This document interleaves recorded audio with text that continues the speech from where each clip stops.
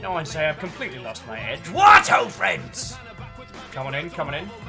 Probably cooked a tweet. Favor 6, what, old friend? You went for an early one home, but actually, you were right on time, because all along it was I. How are you doing, friend? Come on in, come on in. Jaralan, what, old friend? How goes it? Cheers to yous, cheers to yous.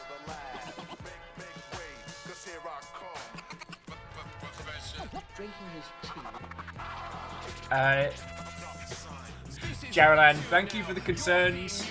I am doing well. I'm doing well. How are you doing? That's more important.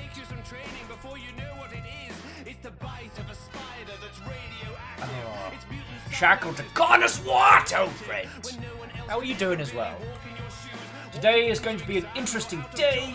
I forget what news we missed yesterday, so if anyone has conversational topics, plenty. But today we are cracking into something fascinating. A game that I will fail to pronounce multiple times, but has been... Oh, here comes the crew. Alnus Wraith, Lizzie Cadros, what, old friend?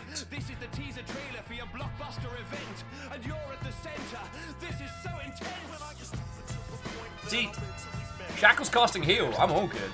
Jaren says that they are doing good. Lots of people have been sick this week, though. Right now, trying to figure out a weapon set that looks good with white uniforms in Star Trek Online. I spend too much time playing dress-up on an MMO. I think you spend exactly the right amount of time playing dress-up. Alfred the Deluge. What, old friend? Cadros says, what are you doing? Whatever in the bloody hell needs doing, my good friend.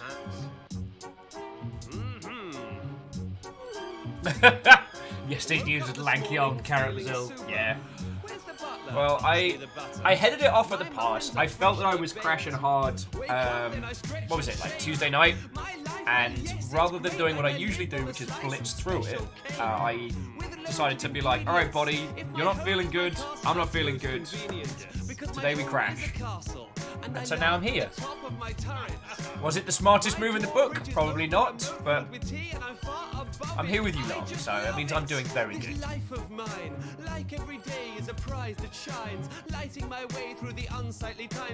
Jaron says, game's name makes me think of Biomutant. Worried about that game. Same.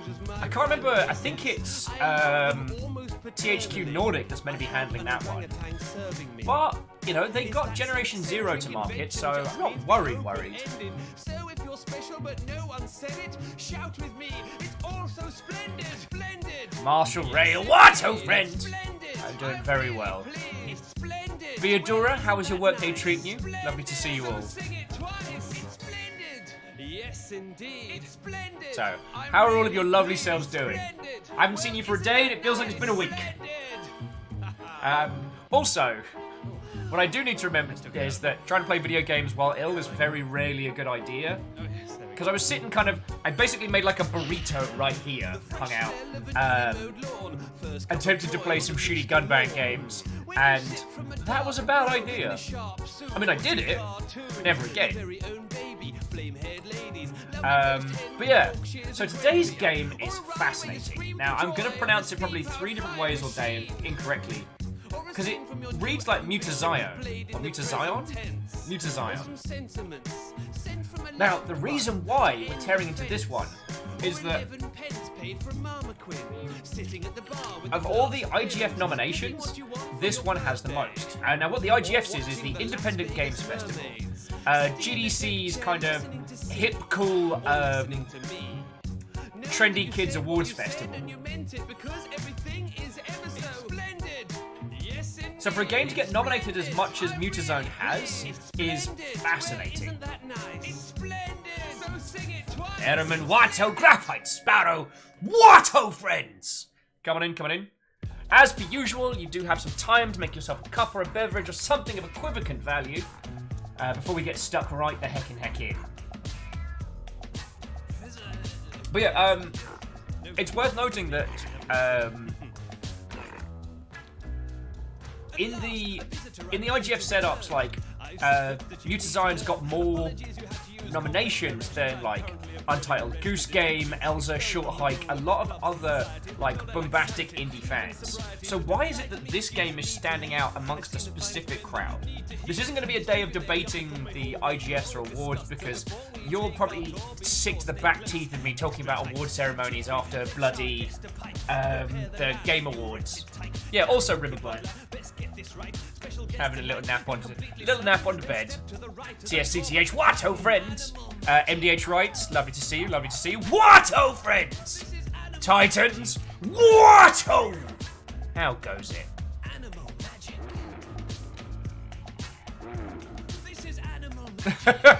MDH writes ask if they can jokingly blame me for why I'm sick today. If it gets you, you know, a sick note, then bloody marvelous. Atari Watto. Oh, well, Ehrman, I mean, you're under no obligation to be loud and bombastic. That is occasionally my job. But it's lovely to have you with, and I hope your new system is, I hope you get the kinks out of it. Gadra says, yes, we are tired of the awards jabbering. Yes, a bit. So it's like, why is this particular title sparked so much with a particular crowd? What is it about this game that is very special? And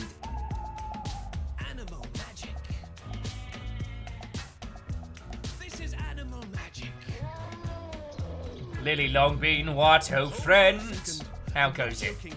This cage should not be open. My chameleon might be hiding loose. Oh God, so's the stripy tiger goose. And yes, they're stunning, and yes, they're wondrous, but yes, they're cunning, and they may come for us. If there's rumpus, you're able to run, I trust. Jeffrey, fetch me my blunderbuss. Oh no, don't tell me you're using this mutiny. Okie dokie. Hey, Bismarck.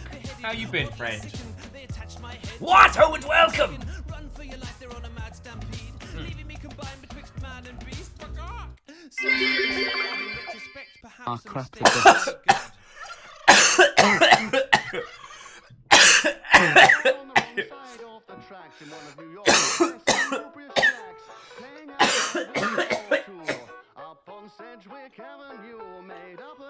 Well, fuck.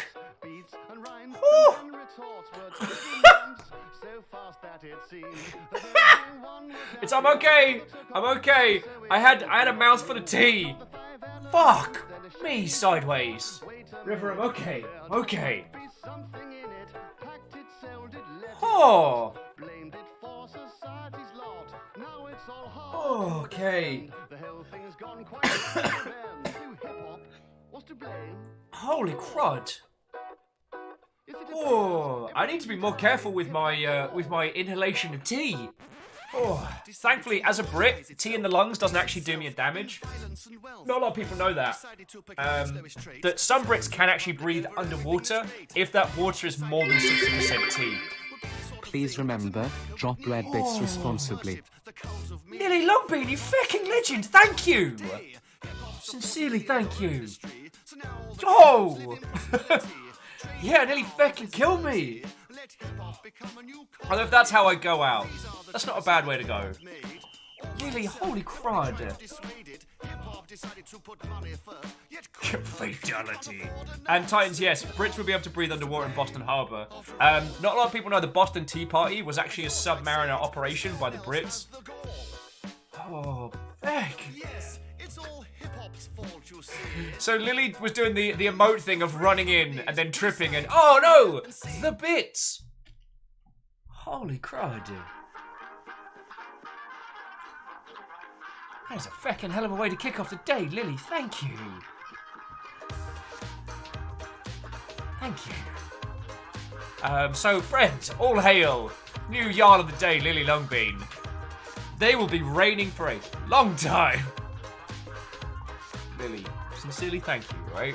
I'm sorry I wasn't here, so to all of you, I'm sorry I wasn't here yesterday. I am attempting to do that thing that I preach to others to do more often, which was to actually take care of oneself when people start feeling But people start feeling under the weather. I started crashing hard like Tuesday night. So when I woke up Wednesday and I was just drained of everything, I was like, you know what? Instead of like pushing through and crashing myself into oblivion, I'm gonna take a sick day. So that's what I did. And hopefully this has meant that I'm just one and done with it rather than a wrecked potato. This is why I don't bother to make bed anymore.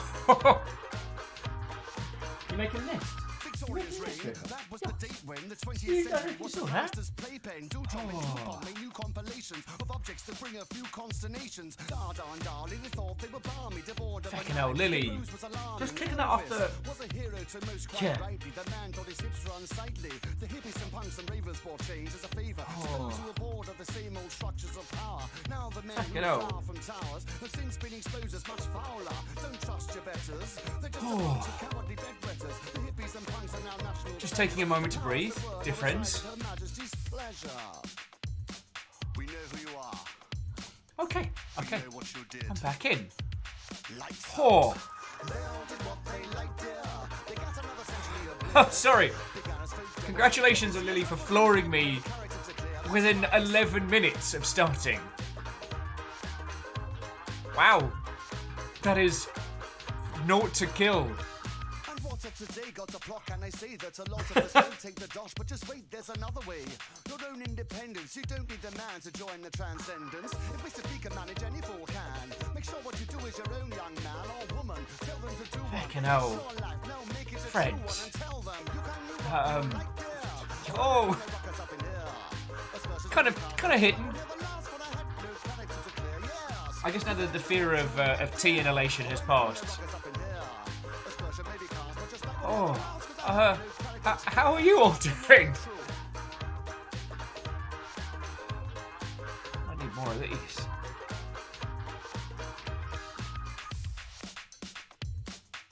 Well, and friends, I wouldn't call it self-care. It was just I'm trying to preach what I practice more than often. Because every other time prior, I basically just would have pushed through until I turned into a plague-riddled gremlin.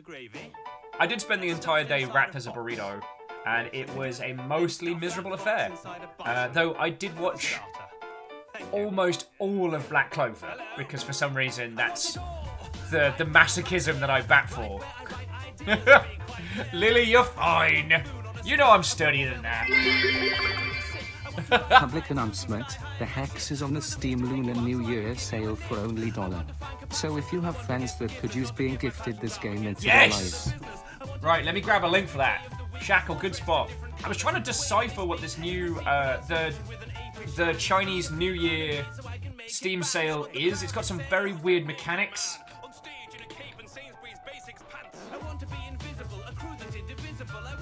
If this is your first time hearing about this game, The Hex, it is from the same person that made Pony Island. You need this game in your life. Trust. Play it as blind as you can. You can finish it in about 6 hours, probably close to like 4 or 5 if you're not a faffing wafflemancer like I am. The premise is simple. 6 video game protagonists meet at a bar at the end of video games. Someone calls in and says, there's going to be a murder. Go. That's it.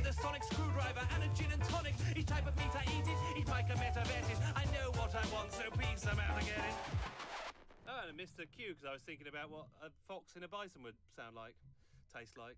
Sorry. I mean, Gerald, the new Steam sale has got a bunch of rats in it, and it does look adorable. It's got like they're doing this token system that kind of unlocks some things and maybe a discount voucher, but then also other stuff. It's very... I mean, it's not the most confusing one they've done. They've done the idle games and whatnot.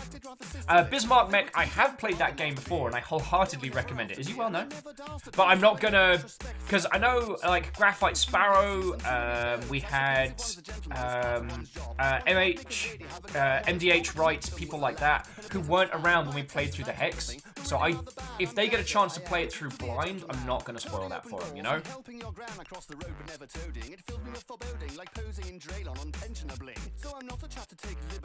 Catro said today is a real Swedish Thursday because I just shoved store-bought pancakes into the oven. Oh. Oh. That's not a bad way to start a day. Warrosware says, it might be a bit early to get into this, but have you seen the Temtem controversy? Well, I am finding Temtem to be fascinating.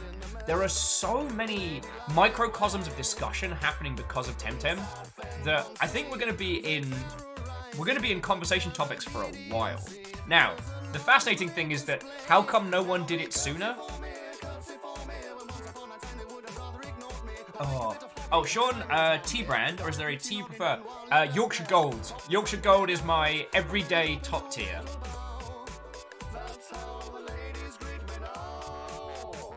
Honest, turns out MMOs are hard. It does. Interestingly, there used to be this underground subset of people who would take Pokemon ROMs, add basic MMO support, and put them up and farm them for ads until they got a DMCA takedown from Nintendo. Then they'd rotate websites and providers and do it again. So...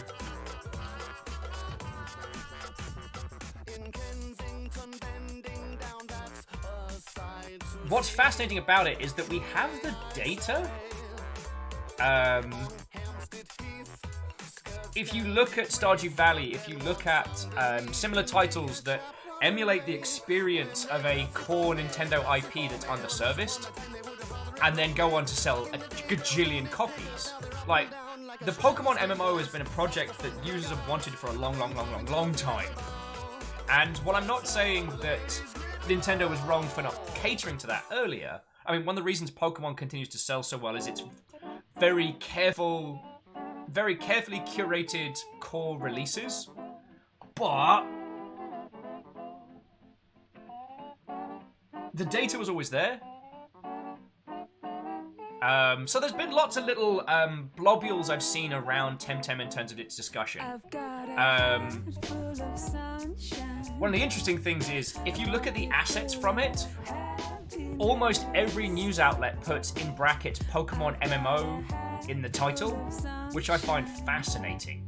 That has absolutely nothing to do with Game Freaks or Nintendo, but every journo, outlet, content creator, etc. feels the need to put, this is Pokemon MMO, like, front and center. Now, in terms of what Woolsware was saying, that wasn't the one I was actually thinking of controversy-wise, but one of the cool things is it lets you pick your pronouns outside of your character model, which is really cool. I mean, it's not the first one to. It's not the first one to break. It's not the first one to break. Break the wrong way. It's not the first one to utilize that properly. I think Sunless Seas has got to take that credit as just for the fact that one of the gender options was to cuss out the person for daring to ask. I do like that.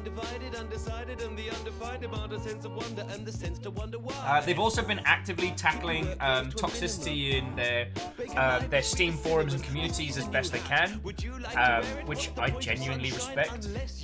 One of the important things with a title is to set your community standards early.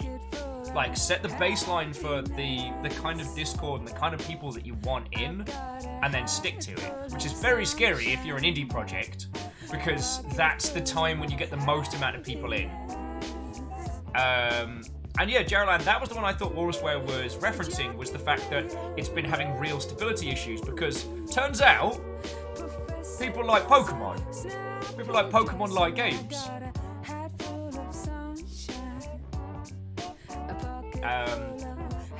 There is also an interesting discussion to be had about launch titles, but we'll jump to that in a bit. TSCTH was just saying, is it possible to tell French friendos to stay safe as the Wuhan virus, maybe in France? I mean, it hit Seattle this week, so thankfully I haven't been out of the house, so it's fine. best ones I've known, I can barely remember. Weave in passions, reimagine, breathe in sea air, believe And yeah, in magic. Fearless, I don't think it's a case that Nintendo have actively not looked at what their users want. Hey, Savvy Crow, Watto friends. We're chatting Temtem, talking a little bit about that whole sphere, and then we're going to be rolling on to, I'm going to butcher the pronunciation, but Mutazione? Some people told me it's Italian, but my Italian... Who wants to sing? Completely non-existent. Jenny Nex says, Watto friends. Thank you for the host. How's it been going? Oh, sorry. So, Savvy, the game we're playing today is the most nominated title in the IGF Awards coming up. So we're not going to be talking about award ceremonies and that nonsense because this poor crew of individuals have had to put up with me ranting blind when the whole Game Awards came out.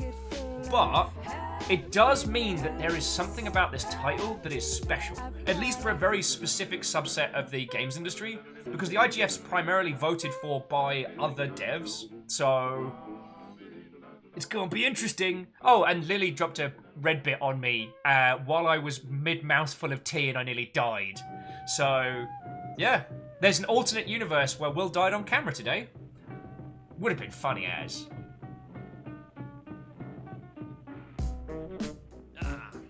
Jeffrey, what's that you have in your hand, boy?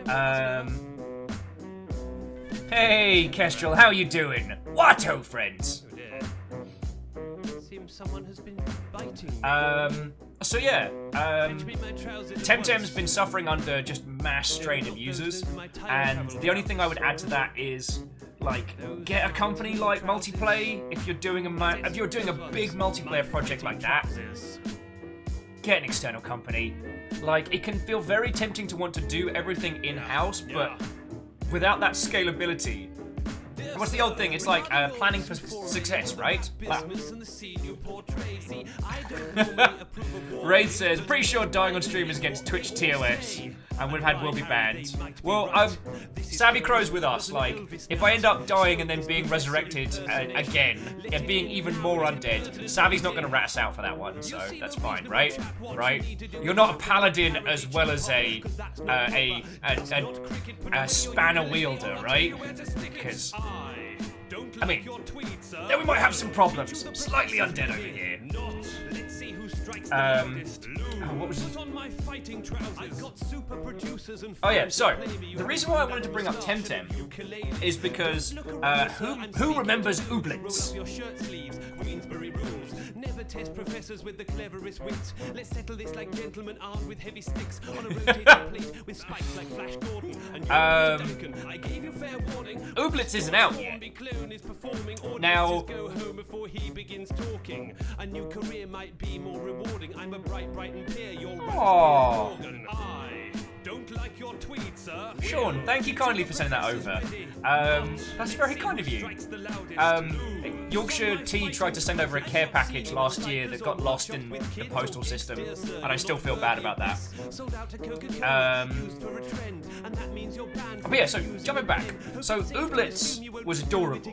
It was doing Pokemans before Pokemans. Before Sword and Shield was even... God. Did they put their trailers out before Pokemon Sword and Shield? Possibly. So... Sincerely and so forth, Professor Elemental. I don't like your tweet, sir. Will teach you the professor's ready. So let's have a look. Let's see who strikes the loudest. Lou, put on my fighting trousers. I'm sorry, Jeffrey. Okay. So my goat. The reason why I want to talk about this is because I think it perfectly encapsulates a lot of the discussion we've been having recently about, you know, release dates, about crunch, minimum viable product, stuff like that. Kandaran says, was this the Epic exclusive one? It was. That they very badly handled their front-facing PR, but I'm not going to tackle on that one. So, Ooblets had the advantage. They announced with this gorgeous trailer, this lovely, soft, pastel, like, Stardew Valley meets Pokemon style. And who doesn't want that? Like, instead of violently catching Pokemon out in the wild by beating the snot out of them and capturing them, you grow them like cutie patooties. And then instead of, like, beating the snot out of each other, they have a dance battle with sweet moves. That's feckin' cool. I can indeed. So, the pitch is good. The interaction, the hook is absolutely there. And Imperios and Vanderbeest, 1, thank you for the bits, 2, Watto friends. So, they have the advantage. And then they have... And then they... What? See, Ooblets, if it had dropped before Pokemon Sword and Shield, would have sold gangbusters. Dropping after Sword and Shield, like, okay, maybe not as big a hit, because, like, if it's your choice between varying titles in the same genre, which one do you go for? Well, you're going to go for the Pokemans one because that's the brand you know, that's the Pokemon you care about, that's the world you come from. But now, there's Pokemon, and there's Temtem. And by my understanding, Ooblets isn't... If Ooblets is launching, it's launching on Switch and PC, right? Well, what have we got on Switch and PC? Well, Sword and Shield and Temtem. While taking their time on the title, adding the little additional features, and not obliterating themselves in the process, is the correct and healthy maneuver. It's not gonna sell as good. And whomever that was that picked up something from the Humble Store, thank you kindly.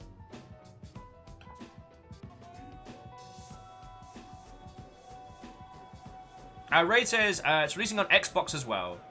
Yeah. Oh, Kandaran just bought Temtem. Oh, well, and thank you for buying it on the Humble Store.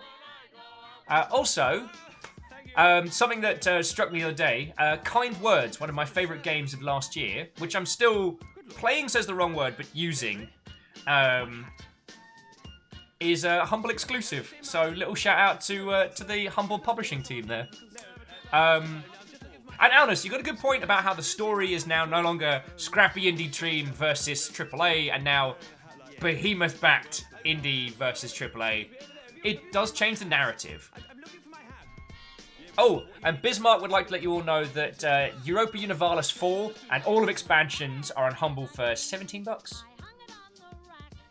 But this is something that doesn't get taken into consideration. When you launch is a massive deal. If someone else beats you to market with the same premise and better, good night, Gracie.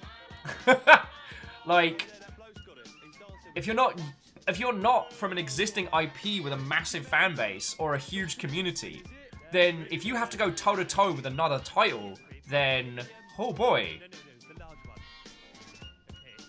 Well, see, Ikoa, there you go. This is one of the reasons why some people do go for early access.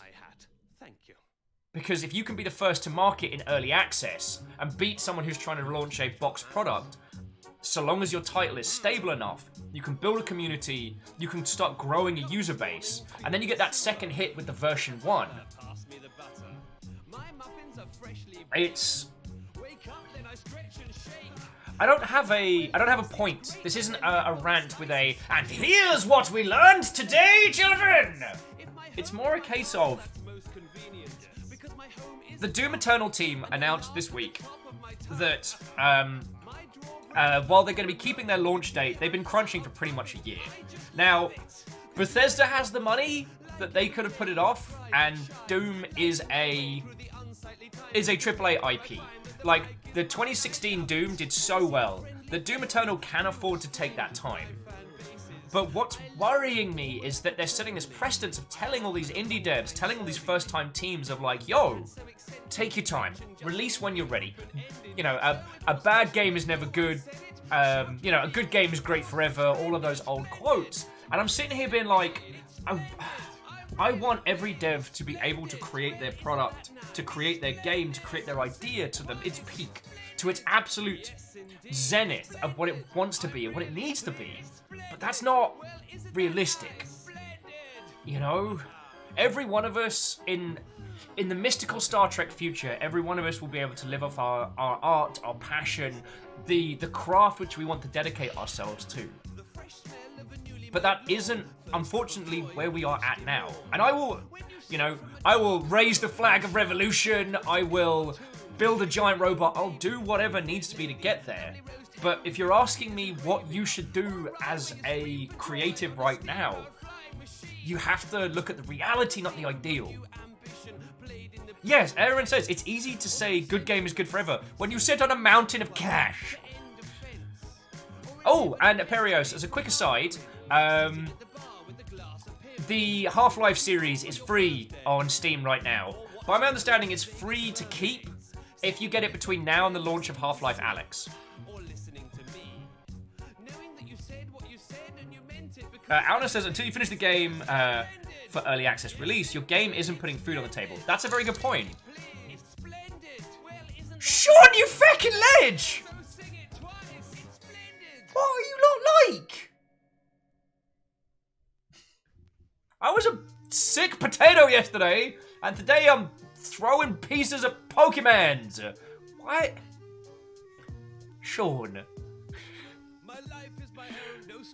Sean, thank you kindly, dude. That's $50 towards keeping this whole thing fucking going.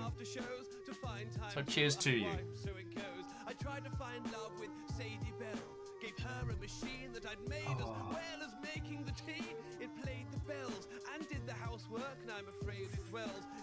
Oh.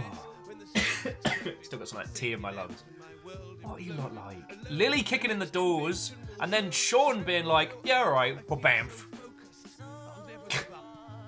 Sean, you're a terror! Joke's on you though, Sean. I'm gonna buy you a pint at GDC. Ah! Ah!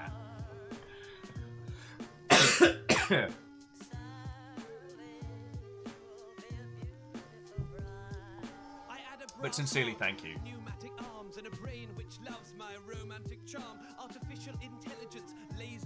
Oh, well, MDH writes, that is very kind, and thank you. MDH was saying creators like myself are pushing them away from Steam. I also agree with you. The fact that Steam doesn't have a referral link or any kind of bonuses is something that I really feel they need to get on. Because the thing is, I know people from Humble, I know people from Steam. I want Steam to do more and to do better. I don't want it gone. I know some people over at Epic. I put in for a code with them. They didn't send it across. That's entirely their prerogative. I am grateful that you lot are content to go to different store places to just support my dumbass. So, thank you. Okay, so Bismarck Mech. No Man's Sky is actually the best worst example. Because I've still got beef with No Man's Sky. Not for the game itself, but because of the damage they did to the idea of marketing a indie game at a AAA level. I've ranted about that many times, you all don't need to hear it from me again. But, Bismarck, if No Man's Sky had released in 2019, if it had taken that extra 3 years and released as No Man's Sky next, that's a large amount of time. Now, Sony aren't poor, but I don't know if Sony could have fronted up another few mil for a few years development. And then at that point, like, if you think of all the other competitors that are around that space, like, when No Man's Sky came out, it wasn't broken, it was pretty bare bones. But it sold gangbusters. And everyone was livid because it sold gangbusters and it didn't do what it said. But then the team knuckled down and made the title that they wanted to. Yes, it was a bit of a bait and switch, and I'm still sore about that. But the horrible thing to admit outright, from a business standpoint, they did exactly the right thing. If they had been all modest, indie, oh, good games sell themselves, alright, I guess. Nah, they would have done 150,000 copies, probably. A few people would have picked it up in, like, the hard science spaces and been like, it's alright, but it's a bit bare bones. Game wouldn't have sold. Hello Games would probably have either shuttered or gone back to making Joe Danger.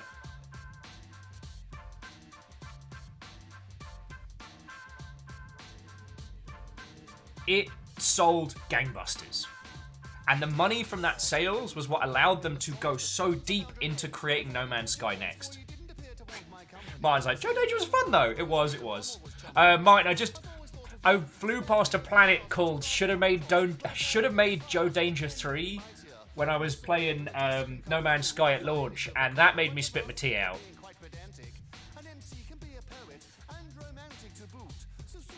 Alna says, also given the community hype for that product, do you think another 3 years doing would have helped that? No. I think that, because the thing is, unengaged communities have a half-life. People drizzle off. Like, I bet all of you have one mod project you were following for a while that you haven't checked in on in an age. Like, that team stopped updating, they stopped posting things, the assets they were putting up became fewer and fewer. I'm sure you all have one mod like that, right? Also to the Dismook and to the British Beaver, what ho, friends! Yeah, so Shackle, you are correct. The release of No Man's Sky was essentially an unlabeled early access. And if you look at it as an early access title, it was a pretty complete little package. Thing is, they promised a box product that didn't have the things they promised. But here's... Oh yeah, and what Sean is saying is very important, friends. Constant ramp up is very important. Like, momentum towards launch for a standalone product is very important. Now, this is a different style of selling video games than Thor's method of direct engagement, which him and I agree on. Like, engaging a community and building that at the same time as is a very, very good way of doing it, but it's not for everyone. What I'm saying is, No Man's Sky released at the right time. And I hate admitting that, if that makes sense. From a business standpoint, they did the right maneuver. Because all of those sales, they were then able to essentially like quell that negative sentiment from their community with content and updates and additions. But if they just sold it as in early, or if they just sold it as a standard indie title, it would have done okay. They would have had a little bit of cash to work on it, but there wouldn't have been anything else to throw into it. Captain Stephanie Barnes, what, oh friend? Oh, Captain Steph says I'm a recommended channel. Oh, we should bloody get into that game then, shouldn't we? So Catra says, would it be correct to say that No Man's Sky released at the only time it feasibly could release? I think it was better to say it released at the critical hype point, the critical success point. Now, again, I don't have a ranty point to make it you all. I don't have a specific laser-focused element to... What was that? Something blepped at me. Was it the Ooblet site? The Ooblet site blepping at me in the background. Kimball, what, oh friend? Welcome back. Anyway, I just wanted to add that there's more to this discussion that's going on, and I don't want to encourage people to obliterate themselves. I don't want to encourage people to crunch, but getting to choose when you release is a privilege reserved for very few IPs and very rich people. Alright? If you have a self-sustaining development program, then you can choose your point, right? But when it comes to... If we all got together, there's, whatever it is, 45 of us right now, if we got together and made a game, we would be... How we would get the money to fund us all, and then when we release, that is a massive challenge. To say we're going to release a year after that means we have to find that much money. We have to find a year's worth of everyone's salary somewhere. If you ever wonder why game studios go under right after, is that sometimes they borrow money, sometimes they fudge numbers, move projects around. Sometimes there's a lot of financial wizardry just to get to that day of launch. It's crazy. Oh, Captain Steph says, so when is LongCon? When someone gives us a cool mill. Actually, there's one very rich gentleman that follows me on Twitter, and every time I'm drunk, I feel like messaging him and being like, hey, do you want to sponsor a convention that's completely idiosyncratic for a very small group of people? I always chicken out, because I'm assuming that person must get so many requests for money on the day. But every time I hover over that button like, I could just ask him. Oh, so I guess if you haven't heard this one, long con is our what if we win the lottery? I'm basically going to pay for everyone to fly to a place. We'll take over a hotel, have our own little mini convention, and then fly back. Accommodation, flights, and food, all of that covered. TSCGH gives you a cool windmill. Sorry, what's that? Windmill.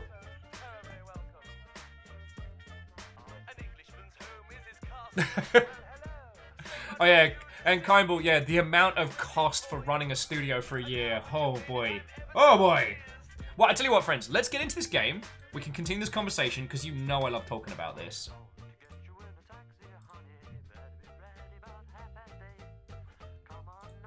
Alright. Thank you kindly. Professor Elemental.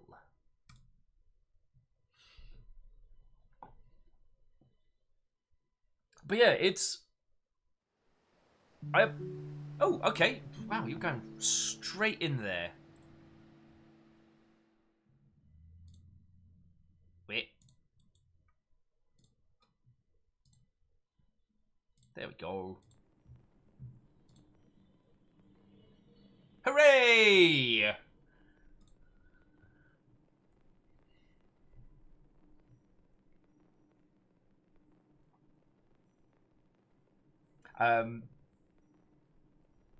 Where was I with that train of thought?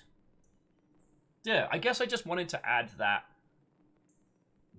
as we've discussed a couple of times, sometimes launch dates can't be moved. Sometimes the difference between, you know, paying your bills and finding another job is when a game drops. And we shouldn't disregard that. It's very easy to. It's very easy to. I don't want to encourage game devs to destroy themselves, and I don't want to encourage crunch at a AAA level. Like, sometimes it's about deciding what features and functionality need to go in. Like, if we're looking at the Ooblets bit, I'm gonna make an educated guess here and say that there's gonna be a lot of teeny tiny little features in Ooblets, like really cute little ones in the minutia that maybe didn't need to be in launch. Like, maybe they didn't need to have all these teeny tiny cute little elements going down, and perhaps that would have allowed them to bring that launch date forward.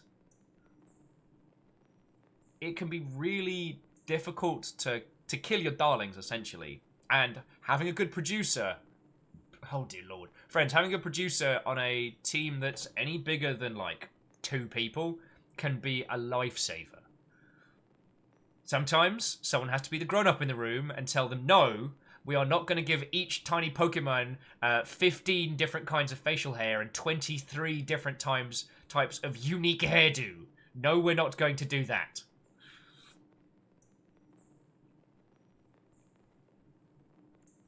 I think that Ooblets is going to suffer. I do not think the devs are going to be out of pocket because, like, regardless of your feelings on the Epic Store, the fact that they're putting money behind games like Ooblets, I think is real cool. We always used to give, especially Activision, a lot of shite because the amount of money they make year on, year out, they could put their weight behind a lot of small projects. They don't. Grumble, grumble, grumble. But it does mean that when the fear is removed, when we need to launch by now, otherwise nobody eats, when that is removed, it does add the potential for creep. It does add the potential for things spinning wildly out of control. Oh, Kymel just reminding us all that Alien Isolation had 48 different doors. That is too many doors. And Iron Imp, I mean, Iron Imp, I wouldn't dream to tell you how, you know, music creation stuff is because I don't know, but, you know, it is interesting hearing from the point. As Iron Imp is saying, it's a very different scale, but knowing when to stop working on something because you already got it, it's done. It can be very tricky. MDH Wright says, my head keeps thinking about all these grand ideas for a one-man project, and I do keep telling myself that I really need to be careful how hard I say yes to these ideas. Imperio says, Pokemon took time to specifically develop character models, and that was for the last several generations of games once they became 3D. Yeah. I'm still incredibly impressed that the Game Freaks team delivered Pokemon Sword and Shield to the quality level it did, considering how many different Pokemons and, like, the animated scenes and things like that. Like, fucking hell. There's nothing I could add that Dan Floyd hasn't talked about better, but just the amount of emotion in the animations of Pokemon Sword and Shield, like, holy crud, I could celebrate that up to the wazoo. But that's Nintendo. Pokemon is a huge IP. I mean, Pikachu is on planes. And I don't mean tiny toy planes. I mean actual, the hecking heck planes. Like, Pokemon is not a small thing. It is a very big thing. And if you think about it, like, when you think that they have that much brand recognition and that much title behind them. Oh, sorry. Bear onto that thought. So to Celador Mythica, it's a great name. I am going to fail to pronounce the name of this game repeatedly, but this is Mutazione. Mutazione. We are going to a little island full of monsters because our grandpa has retired there, and we're going to go check in on him and see how he's doing. This is currently the most nominated game for the IGF Awards this year. And while, as I said earlier, we're not going to talk about the viability of game awards, it does mean that for a certain subsect of creators, specifically indie game devs, that this game is a very big deal. We're going to find out why together. So jumping back in, oh yeah, Alnus, Pikachu, played by Ryan Reynolds. That's a thing that happened. Also, Detective Pikachu was a way better film than it needed to be, and I could celebrate that to the end of time. INM says Nintendo should get in touch with Wizards of the Coast about the Pokemon Monster Manual. That would be very funny. Savvy's adding, when we're really creatively passionate, a project is never done. We can always iterate, and it's important to know when to call it, to ship it. It's not easy, but it's important. Once again, good producers are great for that. The one that stuck with me, that's helped me from getting too in my head about creative projects, was I remember seeing an interview with the Pixies about their gangbuster End of Fight Club track. How have I forgotten the name of this? Feck you, brain. This is the one piece of info you're not going to give me. Where is my mind? Thank you, Celador. Also, lovely to make your acquaintance. And during that interview, the bassist was like, so throughout this entire song, I just play two notes. And I get a lot of heck for that. But that was what the song needed. And then the bassist proceeds to play this sick bass riff, like a whirring of fingers and guitar picks. And you're like, holy crud, this person could shred. But they chose to play something very simple because that's what it needed. Knowing when it's done. That person could have overcomplicated. That person could have added like a bass solo or added any number of additional complications. But that would have diluted the song as it was. And I try and maintain that self-awareness of what the thing is, the thing that is coming forward. You know, be it video, be it talk, be it whatever. And I think that's fascinating.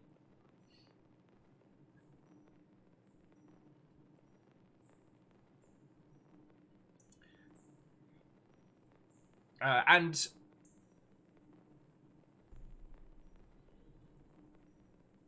okie dokie.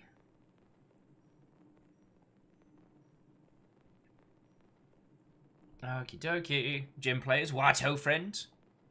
Kimball says, I was trying to be a representative for the player. If we're short on time, I can make sure it's the most value for the audience. Yeah, and that's what a good producer does, friends. There's a lot of back and forth about a Pokemon D&D. Now, I don't know board game licensing as well as I know video games, so I won't comment.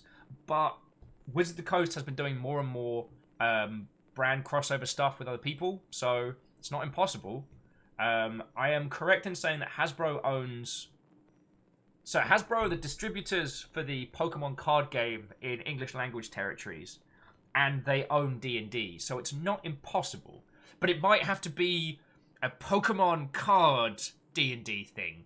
Licensing gets weird, friends. It gets very weird. And Jim plays. I hope I said a good hello to you. Right. Should we get this game started? Sorry. Just... What a heck of a morning. Lily yeeted a red bit. We've had some great conversations about game launch dates. Everyone's been feckin' lovely.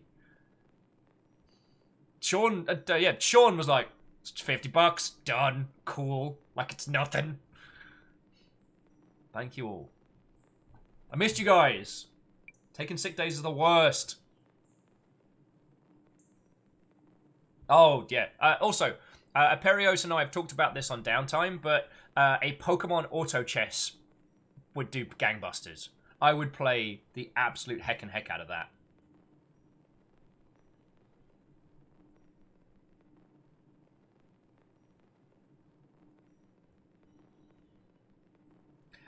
To Selenor, I'm not sure what BSEM stands for on that one. My tabletop knowledge is very limited. We do a tabletop game usually once a month, once every 2 weeks, but that's with Stars Without Number. And so while I have more of a cursory glance of D&D, and I am always within reaching distance of a D20, so big eyes, small mouth. Lamentably, I don't know that system. But, okay, when we're talking about tabletop systems, one of the things that's great is there's nothing stopping you from putting Pokemon in your D&D game. Thankfully, there's no one that can govern IP licensing in the game you're playing. You want to have a Pokemon class? They can go for it. I mean, it might take a little bit of sitting down and drawing up a couple rules about how you catch monsters and what they do, but, I mean, the stuff's all there, right?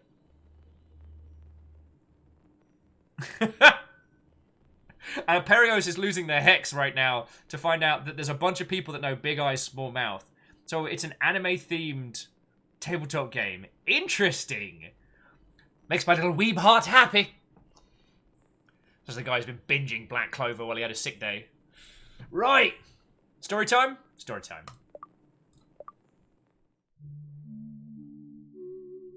Welcome to the prologue.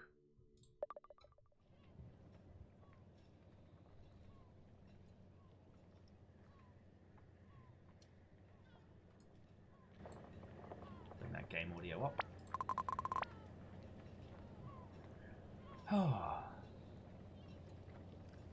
Okay, so Gaia is saying, just call me when you get there, okay? And Kai's like, Mom! Look, you've got to allow me to worry, it's part of the job. I'm so proud of you. Stay away from the kitchen, okay? Huh! Sildor is saying, I'm interested to see what this game is about. Same. I know the base premise, and that it has kind of an adventure game feel to it. But I don't know too much about it, you know, beyond that. So, come join us now. And I guess if we have any new friends, let me just quickly introduce myself. Hi, my name is Will, and it is lovely to meet you. I used to work in video games, which is why I get so... about video games industry and how things are made and stuff like this. If you have any thoughts, feels, or questions, feel free to throw them in. If you're thinking about making a video game, let me know, because... that tweet that I've been talking that I was going to make for the last 3 days, still haven't done it. But yeah, if you have any video game worries, concerns, questions, yo, let me know.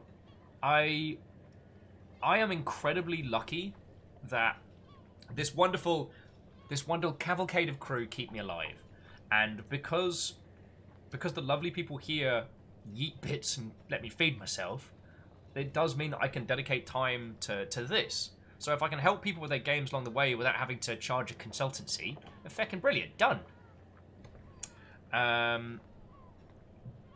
So Fearless is saying, I remember Mike Krahulik mentioning that he set his D&D party on a quest where a wizard captures monsters by using little enchanted stones the wizard had developed. That when it puts things into a dimensional prison when thrown at them. The party needs to weaken those monsters with combat first, so they'd fail... save and get trapped in the prison. That's how he got his party catching Pokemon. That's way cool. Right. Stay away from the kitchen. I want to come back to a nice, not burnt down house. I have all those frozen meals you made. They're labelled by day of the week. When did you get so grown up? Oh, bouncy text! Friends, I don't know if that came across, but like it's 2020. If you're having text in your video games and you want to do some funnies with it, make it bounce. I love you.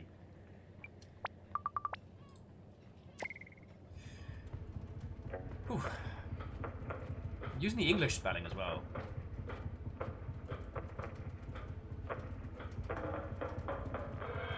Time to hang out on some ferries. Dearest Gaia and Kai, it's time! You cannot allow this rift between you to linger. He's dying. A terrible thing to do alone. So please come. Much love, Maureen. Well, that's dark. Yeet. Yeet indeed. Captain Stephanie Barnes, thank you kindly. Thank you kindly. One full yeet. Grubert's like, hey, what's that you got there? It's nothing, because I don't want to talk about it.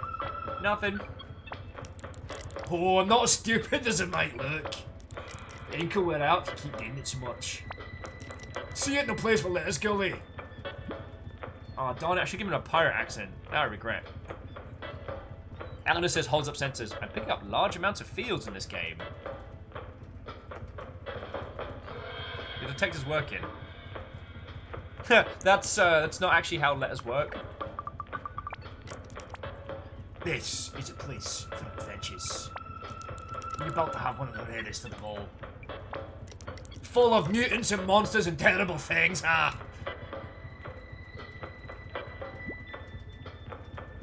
Nice try, you don't scare me.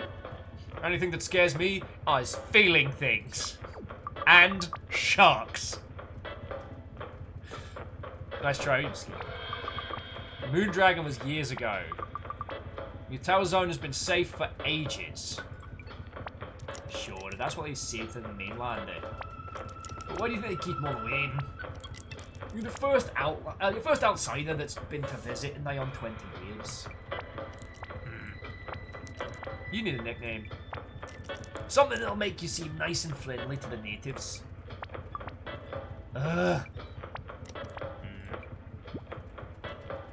I don't need your help, thanks.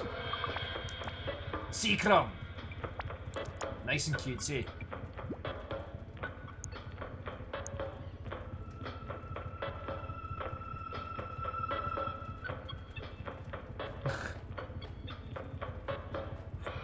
So jumping back in, Aiko was like, I am worried about that man's arm hair. It seems very Shaved Yeti-esque, but we'll see how this goes. Alright, be serious. I'm going to introduce my guy, granddaughter of Nono. Suit yourself. Come.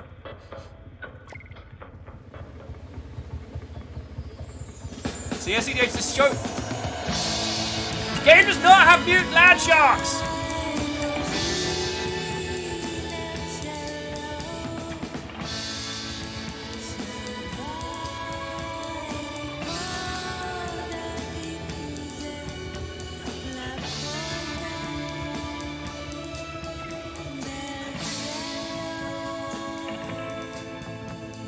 There we go. Boat Ventures!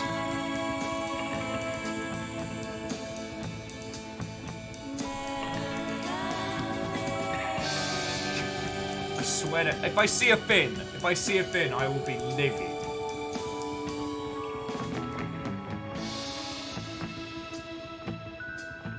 So Discord agent says, mutant land sharks? Oh, what was that? I assumed that was a dolphin, because that's the curved fin. To Discord Agent Smith saying, it sounds like Jamsecticai's friend followed us here. Lamentably, I don't know Jack that well. As to know the mutant shark, it's lovely to have you with us. I've never actually met Jack. I hear he's good people. Favour, some of us never left the 90s. Oh, and Captain Steph? You have yeeted and now yoted. Thank you kindly for refilling the pine glass. And how have you been doing, friend? TSCTH says this game was made here in Copenhagen, in Denmark. Way cool. I had a look at the press kit for it, and like this did real well with like funding and a good proof of how Denmark like looks after its dev community. Oh, and Agent Smith says it from Subnautica. God, I miss Subnautica. I am very afraid of sharks and open water, so I'm really hoping that this is as much water time as we spend this game. I was bullied into playing Subnautica by a friend, and it ended up being amazing.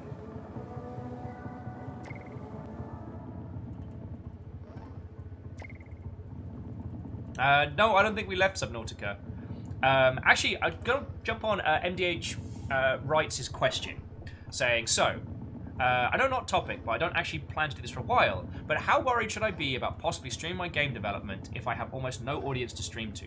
Well, don't look at the audience that you have right now. Streaming development is a good way to talk to people, to meet people, to slowly start building a community, especially if you think that your game is going to take between 1 and 3 years, right?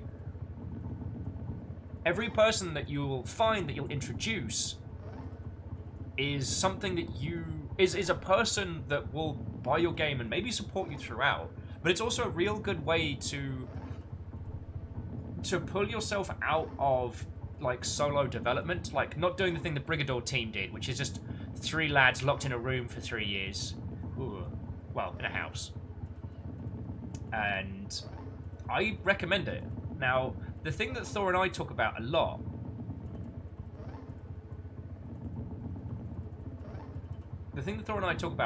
is how do you succeed as a solo indie in today's climate?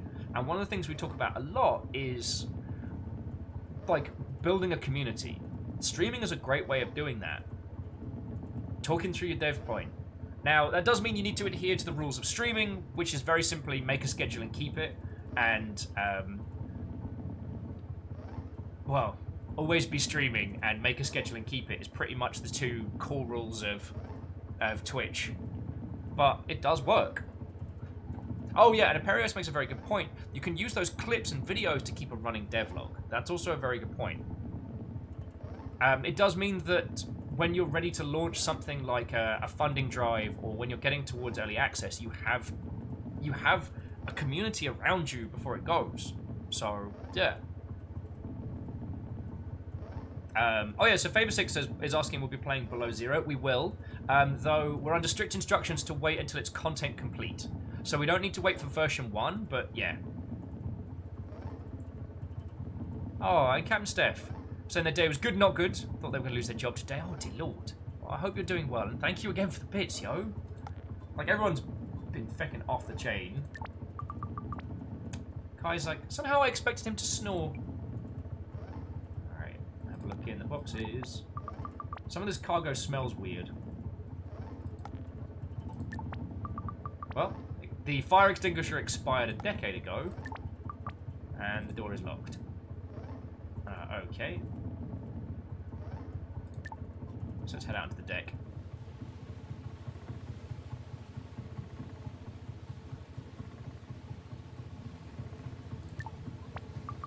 I don't think I need one of those right now. Okay. What's really interesting is that it shows us the movement on a path, so we don't have to be quite so pixel hunty, which I quite like. Oh! My feelings exactly. Whoa, you! Karu says, you know me. You are not real. I must be dreaming. The salt of the air, the sting of the breeze, you know these things. You know me. You look so real. Hurry. Alright, wake up, Kai. Come on, wake up. You need to hurry. Wake up! Wakes up. Bad dreams again there, Seacrum. No, I just... like full of monsters and mutants, I bet. It's in the waters. What's in the water? No, don't. Can we go back to the what's in the water part? Car's like, sure. What's that? I can't hear you over the song of the sea. It sounds like la la la. I'm not listening. Sorry. Nothing. So, looking forward to meeting you, Grandpa. What's he like? Not so lively these days. But way back when, he was a fearsome man. Especially stirring a bit about harmless smuggling. Ha! Go on to deck now. You see us as we approach. Land ho!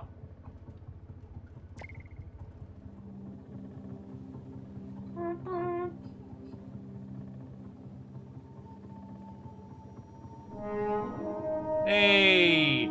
Jetman J, what, old friend? You're just in time.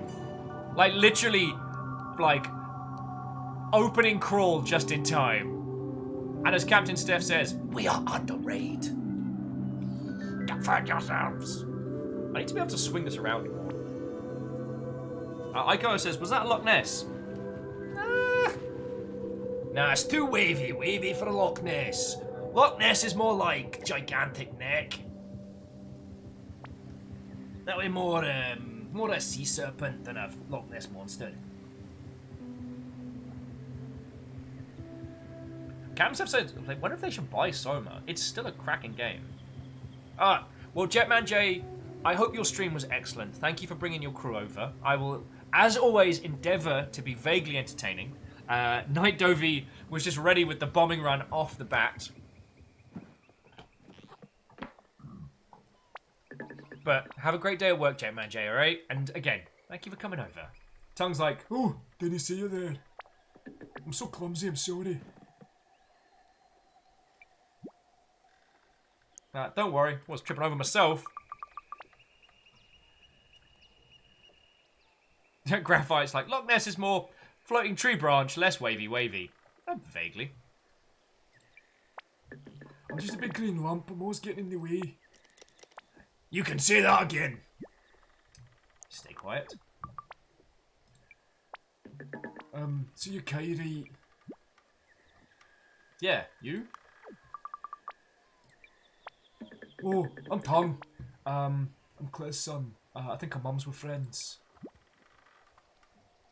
So you're Maury's grandson. Oh, Kandaran? So to catch you up to what has happened so far, our grandfather is dying. He lives on an island of monsters, and we have come to visit him. Also, our parental unit is terrible at cooking, so we've made them frozen meals that don't burn the house down. How are you?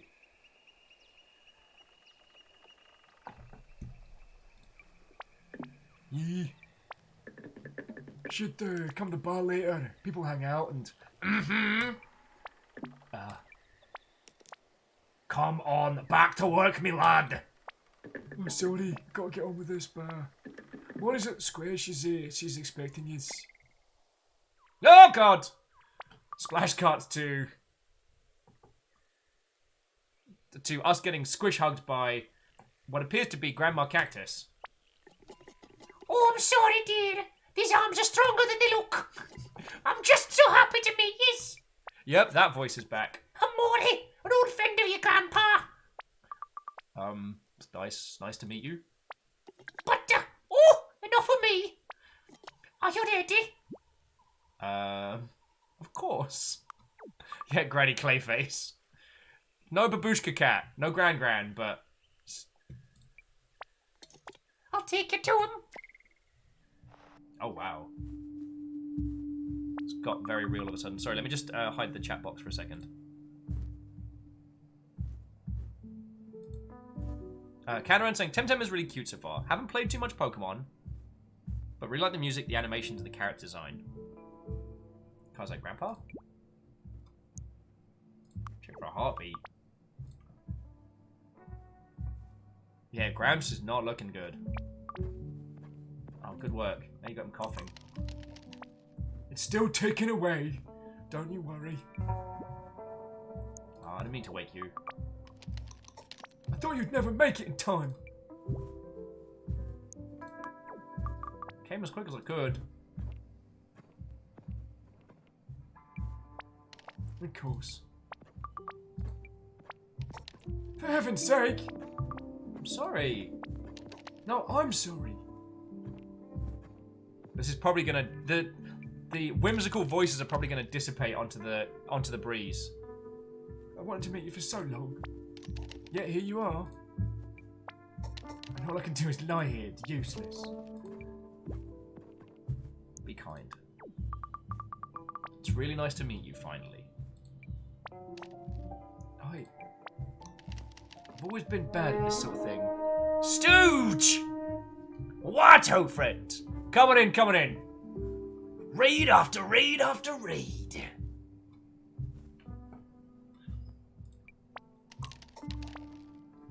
Dora was the one who knew what to say.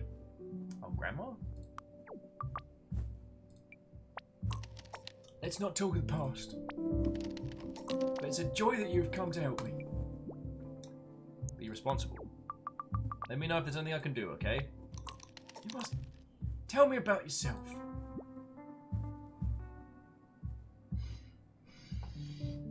Wow, this game's not pulling any punches. It's me and Grandpa, and he is very much not okay.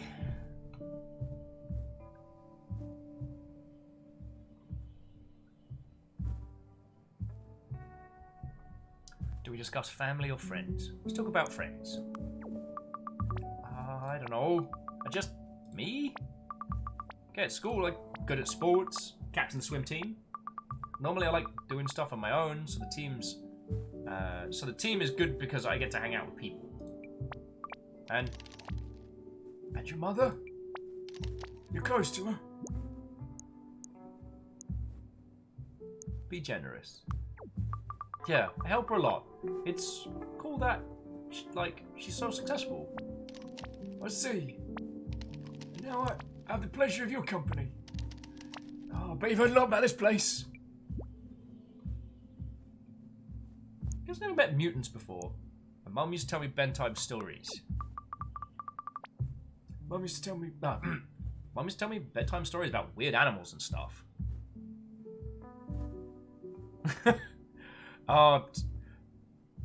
Celador, that is a very good point. Captain of the swim team while you're on an island. That's a little bit of foreshadowing there. A little bit of foreshadowing. Oh, and Jenny, I do hope I said hello earlier. Sorry that those of you who have just jumped on it have come in at a heckin' point of a point, but we have only just started. We should be exploring an island of mutants coming up, but the reason why we're jumping into this game today is because this has been super duper nominated for a whole bunch of IGF awards. Currently the most nominated game on the list. And I want to find out why. Why does this game resonate so hard with the indie dev crowd? So we're going to find that out together. Playing with local wildlife is part of your... It was your favourite pastime of Gaia's. She was very young when she...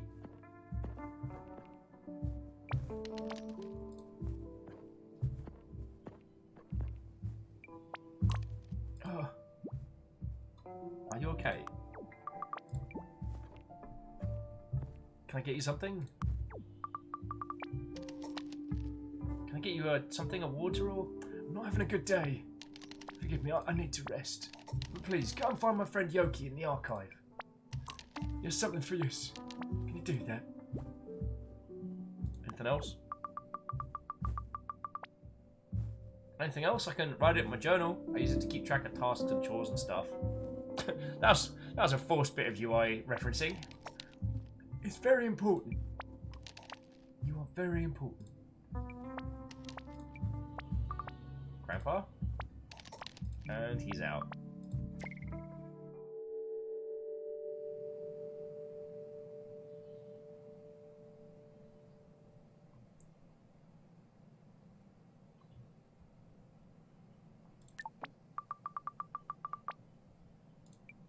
Alrighty. So it's not... I don't think it's too ridiculous to see the kind of the tone this game is going to be going for. Weird herbs and things for cooking? Oh, and open journal. Okay, Mum's old friend Claire is here. Somewhere I should find her. Tongue says people hang out at the bar. Grandpa told me to find Yoki at the archive. Apparently has something for me. Okie dokie. We can do that.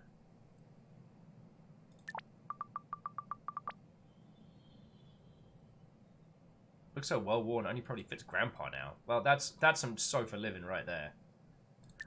All right, let's explore this tiny island. Chapter 1: Arrival.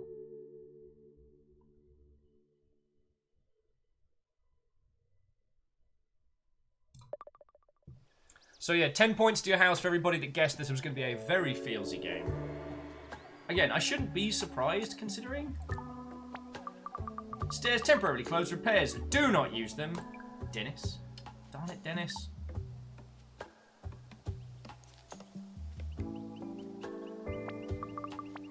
Yeah, also we're a good cook, so maybe gathering crafting system, bribing mutants with snickerdoodles?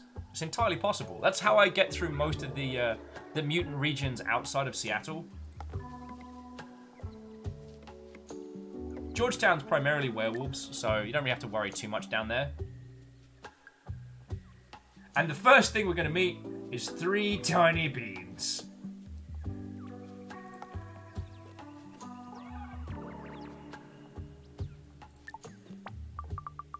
This place... I like this place, but does it all look like it's about to fall apart? Okay. Graphite with highly praised and nominated indie game is Feelsy. You don't say! Well, yeah, but you never know the direction. And...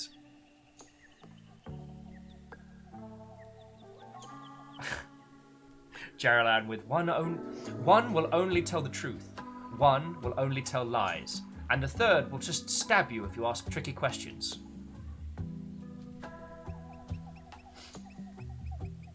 Alpha's like, my internet just starts working for me just as I catch mutant hordes outside of Seattle.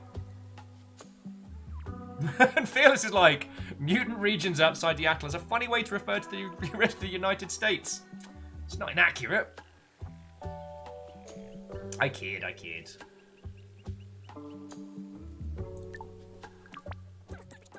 And Medici's like, it's all about consumer demand. Frankly, oh, not this again. Right now, the crossing is always 2 days a week, right? I'm scared of the sea. It's full of monsters and things. But if we could develop a single-user vehicle... One time, I heard Spike saw a mermaid. People could go wherever they wanted. Just imagine all those teeth and claws. What? I said, just imagine all those teeth and claws. Have you ever seen a mermaid, Sal? No, because I'm smart enough to stay away from the sea. All right, these beans get it. These beans get it. Lily's just like, oh.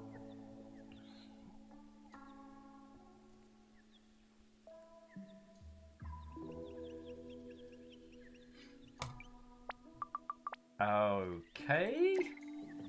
All right, so the beans are having a weird time. All right, so the hair. What's this? Back in a few minutes, Aylin, and that's the hair and claw salon and bathhouse. And Gadros, good point. It's not that far from the Mermaids of Myth. Look at these little nubbins. How you little nubbins doing? Oh, Mum told me about you. Dots, right? Knip, nip, nah. Nip, nip. Knip, nip, nip, nip. Yep, zop. Okay, sorry. Didn't mean to make you lose count. Oh, knip, nip, nip, nip, nip. Alright, so, talking to dots. Perhaps not the best idea. The dot shaman! Nit tick. Nit tick do. Do heart. Sorry, I'll get out of your way. We don't speak dot. Alright, there's, Morris Moorish.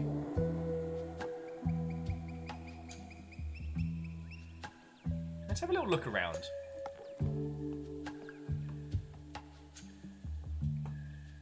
And yeah, to Fearless, I I saw your post. I'm not a good person to talk to about that particular topic.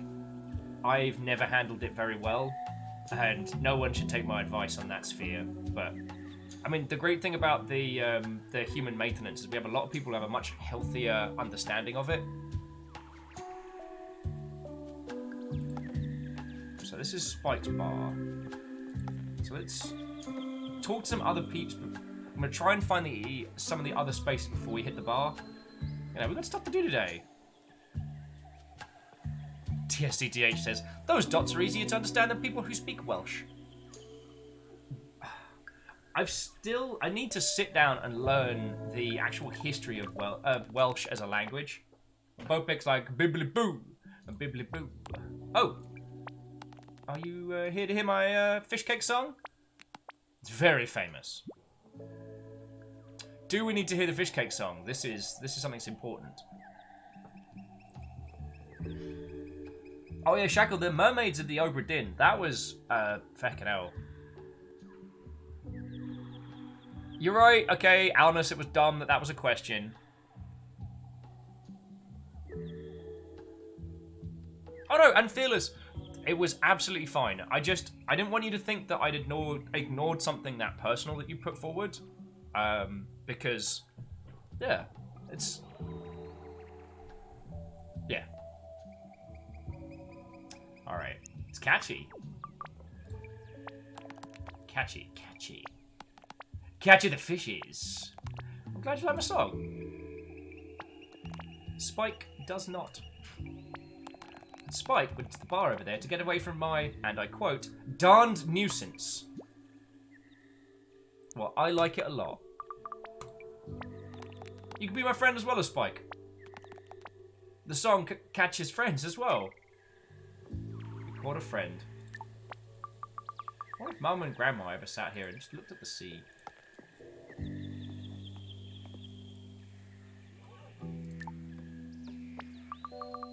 Moorish. I guess more-ish, but with Maury. Nice pun, Maury. I will often attend establishments just because they have a pun in the title. I'll level with you. Cool little garden. Looks like you get through there. Looks like you get it through the back of the stir fry. Okay. Alright, so that's towards the beans. So let's go this way.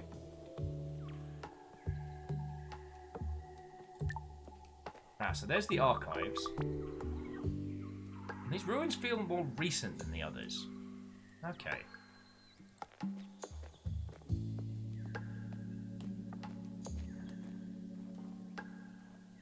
Okay, does anyone want some Triceratops meat while I'm down here?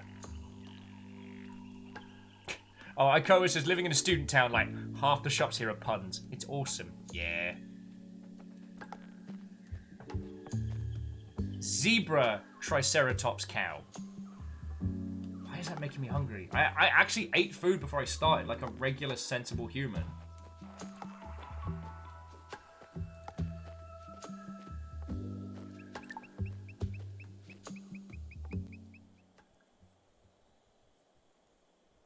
That looks cool.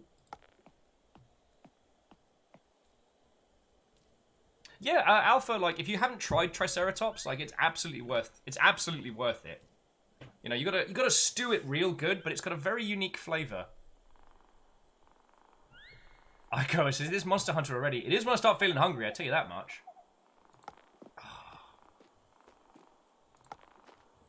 I'm dreaming about feckin' Gran-Gran's cooking, despite the fact that I've never physically had it. Eyes are creepy. Let's keep walking around the overworld. Triceratops, the slowest cooked meat.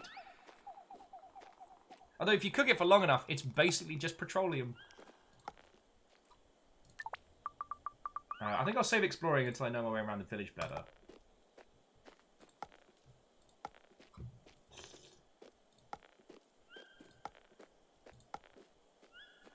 What's in here? Huh. It's all arranged in a circle. Ooh, what's this? Oh, 1 temple fern seed. Lovely. doesn't seem to be anything else we can do here for right now. I wonder what the collectibles will be for. Also, tiny bug. Tiny bug, climbing on a wall. Tiny bug, off on adventures.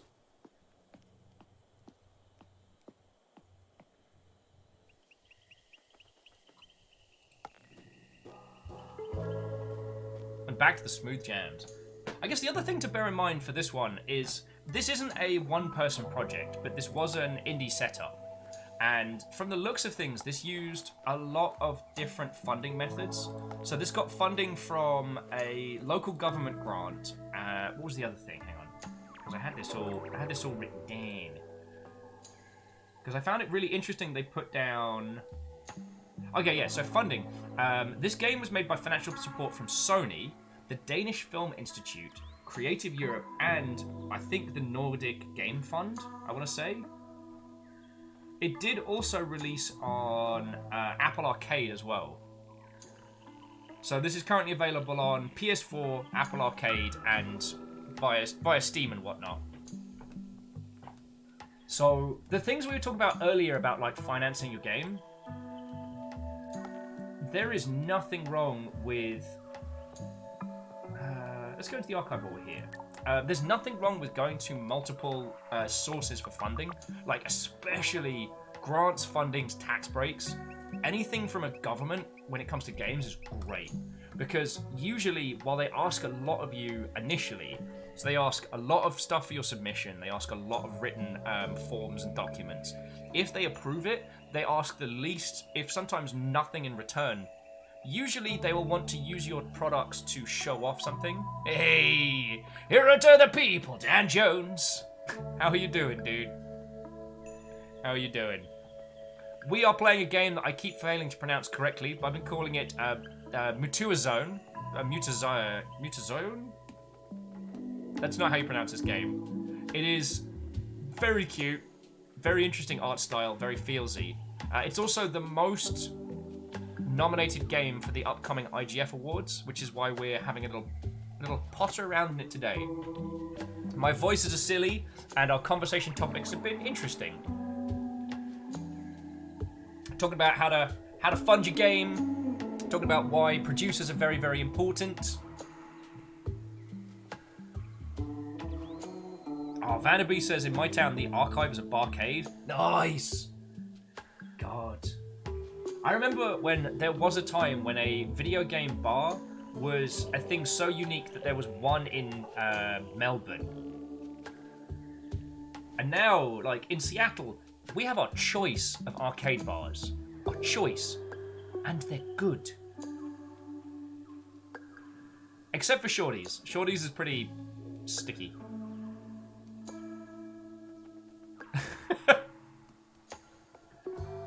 Damn it, Cryosticks! Cryosticks saying, now on the Longship, X-Men, Season 7, Episode 2, Mutazes...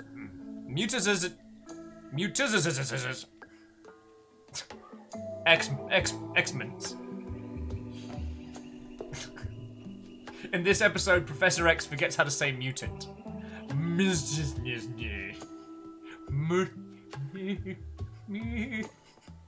Wolverine, you're a...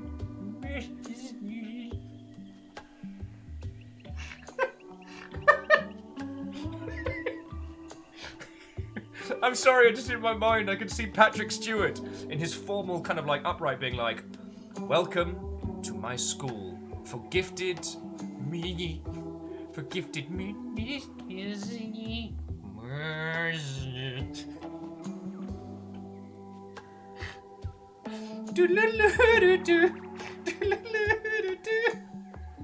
Sorry. Serious indie game, you know, dealing with some heavy topics. Will giggles at the idea of Professor X losing one whole word.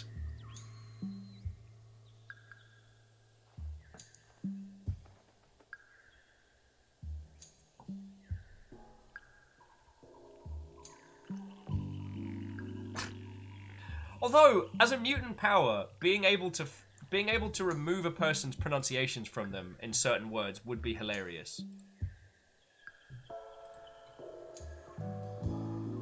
Anyway, let's see what's in the archives. Oh man, He's entirely covered in fur, except for going bald on top. Wait, is that a monorail? Is that an actual monorail?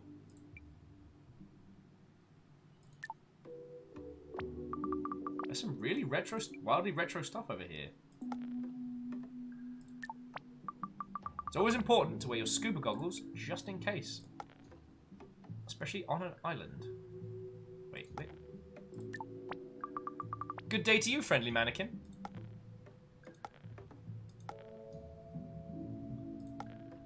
So, to Hero to the People, Dan Jones, how are you doing, friend? I know you've been screaming ahead in Monster Hunter World, and I hope to catch you up soon. I've been slowly getting myself a good heavy bowgun build. And we were farming the... You know the squirrely, angry Batman monster? We were farming that, so I managed to get myself a set. What I'm thinking of doing is changing out the head and the arms to give me like an extended clip plus additional elemental damage, but I haven't decided yet. Plus, I've been informed that there's a pierce damage necklace that I can get, so I'm gonna be all about that one. Phyllis, not the Tobey Maguire. This is, it was the title monster from Freedom Unite. So I'm just calling it Batman because I can pronounce that. Well, DJ, glad you're hanging in there, friend. I went down sick and I've kind of been in a, yeah, but yeah. Hopefully, I can be vaguely entertaining, dear friend. At very least, with amusing at the fact that Professor X can't pronounce the word mutant. I don't know why that's so funny, but it is.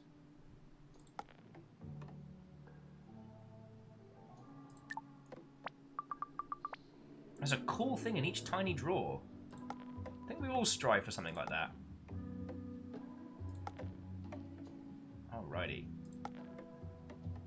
Let's talk to this guy. Could you be, Kai? What is this place? Jarrod says every time he's about to say the word, just gestures to a sign he's carrying. Alright, okay, yeah, you know what, Christix? It works. Every person in the X-Men universe loses the power to say the word mutant. My god, Charles! My god, Charles! She's a level 5 She is a category 5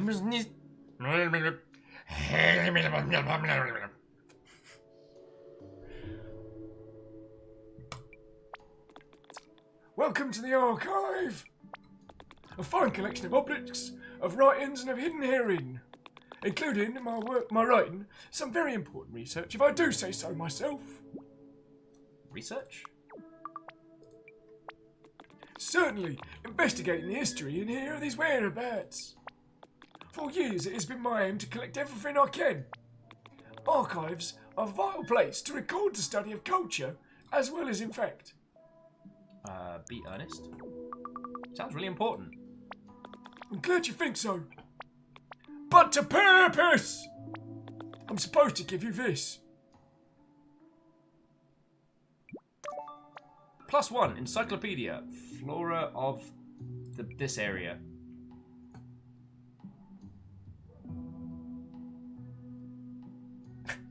Okay, Shackle, that would be entertaining if they somehow lost the rights to the word mutant and then had to just mumble it.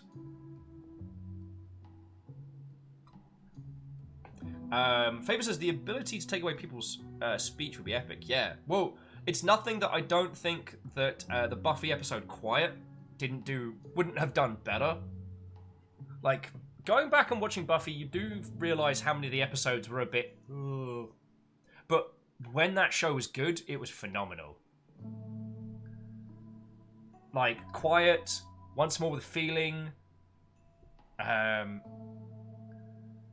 Oh, Katros, literally the plot of MGS5. Gonna wage war on the English language. Not with all your resources, Mr. Skull who wears a weird mask, even though you're the only person with a skull for a face. I don't think that's the best plan. Graphite says, you mean like Marvel did with the Inhumans? Oh, that's a whole kettle of monkeys. Though I am looking forward to, what is it called? The New Mutants? The kind of the what if X-Men but horror. I'm really looking forward to that.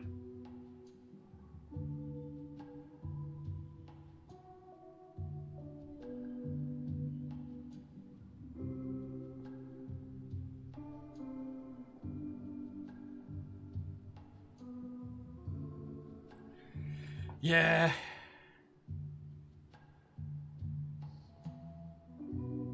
Vanderbeek said, just saw a story from CNN. Scientists discovered 4 new species of sharks that can walk. Oh, good.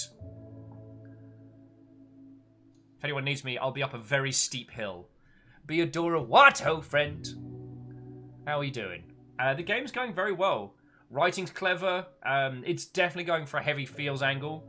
So I'm taking intermediate breaks just to chat and converse with you lovely folks.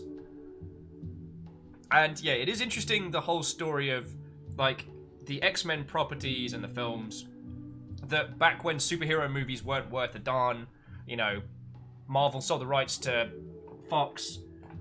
Fox made a couple of movies that were good, a lot of movies that were terrible. And then as Marvel Studios started like churning out banger after banger, suddenly the value of those mutants went up. I think I saw the last one, which the Dark Phoenix. Oh, no. No. First Class was so good. Sorry. It's a book! The cover is super cool. Baron Sheep Watto, friend! How goes it? Cover is cool. It's called embroidery, right? Indeed! The talented hands of Claire at work. The encyclopedia contains detailed information about the plant life and hereabouts. The flora of this area, which we can't pronounce, starting from seeds. A collaboration between me and your grandfather, which we are both quite proud of. Is there a special reason you're giving me this? Who wants to sing? Yay! Baron Sheep, thank you kindly for the host, friend.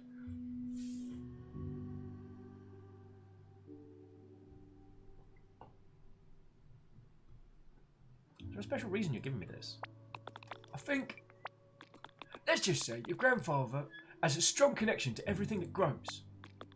I believe he wishes to cultivate your interest in these things. Do have a look inside. In the meantime, thank you for paying an humble visit to our archive, young lady. Feel free to have a look around and ask me if there's anything you're curious about. Okie dokie. Though I will say, while it is interesting to track the business nonsense around stuff like Disney slowly acquiring everything and the varying reasons why certain properties belong to certain people, so on and so forth, it has been interesting over the years to see the creations that have come from that.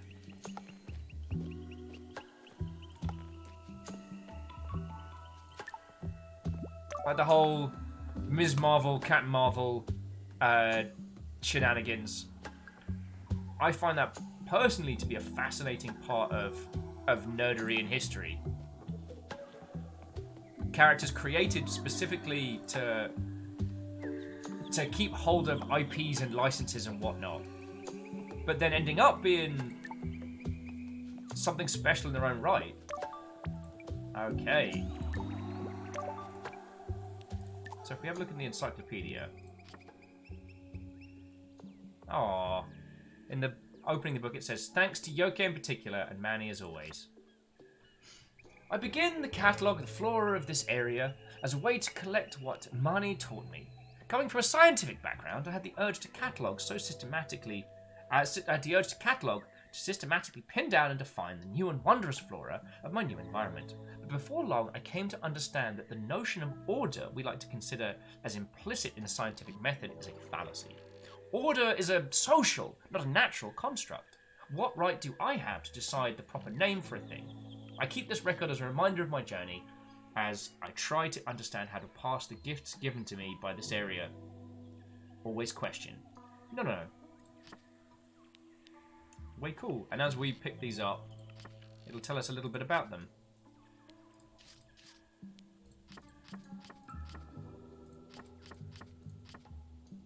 Oh no, so this one is a full one. This is our collection. And the Vogelberries we have on the encyclopedia. Okay. But the Temple Fern we don't know. So here's the map and all. So this gives us a nice little way of having a look around. Okay. This is super cool.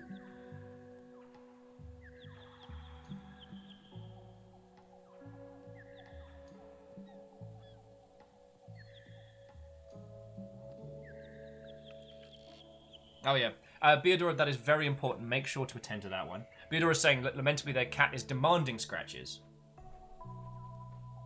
So, Nonono's Hot, Maury's Stir Fry, Jelle's Home, Bathhouse Archive, Temple, Wilderness.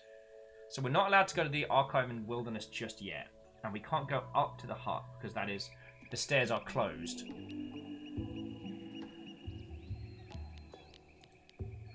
Our inventory got big fluffy towel brought from home. You should always know where your towel is. Reference!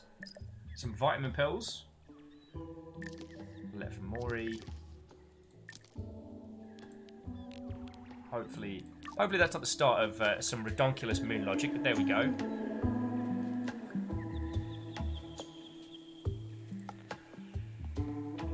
Okie dokie Lokies.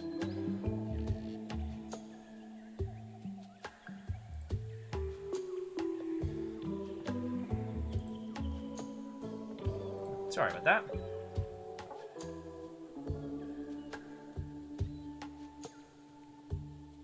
My apologies. I was just checking stats and thingamybobs on the backside, as for some fecking reason, all my Streamlabs numbers are going 8 ways from Sunday. Let's get some food. It's like a mini version of the tree Grandpa lives in. Does look like the plants need a little bit of water.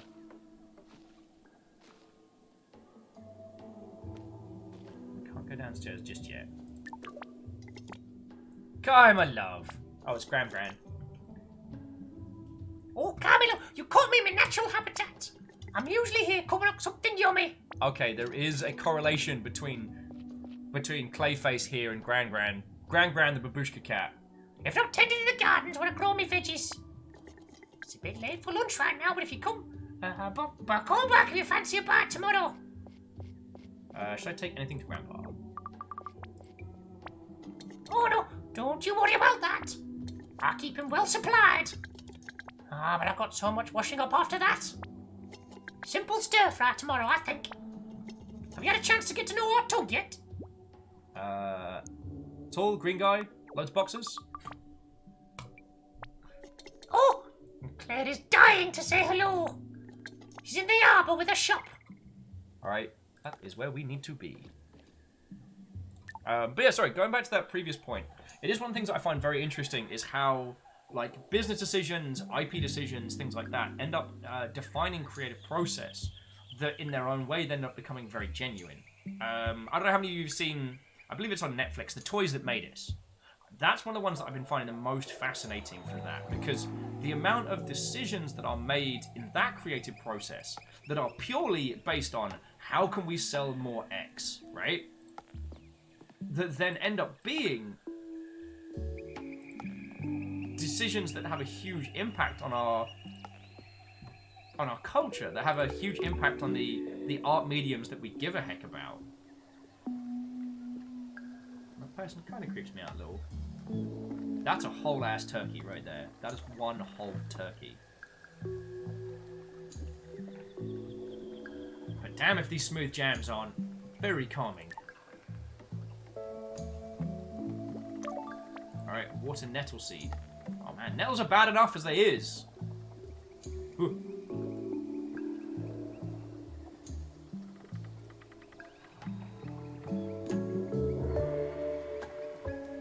Yeah. Salem, that's a real good point.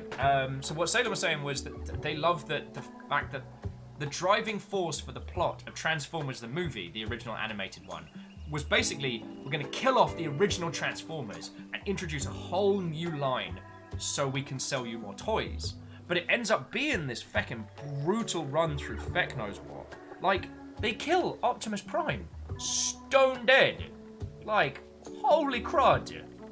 Megatron doesn't die as much as get turned into Leonard Nimoy-powered Galvatron, who wasn't as cool. There, I said it. Starscream dies, well, screaming. He got his coronation. And there's a load of things you can learn from that, like their idea to try and make Hot Rod the new Optimus.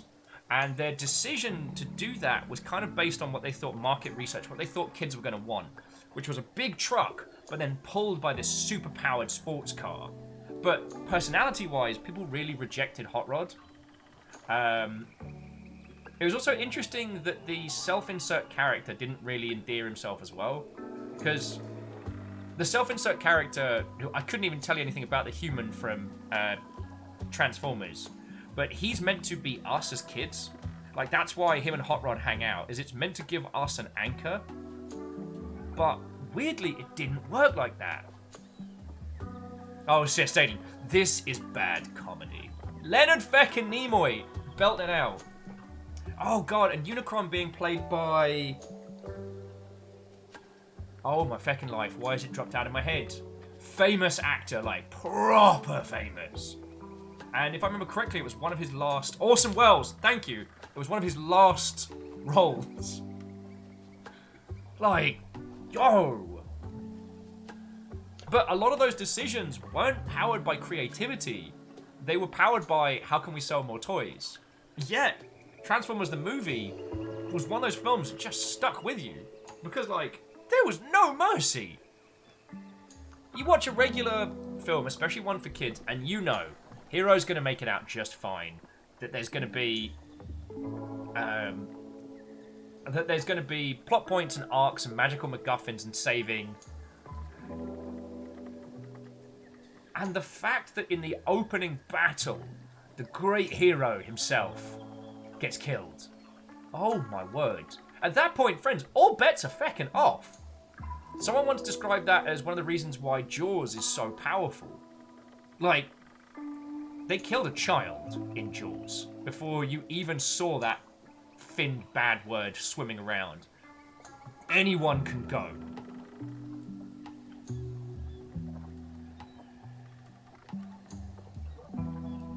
Oh yeah, Salem, Hot Rod was Judd Nelson in his Red Hot Breakfast Club days. Feckin' where? Oh yeah, and Salem, Eric Idle's in that. There was a lot of people. And Katros, see what was interesting is that Transformers the movie wasn't a nostalgia trip. It was a big money toy commercial. And perhaps it was because of that reason that the people paying for it didn't really care about what it said, so long as it said these things. And I guess they just left the team to feckin' beast it. They did. Dash says, much respect for IT professionals. I am not well suited to that job. Very few are. Having dabbled in it briefly during my life, I learnt very quickly that there is a difference between IT knowledge and IT professional.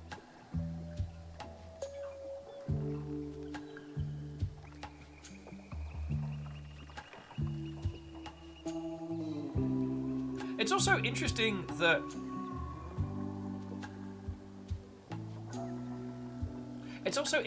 despite their fiscal success, that the newer Transformer films aren't remembered more fondly. And I wonder if that's because... Okay, no, this seems like an oversimplification. The film isn't... With Transformers the movie, the original, the film is the vehicle to try and sell us more toys. And that film ended up having more cultural significance and more impact than anyone ever anticipated. The newer films are basically, I guess, designed to transform... I said the thing!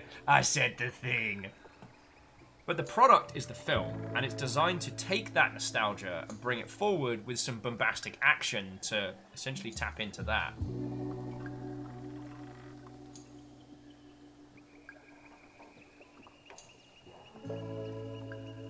Genuine laughter. Darn it! I laughed after saying genuine laughter. I'm going to the bar.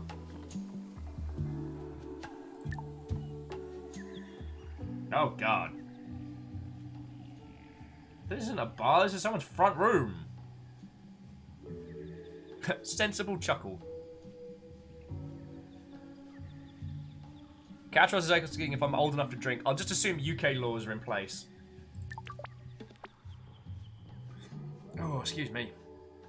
I was a stifled cheeky belch. But yeah, and Catros, that is a good point that without growing up with Transformers, it doesn't have the same cultural impact. And that is something to acknowledge.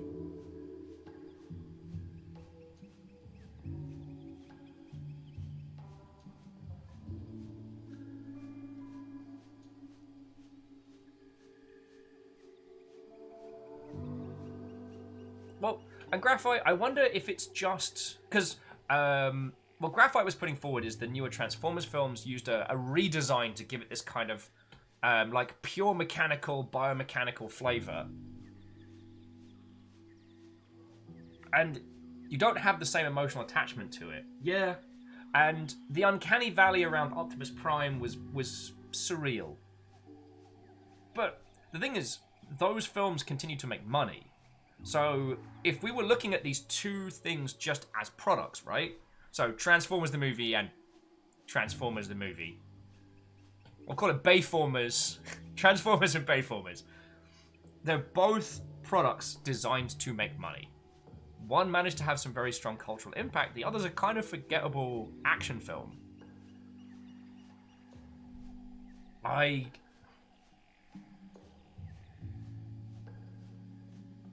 I do wonder if that the over-design problem is possibly a thing there. It's something that somebody talked about a lot during reviews of Anthem, the new BioWare jetpack fly-around game. That it's almost too well designed. Now, bear with me here. This thought's going on an adventure, but it will come back. That the power armor from Anthem is very, very, very well designed. But it's too perfect. This idea that the armor looks like it could be anything because it doesn't stand out. It has no flaws. We know immediately by looking at them what all the suits do, and yet at the same time there's no pizzazz. And I wonder if that's where, at least for the Decepticons are too well designed. Like, I've gone back and I've had a look at Megatron and Starscream and all their designs in the Decepticon forces in the newer Transformer films. And they are sharp, edgy. Like, I'm not a fan of those films, but if you take a step back and look at it from just a mechanical robot design point, the sheer amount of detail, the almost scale mail style of these villainous, evil Decepticons, like, that was some great design work by an exceptional creator. But I realised I couldn't tell the difference between one Decepticon from another. And the Decepticons had some of the most iconic designs. Like fucking Scorponok's Devastator. I found out Scorponok's is in one of the early Bayformer films.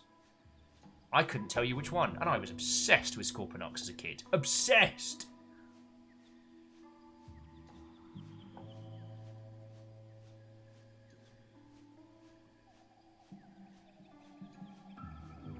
Oh, Catros saying that's a bad sound? Oh, bad sign. Yeah. And Graphite, maybe that's hitting it, that the Bayformers look amazing, but they aren't Transformers. Oh, and Catros, I can't spell any day. If it wasn't for autocorrect, I would be ineligible. And I guess the thing that I want to dissect a little bit on this thought is that both are designed to be products.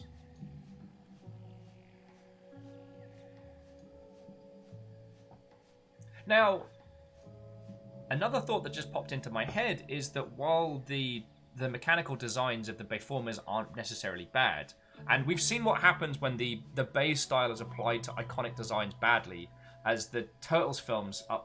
not going to go into those. But Actually, yeah, and Fearless. Hang on, let's jump back a couple steps because Fearless makes a very good point. Michael Bay's style of camera work does need like quick motion, sweeping shots, actions, explosions. I'm not gonna say that Bay is a bad film creator. You don't make that much cash making films bad, but every frame of painting called it Bayhem, and Bayhem is exceptional. Like this style of exploding things that just kicks all kind of ass.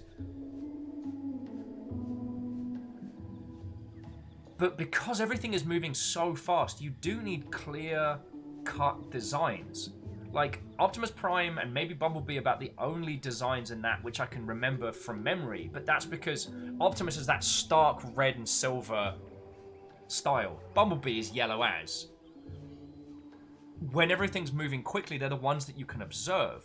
But, like, if you think about, like, Devastator was lime green and purple. That is a much clearer color palette when moving at speed. I almost think that what they should have done was scaled up the original designs. I mean, like blocky, chunky, like almost a mess. But then by offsetting that alongside our setups. Oh, Salem, which one was that one?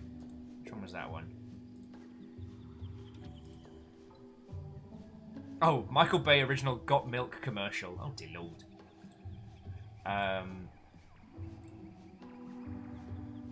Yeah, chunky, like polygonal as all heck, and then combining that with the Bayhem style might have done better. But he probably has access to the best like concept artists and visual design teams in the business, and by giving it to the best, created something that's almost like bland by exception. And it's not something I considered until someone put the idea of Anthem's suits to me as too well designed. If that makes sense. There's no obvious flaws, there's no obvious weaknesses, there's no weirdness, there's nothing strange. Now, the video in question I'm talking about is a Polygon video. It's very good. It's got a joke title, which is that Anthem's mechs should have truck nuts. And I always love Polygon's video stuff because it comes back around to prove why weird quirks and strangeness would add some flavor. I don't know. There's also, if we're talking about old Transformers versus Bayformers, because it is one and the same characters, because it is like the same Optimus Prime from the cartoons, the same Optimus Prime you have in your hand, when he dies, this little guy, you're possibly one of your favorites, just keeled over in a movie in the opening like half an hour. And he dead, he gone. He gave it the end. I did like that he gave the Matrix of Power to Ultra Magnus, who I thought was a ween even before that movie. And it did make me laugh. Because he was all, look at me, I'm the feckin' boss of you lot. I'm number 2. When Optimus Prime's not around, I'm gonna tell you what to do. Oh, actually, no. Ultra Magnus was not Scottish. Ultra Magnus was just whinge. Anyway,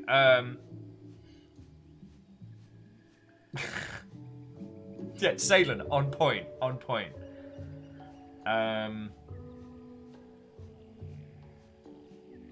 There's no emotional hook coming into Bayformers because the designs are so different.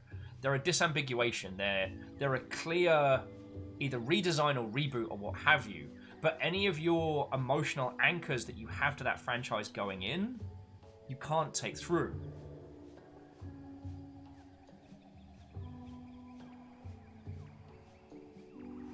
Also, if you want to follow this topic a little deeper than we'll probably discuss today, Movie Bob did a brilliant video called Is It Really That Good? On Transformers, which is like a 2-part epic.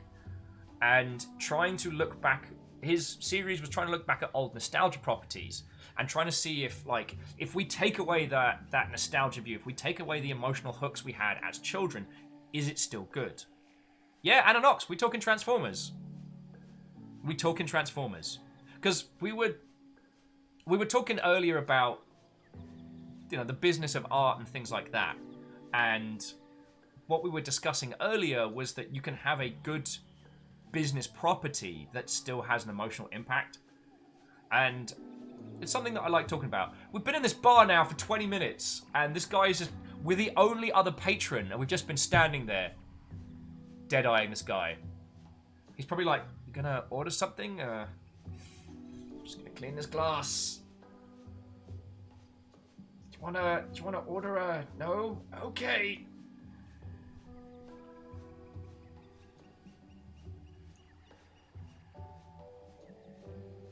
And maintain eye contact to establish dominance.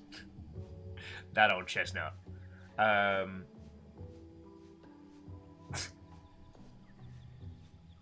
Sadlin. There have been extensive tests to find out whether or not I am a time vortex, and we can always conduct more. Oh yeah, Katros, you are correct. Fool! You T-pose to establish dominance.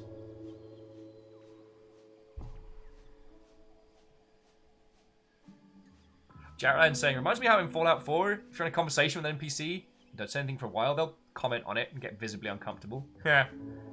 Vanderpeast says, is that a bipedal cat? Only one way to find out. So Spike's like, well now, how's it going there, Jitterbug? Mia's like, Kai, right? Be honest. Is there anyone here who doesn't know I'm arriving today?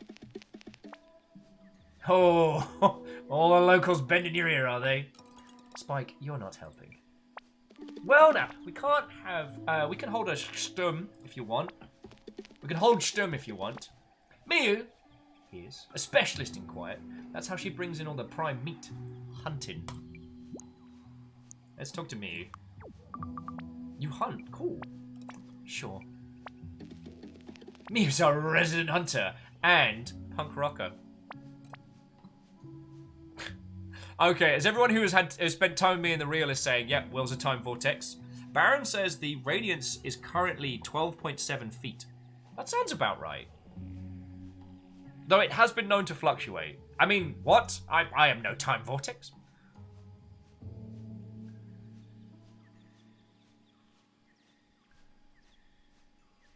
So, Ardoon is saying, I always assume that if the character just stops because the player is otherwise occupied, then time just stops.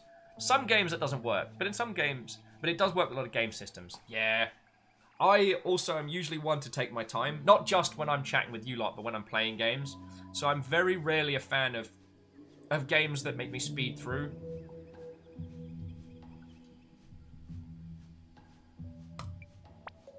Oh, you're gonna tell me it's not punk rock, it's sludgecore or something. Spike.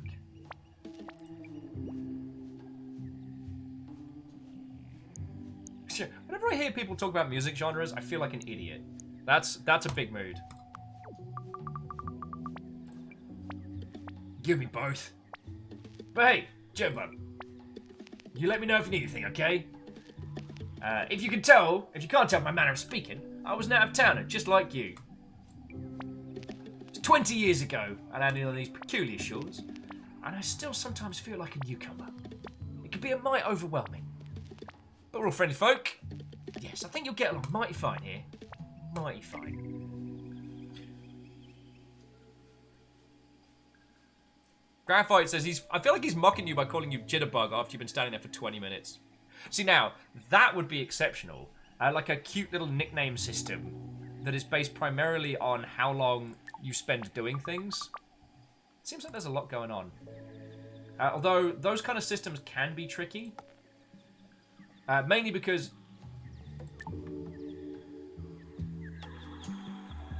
if not handled correctly, a lot of those systems can end up... Hang on. So that's the door in. So there's one in. Oh, because we can head up through both of those. Alright, cool. Sorry.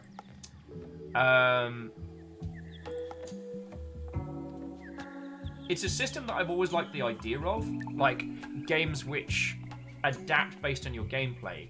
But the problem is that sometimes you don't realise what it is that you're doing the most, and it doesn't always reflect what you're enjoying doing. So, I remember for, I want to say Fable 3 it was, that they that they added a system where you gained a magical sword, and depending on what you did, that sword would change. The blade, the hilt, and handle. The blade, the guard, and the handle, sorry. what was interesting about that was that you didn't realize how many basic enemies you killed early on, and it was very difficult to get it to change once it had set. So most people ended up with the same like 4-piece combo based purely on the fact that everybody killed the same things early on, right?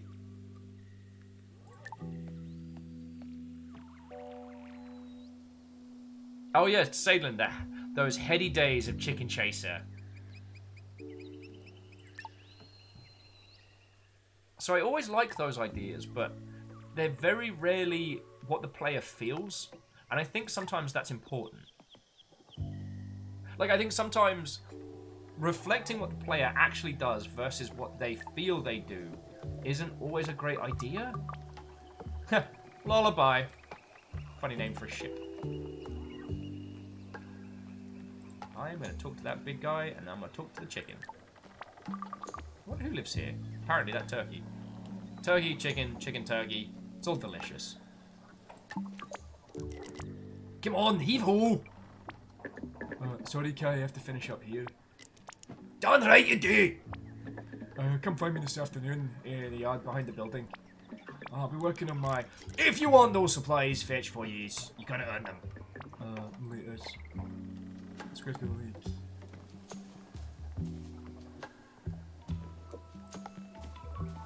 There can always be more chickens.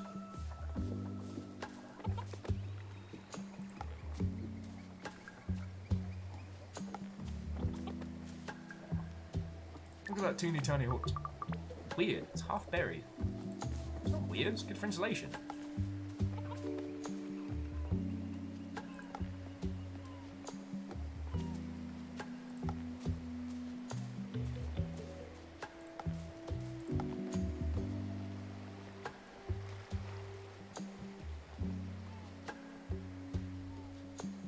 I'm definitely enjoying the kind of the craft paper cutout kind of art vibe.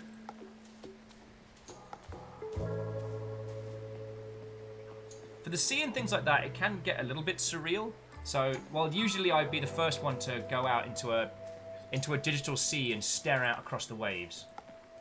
But for that one, it was making my eyes a little bit squiggly. So we'll keep moving. We'll keep moving.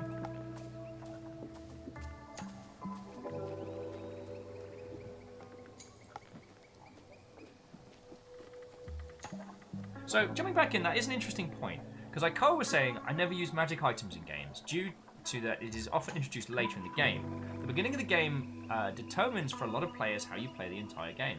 That's not a bad shout. For a lot of people, learning how to interact in those early 20-30 minutes is a big part of learning of how they'll interact throughout the rest.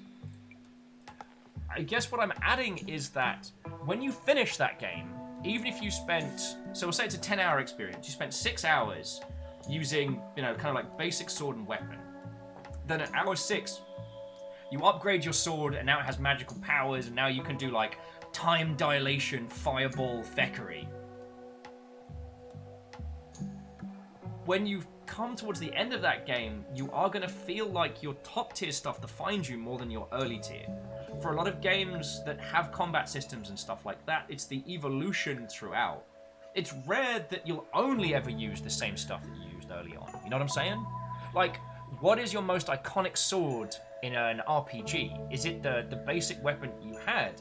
Is it the ultimate weapon you unlock at the end? Now, I'm not disagreeing with your statement, more just posing it as a question. Which is the weapon that ends up meaning the most to you, even if it's not the one you used the most? Oh, and Kestrel, do not worry, you never have to apologise about lurking. The game is lovely paced. We keep stopping to talk about Transformers and what films mean to us and stuff like that, but yeah. Okay, so I'd actually veto Final Fantasy VII, and nothing against your point, Jaralan, but just because Cloud's Blade is part of game culture as a whole. Like, Cloud and his Buster Sword is iconic beyond just your playthrough, you know what I'm saying?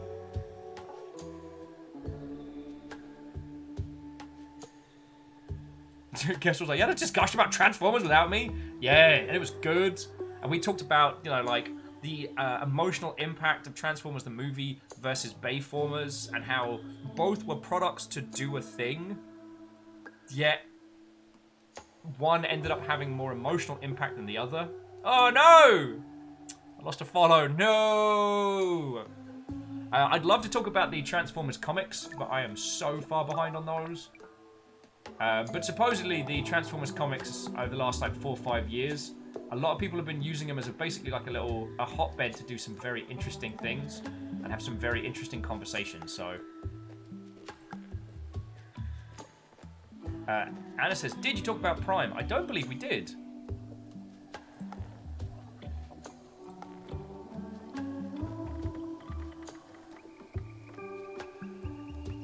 Catros says, "I'm very upset that Rebellion was broken in the first 30 minutes of DMC5. Love the design of that sword. Yeah. I mean, Dash, that's a very... I mean, it's a different topic, but it's a very interesting one about how we can develop attachments to mystical weapons in games. So Kestrel saying the recent Transformers comics have been very good. They've read a couple. Salem's they need to dig into the Devastation one of these days. That's one of the new runs, right? Yeah, and we replaced it. A blunt piece of metal. Lovely. Yeah. But, Katros, you do get a motorbike, like, dual-wielding, I guess, chain mace thing? DMC has never been short for excellent weapons. But one thing I actually found really interesting about the DMC style is that it's such a complex brawler where learning combos and learning how to fight with certain weapons is a big part of it.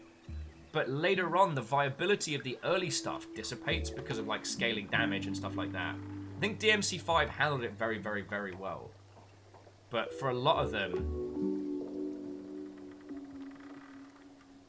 Oh, okay, no, Salen, I was crossing the streams there. So Salen says, it's the Transformers game from Platinum. I heard that the brawling mechanics and how they use the transformations in fights is going to be very interesting.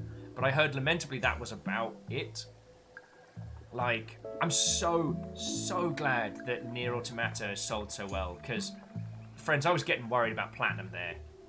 You know, Microsoft dropped them, and they were basically doing IP titles one after another, and IP titles that weren't selling a lot. Who's this? Claire says, "Oh my goodness, you look just like her." Claire, right?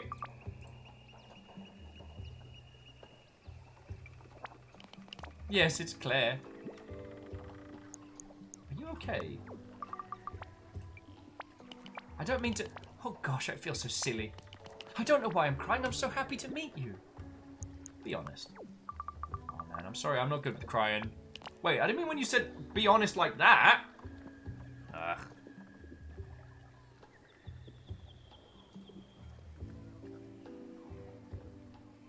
Oh yeah, and Ananox, that is a very, very good point, which is the gentleman that does the voice of Optimus Prime is an exceptional voice actor. And brought that entire thing to life. And yes, we could listen to him read the phone book, and it'd be great.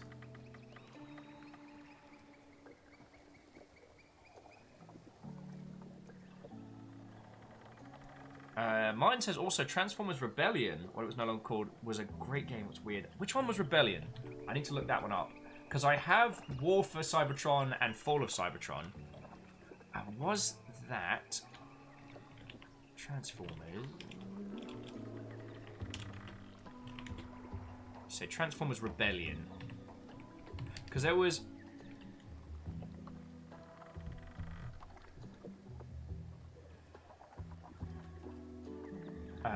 so there's a... Okay, no, that's Transformers Prime, which is a... That aired back in 2013. That's... Wait. Might be thinking of a different one. Oh, you meant Devastation. Sorry, that was the one that Salem was talking about just a second ago. Okay, yeah. Oh, I'm getting GDC. No, closing emails. Closing emails. Nope. I have enough to do today. I'm sure whatever that game is very good, and I will be taking meeting requests, but... Yeah. Oh, I still gotta book my flight. FML.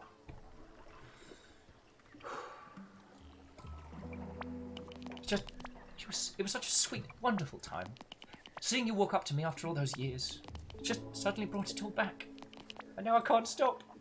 Please, just leave me for a bit. Go and find Alan in the square. She's lovely. She'll be on her break about now. Okay, I'll come back later. Catchall says, speaking of, how long can we hog you? Do you mean for today? I mean, I gotta head to this thing this evening. I think kickoff's at 6, so I'll probably bring this to a close at 5 just so that I don't have to contend with traffic too hard, but yeah. Vanderbeest, Matt Berry reads the dictionary. Friends, if you haven't seen Matt Berry's wolf documentary on YouTube, you deserve that. Accelerating to 40 miles per wolf hour. Cool, met someone, reduced them to tears. Doing well. Oh, excuse me. Go past the dots. Also, thing that I really appreciate in adventure games, any game whereby once I've exhausted all conversations with a character, it no longer gives me the highlight. The amount of times in old point-and-click games where I'd think I'd done something, go back and talk to a character, and they'd be like, well, last time you spoke to me, I told you my life story. So you better hecking believe I'm gonna do it again. So even with fast forward or skip, this is gonna take you a fecking age. Enjoy!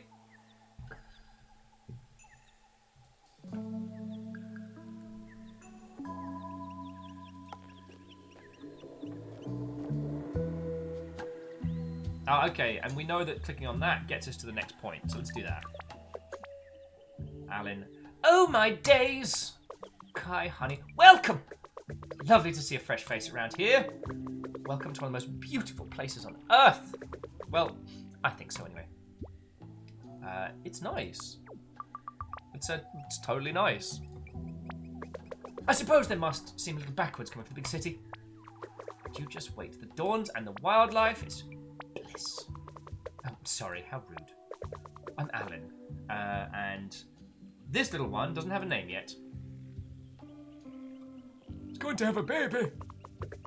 It's half me, half grabby, so who knows what to expect. Or growby. Hopefully the baby will have your sense of humour. Oh no, was Grabby awful? He's not much of a listener. But he's very caring when you get past that. Oh, before I forget, you must go and see Claire. She was your mother's best friend. She's dying to meet you.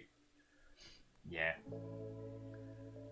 Explain about the crying. I think I might have upset her. Oh no, I bet she cried. She was so worried she would. It's nothing personal. Actually, it's because she loved your mum so much. She'll be alright in a bit. But you might not feel like it yet. But you're coming back to some family history here. In a good way, I hope. Afternoon. Okie dokie.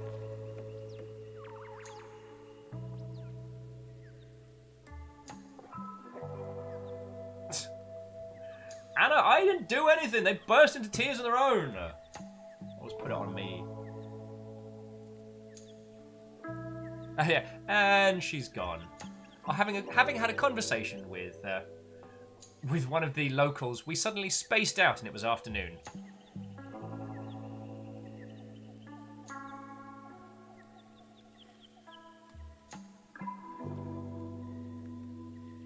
Okie dokie. Well, Crystix, I haven't had a chance to tear into the sinking city yet, so I have no idea what you mean.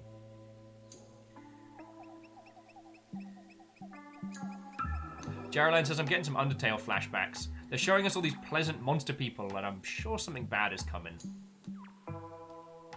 I wonder. I mean, so far there hasn't been much narrative, much hook beyond the initial. I think if we were going to get something Undertale-ish, I think it would set us with a... Not necessarily a hero's journey, but it would definitely set us with something... Oh, I wonder if we can explore the ruins now. Now we have a map. And we can get some more plants and wildlife.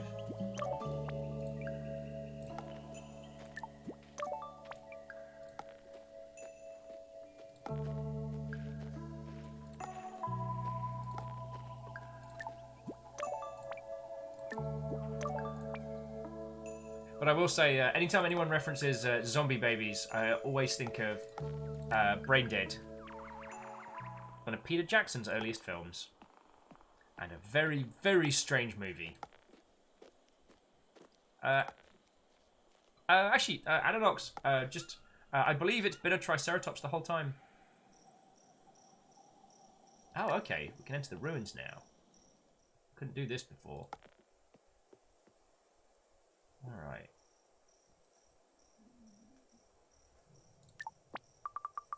Wow, this is incredible. Alright, so on the left we have what looks like a hand with a seed and I guess multiple elements. In the center we have, I guess, the tree, which is the tree of this island, growing atop a sleepy mushroom. And then on the far right, someone offering... Is that one of the elements or is that a new thing? So it's not one of the elements listed here. So someone offering the mushroom something and then them being all like, what?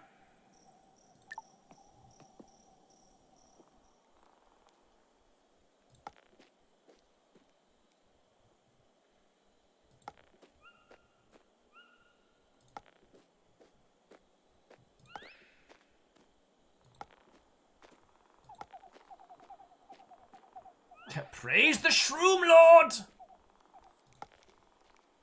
Alright, so it's still not going to let us progress past this point.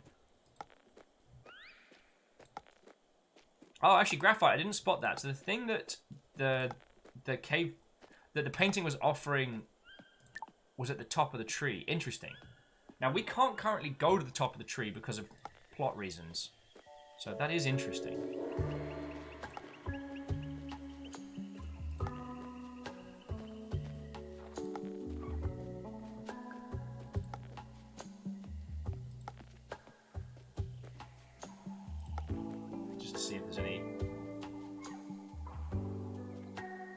I'm not even sure what the... I'm not even entirely sure what the relevance is with a lot of these. I've got no way to get down there yet. I'm just going to go into the back. Sorry.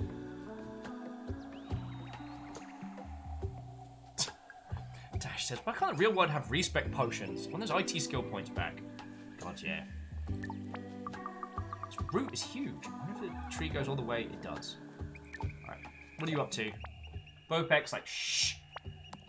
Need to conduct a controlled experiment. I think the fish cake song makes the fish come, but I can't know until I try with quiet fishing.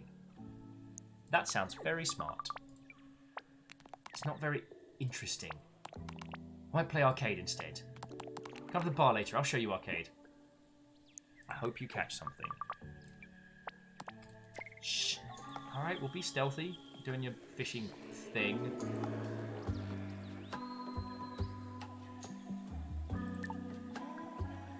Excuse me.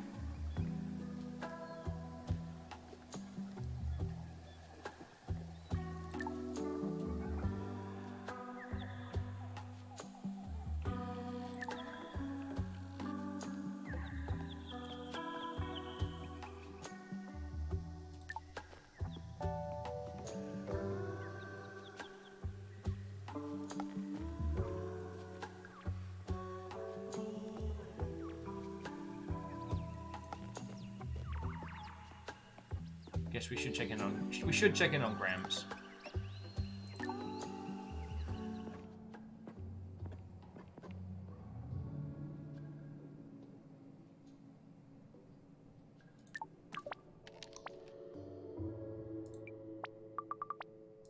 Okay, so he's still asleep. Okie dokie, dear friends. If you'll excuse me for just a couple of seconds, I'm going to pour myself another cuppa.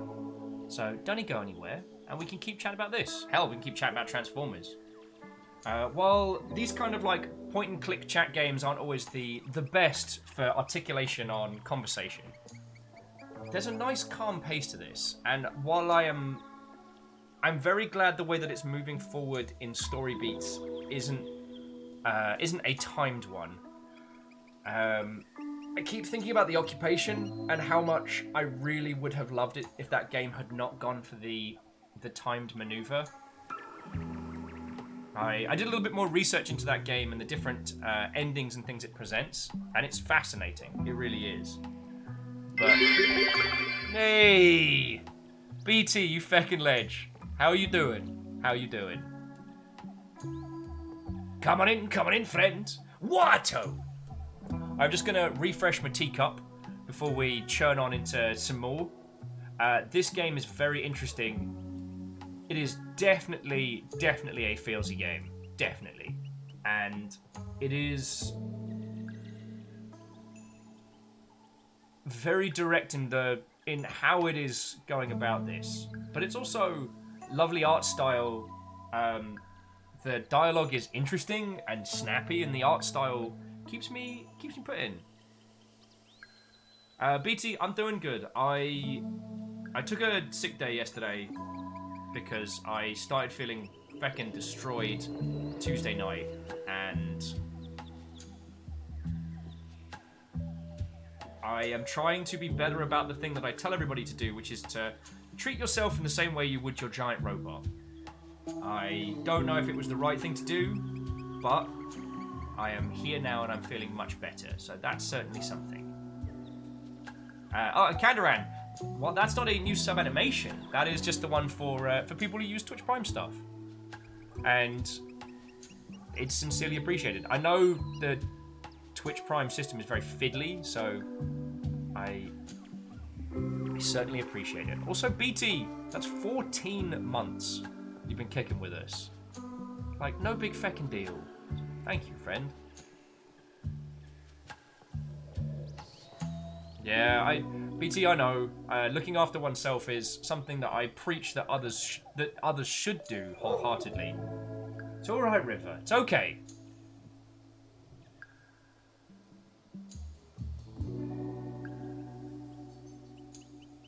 Yes, right.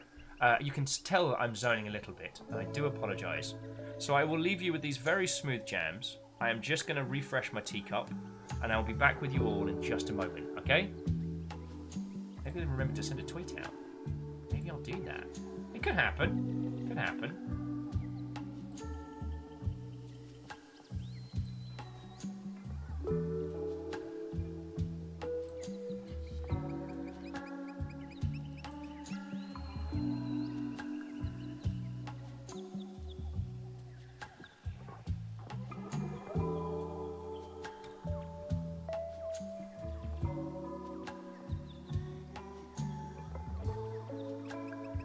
Hey, Termere, Wato friend! I apologise, I was just about to go pour myself a cuppa, and then we're going to continue with this game. Yo! Phenomenon. Phenomenon indeed. And 2 months away from your next badge. Favour, thank you kindly. And it does make me smile to see a whole bunch of peeps like... No, you know what? I'm not going to get into the feels train. Dash is saying, we'll apologise for being human. Check.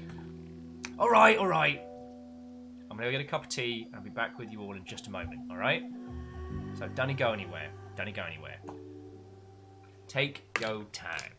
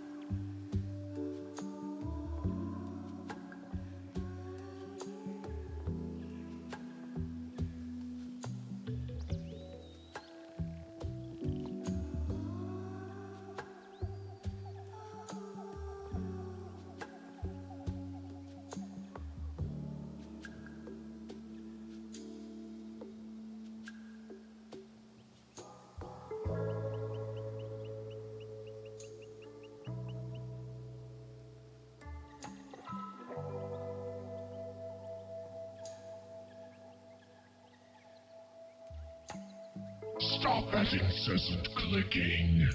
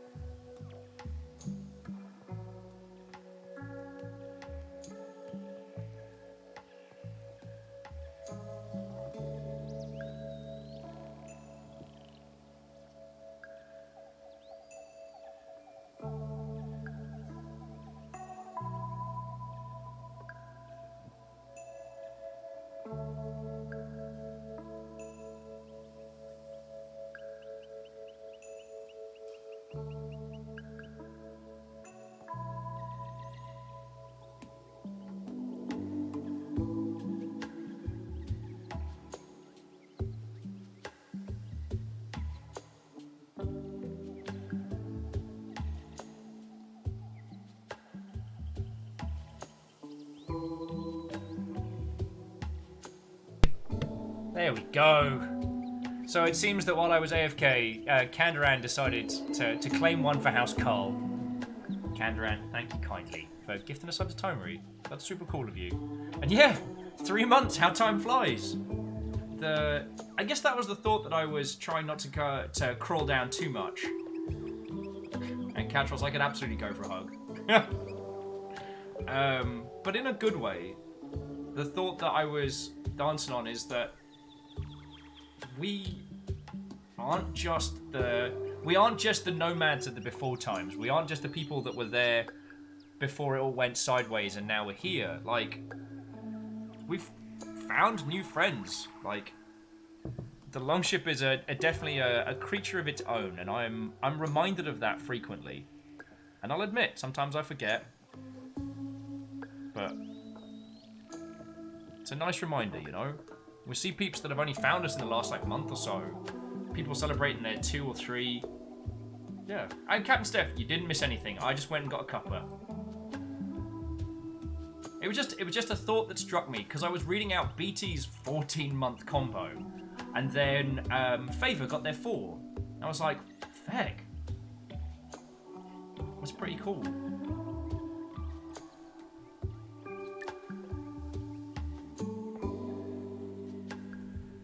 I'll drink to that, Graphite. I'll drink to that. Graphite saying the Longship will continue to sail and continue onto new shores. That's my goal. I can't go into too much detail about it, but like I'm doing a lot still behind the scenes to make sure that it's not just reliant on you lot to keep this thing afloat. But I am very grateful. I mean, feck. Lily and Sean busting in the doors today like it's no big deal. And Dash, you do have a good point. We have a habit of picking up stray numpties. But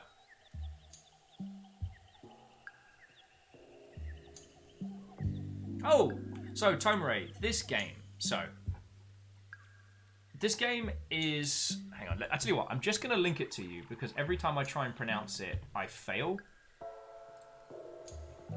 It is a smooth and gentle point-and-click style adventure about a girl who is told to come to the island of mutants because her grandfather is dying. She gets an invite and shows up, and that's where we're at. And yeah, Captain Steph, we've been going, according by Lizzie's calculations, we've been going 20 months. We've been in official operation for 15, 16 months? No, 15 months. But yeah, it'll be 2 years this April. So April 6th Longship Day. That'll be our 2-year anniversary of being a full-time operation. And it makes me real happy, yo. Alright, so who do we have to talk to? Let's talk to Mum's friend and then go from there. Well, Aperios, as I say repeatedly, like, I will expect nothing on Longship Day. I'll just be happy to hang out with everybody.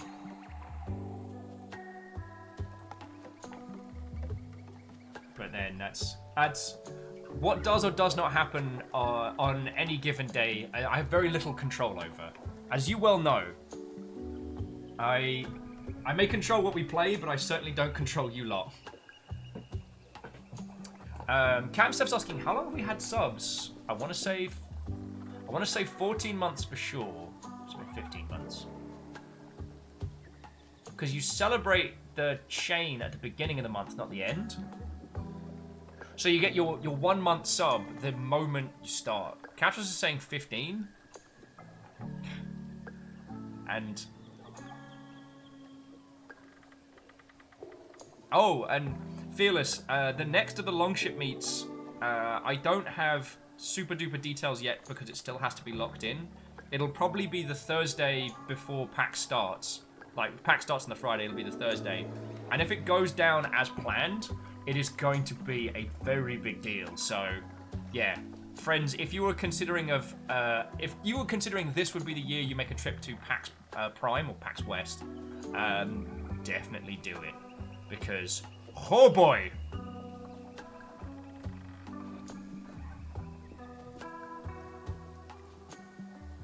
Alright, let's talk to man friend. So, thank you so much for coming back, says Claire. I'm okay now. It was a bit much, that's all. I just wanted to say you're so welcome. I'm just gonna say thanks. Let you show me my shop. I've got all kinds of things here. Fruit, vegetables, meat, fabric, furniture, pearls, cutlery. Is it expensive stuff? We trade in goods, not money. Everyone puts things in and everyone takes them out. It's more of a central store, I guess. But you won't need anything while you're here. Everyone will be queuing up to give you what you need. Is it really so rare to have visitors? Imperius is like, PAX Prime for life! Yeah.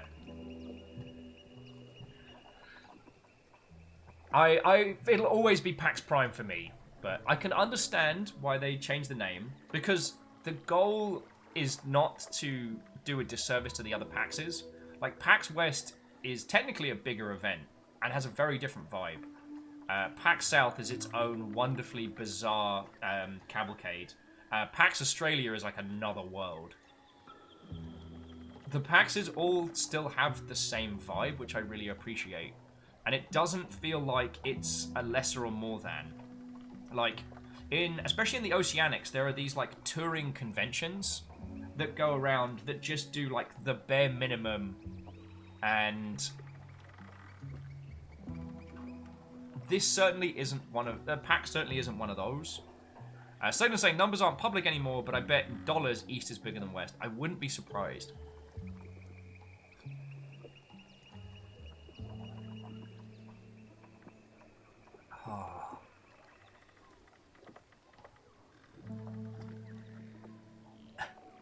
October's like, hey, if you're ever in County Down, get your chippy. Well, I don't think I'll get over to the UK this year. I hope I will, but I think that's a lofty goal. Martin says, still waiting for PAX EU. Well, I mean, for the big show, you got Gamescom. For my personal favourite show is EGX Resd, which is in London Tobacco Docks. That's one of my favourite shows. Although regular EGX is coming back, and I think they'll be expanding that slowly.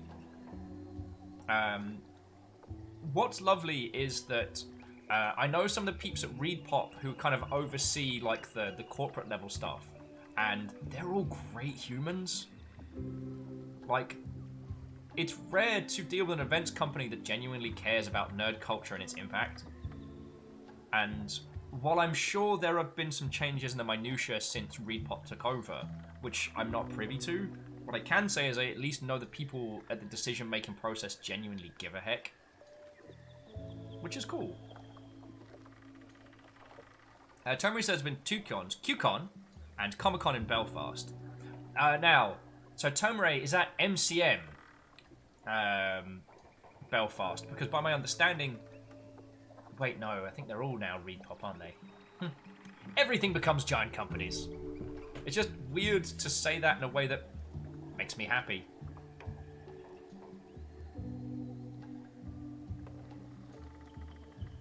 Salen says, I'd be a little surprised on further expansion after the Powered by PAX experiment appears to have gone away. Yeah, but that was China, wasn't it? Jeff in time. What, oh friend? How goes it? Captain Steph says, sorry to change the subject, but is all of Blackout Club on YouTube? It should be. I've been trying to keep on board with it, but real life is very difficult.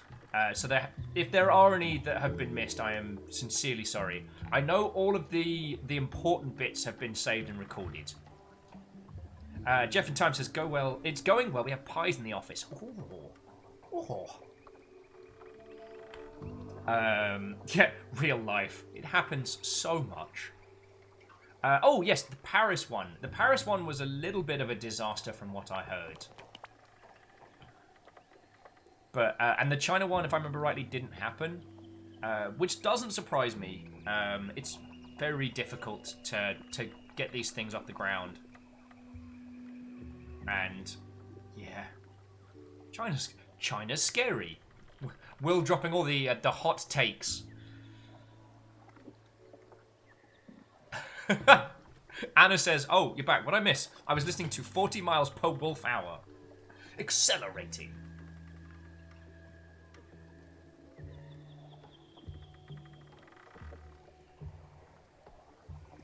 Tommy says, well, time to make this storyline that follows the hero's journey closely. Good luck, friend. GG no re. So the last visitor we had was Spike, says Claire. Oh, well, maybe Growlbert. But he comes and goes so much.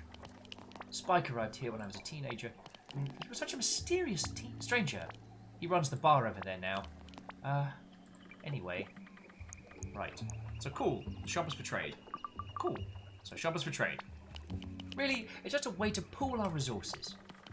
And I keep the inventory. I'm very good at maths. Speaking of which, can you do me a favour? Go tell Gel A their order is in. I've just got some potash. Where should I go for the potash?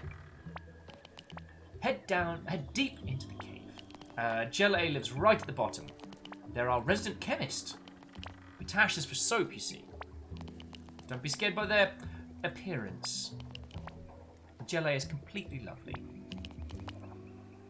Yoke once tried to explain it to me once. I think they came from a different process than, like, humanoid mutation.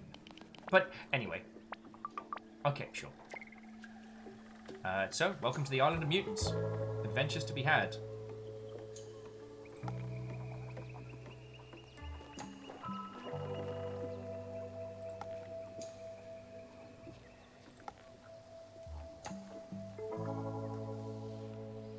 Capsa says, I have to go do work now, meaning I have to put stuff on the internet. Oh. Have a wonderful rest of your day. We'll be going for at least another couple of hours, so if you get a chance to pop back in, you know where to find us. But it's always lovely to see you, and I hope your day is doing better. Mine certainly is for seeing all of you lot. Of course the bloody dots are here. Frickin' dots, am I right? Oh, hey. Nice to see you not wielding any boxes.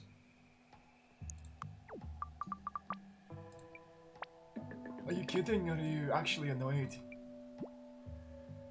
Just kidding! Maybe it was a weird to ask. I'm just pretty terrible at leading people, I guess. I'm sorry, start over? Oh, okay, sure. So I'm This is my boat. Be positive. It looks very boaty. Figured I could do the Tick of Freedom. It's nice here in theory, but it's also just the jungle and family. Talk about freedom. I get it. It's like learning to drive in the city. Yes, exactly that. So you brought up by your mum? Deflect. Can't believe she let me come here all alone. I was super shocked, especially as she said she'd given up. Her only free babysitter. I guess it's kind of annoying to have a wee baby brother, but a few more years maybe be fun. This boat was my dad's. He had a proper boat too. He had a proper boat. That's what he lived on. Used to call this his little runabout. Well, it's yours now. Yeah, it's mine now. It's time to work out what I want to be.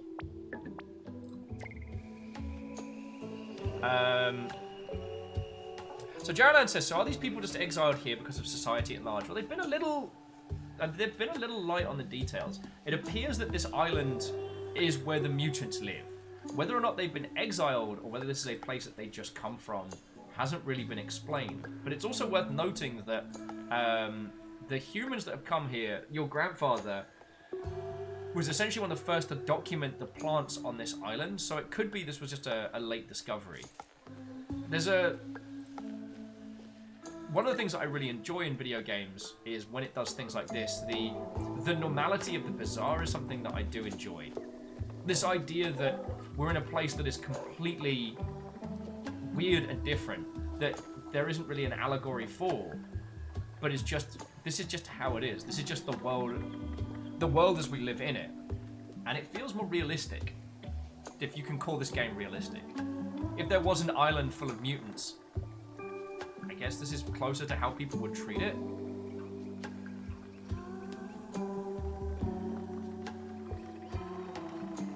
Yeah, and so, Tomri, I think that's a very good point. I don't know about you, I trust these mutants. I know what you're saying. There's a genuine honestness about them. Theodora's also adding they think that finding out about where this came from, why mutants might be a big part of this game. And MTH is saying, do we know if this stays an adventure game? Because if not, then this is a real slow build-up. Not that that's entirely a bad thing, but I always consider replay value interesting. I mean, it's one of those, there's no right answer, so I quite like that. That you looking at games and looking at, are they replayable? What is this experience like if I come back through it again? That perspective isn't incorrect, and you can gain a lot from that. I mean, I'm not going to spoil the whys, but both Undertale and One Shot. What is the concept of replay? You can mess with those kind of concepts. I love stuff like that. Let's talk to Claire Friend again, just in case. Oh, I'm very envious, by the way. You inherited Gaia's long legs. They help me swim fast. They definitely help me swim fast. She was always so graceful and could run like the wind. I've always been so stubby. Oh, but I used to love running with her. Shame I couldn't run all the way to the mainland. Come visit.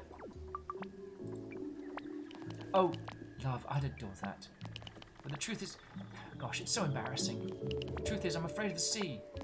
My shop's on a boat, but it's always moored. Everyone I love seems to love the adventure, but it just scares me. It's humiliating, really. Encourage. Don't feel bad. Everyone has something that bothers them. Thanks. I haven't actually told many people that. Don't tell anyone, okay? Anyway, I should get on. Thanks for listening. So jumping back in, cute little socialist collective. Theodora says, I only watched a little bit and I know there's some puzzle parts later on. Okay. Anadok says, good stories are replayable if knowledge of what happens causes anticipation. Oh. I stand by my previous statement. I personally believe that it doesn't have to be the be-all and end-all, but it's something that's definitely worth thinking about. An experience that's exceptional one and done isn't inherently bad. There is a great game that Baron Sheep got us to play called The Plan. I will tell you nothing about it. If you weren't there for that stream, have a look at it, play it as blind as. I believe it's free, and it takes about 20 minutes. It is not a game that has replayability, but it's exceptional. And I think that with games, the experience also plays a large part in how we interact. In how we feel about these stories.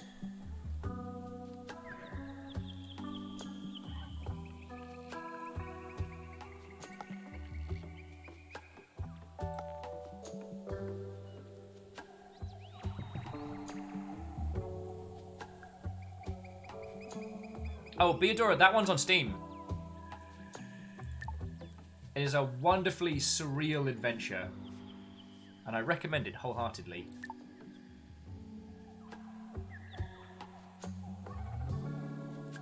So how do we get... Hang on, we have a map. Alright. Give a message to the cave person, Gel A. I got off the wrong foot with Targ. I should go find him. Maybe he's in the yard behind. Okay, so where's my map?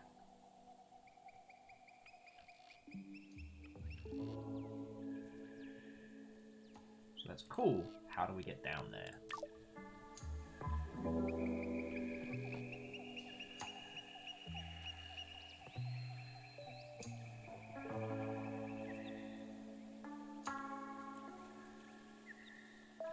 Perio says, did you ever see the game that you can play once called Moriai?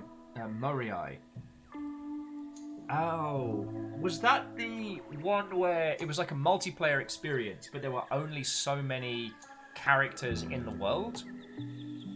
Because there's a few games that have the, one and you're done. There was, I want to say, was it called One More Day? It might be One More Day. No. Some of those games are very, very, very fascinating. Though it does become interesting that when you propose to your audience that you may only play this once, that one of the first reactions of the audience is to try and find ways to play it multiple times. I think that's interesting.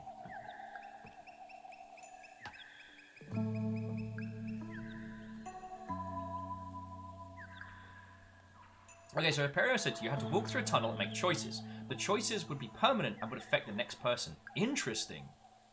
Like, I love those collaborative experiences.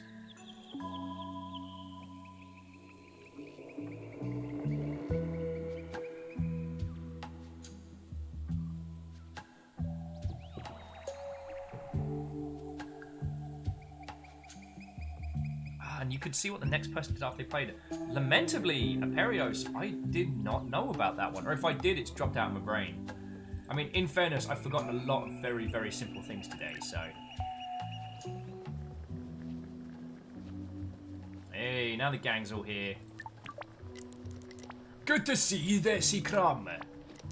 This is Alain, the anchor of my soul, the lighthouse of my life. Alain, this is little Seacram I was telling you about. Goes by the name of Kai. I met Ellen already, actually. Grubby, behave. Well, what's life without a bit of affection, my sweet? Anyway, you're a tough cookie, ain't you, Seacram? Sure, yes. Honey, come on, even if she is tough, she shouldn't have to be. But I was just having a wee bit of fun. Now, laugh a minute. Just laugh a minute. Someone stop me, I might asphyxiate. I don't even know what the fuss is about. If you can't be trusted to look after a 16-year-old girl, I don't know why I'm trusting you with a baby. If you left me, treasure of mine, I'd let the sea swallow me up. I'd never be seen again. Honey, don't say that. Maybe you can apologize to Kai by buying her a drink this evening. Kai, come on to Spike's bar. I'll make sure Grabby makes it up to you. Yeah, definitely English devs. Definitely English devs.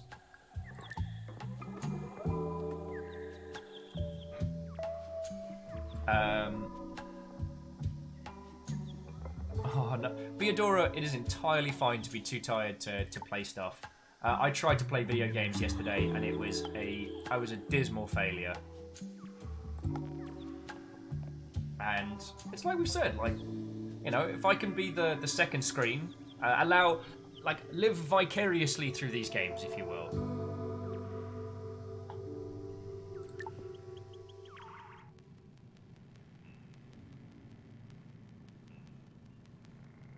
Alright, got ourselves quite a few of the monster mutants down here. Why do I have the urge to hit on these big old pipes with a hammer? Spider! You eat me spits.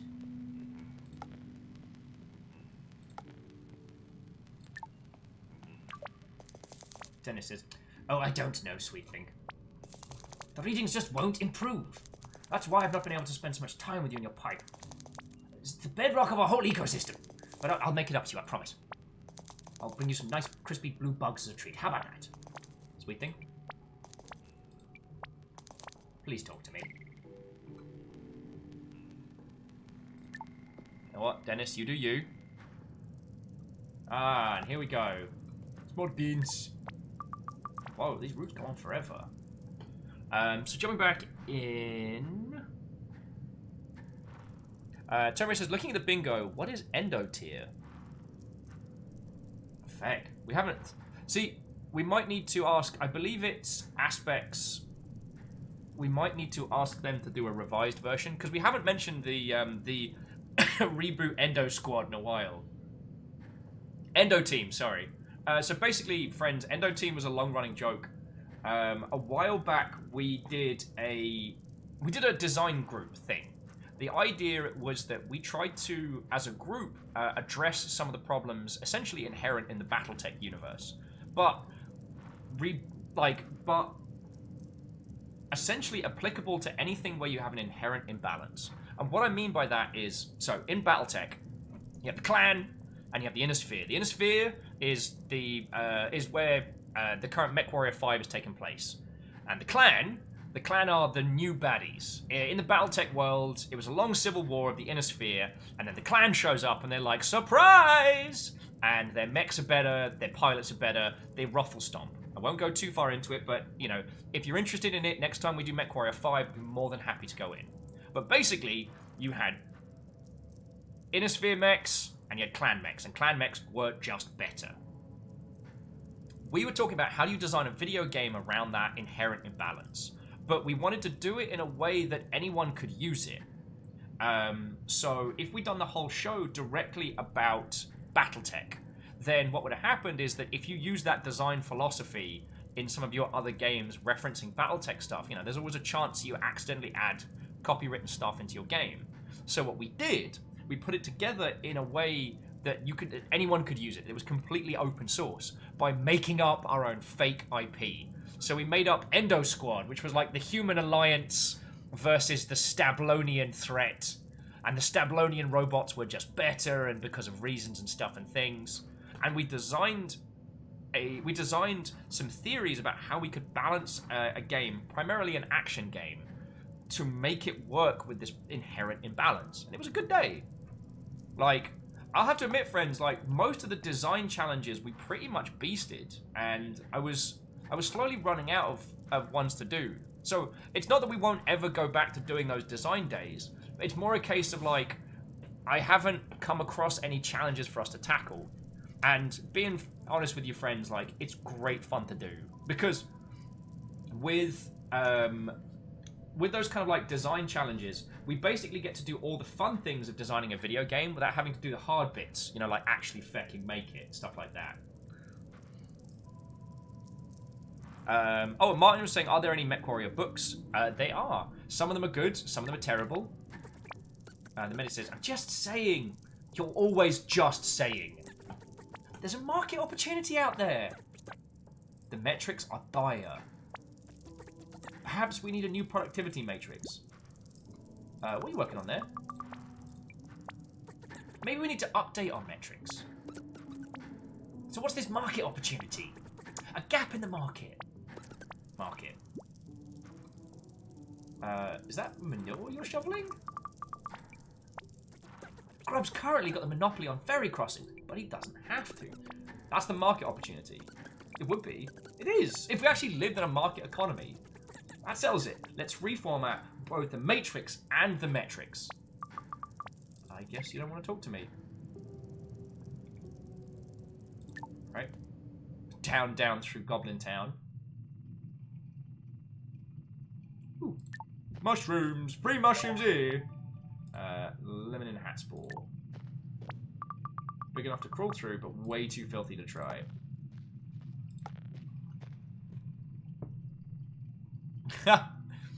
Oh, Erin and Greenfire, I do apologise for not saying hello when you came in. How are you both doing? What a welcome! Oh, cool. It's like an extractor for a cooker, but for science. I do like that. The way it feels weirdly organic.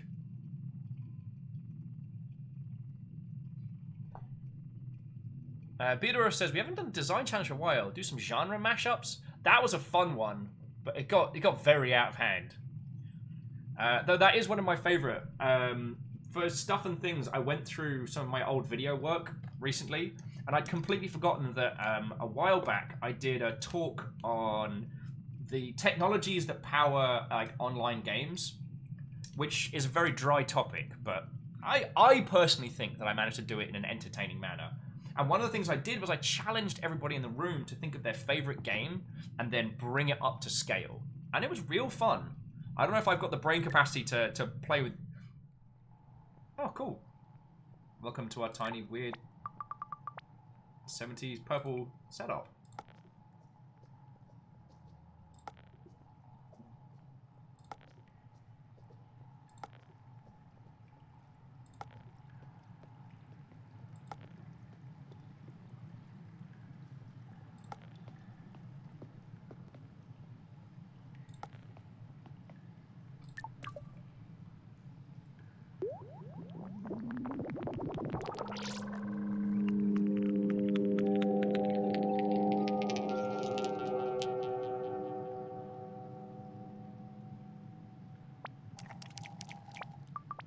Second generation biological outcome! Kai's like, ah! Yes, I'm rather impressive. Although, less than optimal at the present time. Less than optimal? What were you just doing?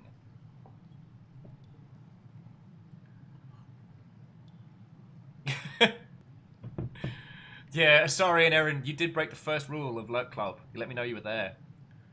No, I'm kidding. How are you both doing? Today has already been a day. Lily Longbean nearly slayed me in the first, like, what was it, 11 minutes? So that was a thing that happened. And then Sean quickly on the heels of. It's been a wonderful little day. And this game has been a real treat. I wonder if we'll get into the meat of it, because while I am not...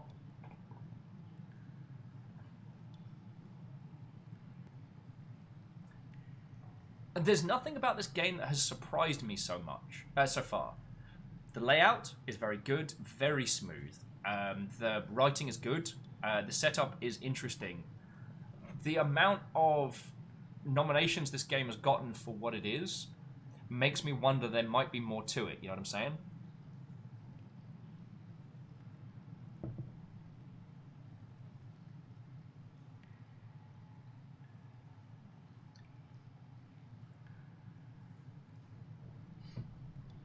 So what were you just doing?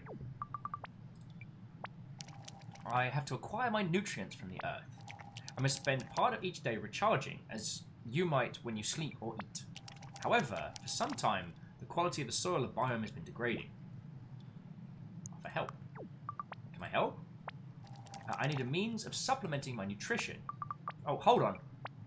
Supplements. I do not fully ascertain your meaning. Explain.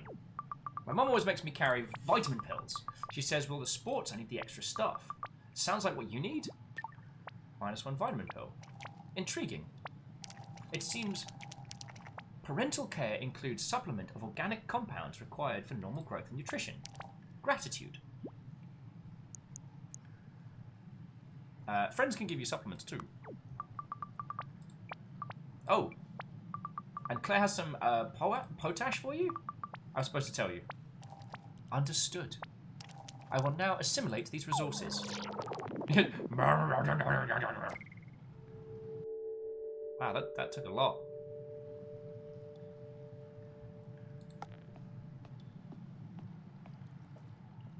Yeah, iron him. Talking blobs in caves. Easy sell for vitamin pills, actually.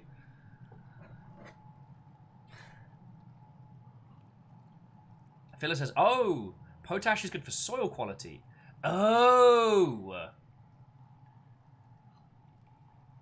And I think what Claire on the surface was implying is that the mutants that we've spoken to are kind of like humanoid variants. And that Jelly here is a, I guess like a fungus variant? Or a plant variant? Alrighty, let's have a chat. Human named Kai. Ask what they're doing. What are you up to? The community named thing that Will can't pronounce. My role is many and varied. Some of what I do includes basic chemistry in order to produce cosmetics and cleaning substances. I do not need cleaning products myself. I simply process dirt at a microscopic level to produce nutritious ferment. What else do you do? I also work with the humanoid named Dennis to monitor the health of the Mutazione biome. Why does it need monitoring? All of this area is linked by the roots of the great papu tree. The flora and fauna depend on the health of the tree and its symbiotic relationship with other organisms. For the past few years, it has been in the decline. So humanoid named Dennis and I monitor the biome, monitor the health of the biome. That sounds important. I will continue my work now. On you, chatty catty.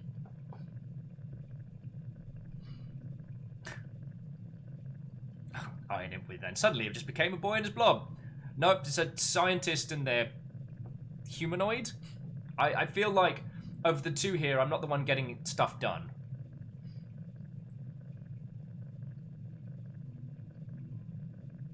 I'll have a little bit more of a chat to Jelly. I must commit 100% of my attention to work. Oh.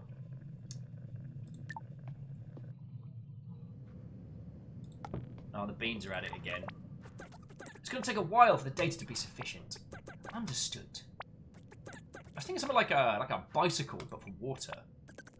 A bicycle. Yeah, you remember the Spike had the one that crashed into the river?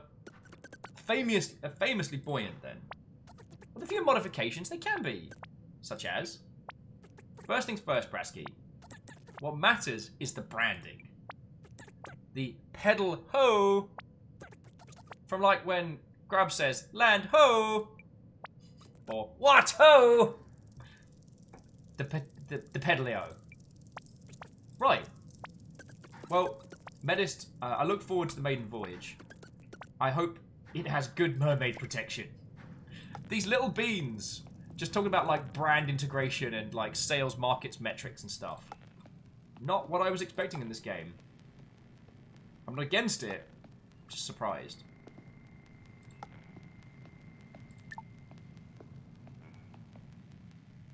Oh yeah, Anna says that the true scientists behind the bike from Pokemon. You might be onto something there. We might have cracked the code.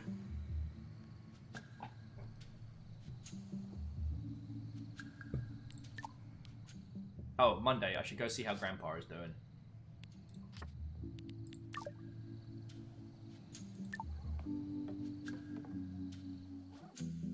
Oh, okay. So Felix is saying potash is basically potassium salts. They're named so because it was made by burning plant waste into ash and letting it soak in a pot of water.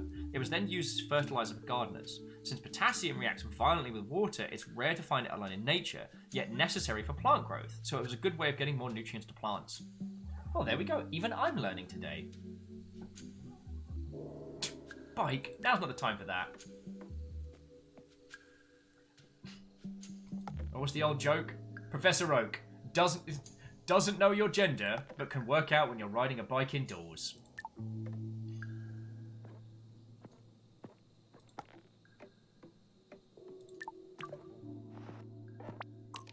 Oh, let me just hide the chat for a bit.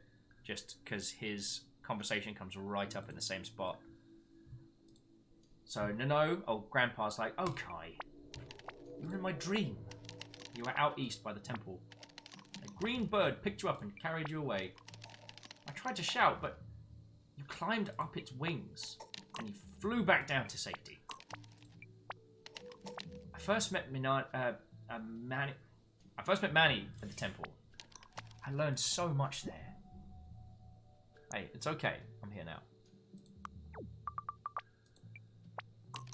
One of those dreams that is so vivid you can feel the starlight on your skin. I'm dying, Kai. Wait, we already knew this. Sorry, what? I know you know this theoretically, but you need to understand it actually.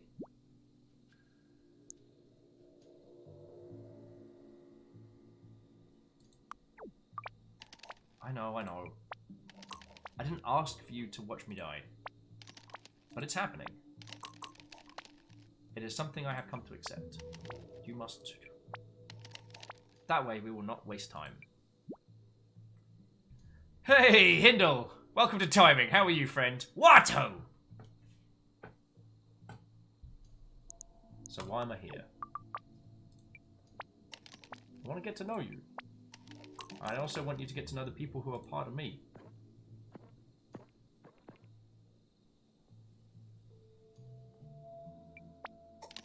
To know them is to also know me. Stop that incessant clicking. Yo! Katros, thank you for the little injection of brevity there. It was much needed. Katros, working very much for House Carl, just threw a sub to the crowd, and it went to Spellfire. So, Katros, thank you kindly. Spellfire, enjoy your new emotes.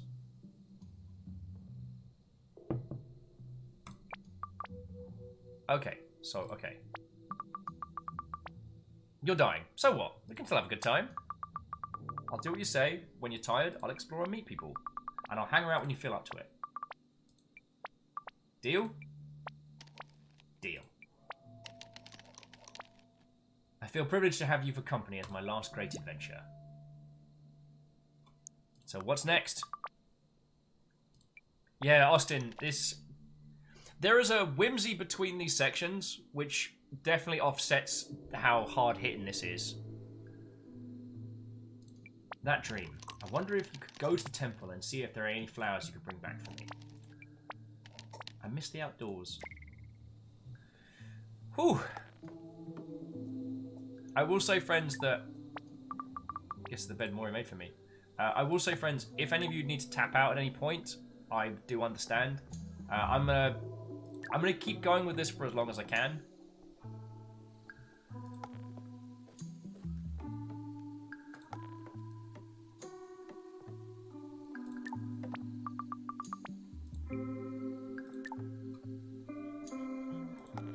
But it's definitely temple time.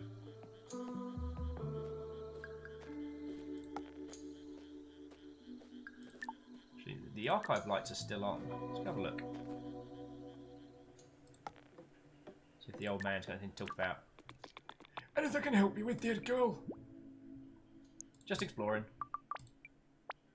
Ah, wonderful. There's so much to explore in the archive. And further east, too. The temple is a special place, for example.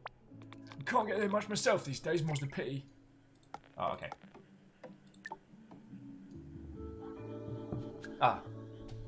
Martin, have excellent sleeps, dear friend. And thank you for coming to hang out. What a wonderful little morning it's been. It's a good little day. Yeah, the panoramas are gorgeous in this. The sea effect's a little jarring, but the papercraft parallax look is very good.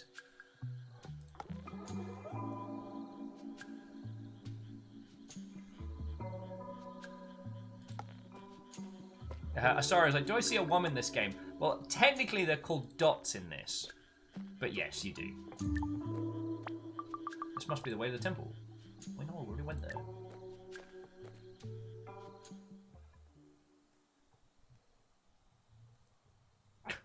And actually, that's very interesting. Fearless was adding, to be fair, they don't know a heck of a lot about Potash. Most of what they know, they learnt as an effect of trying to master Dwarf Fortress. Ah, that great moment where Vigigames teaches a whole bunch. Tiny deer. Tiny deer.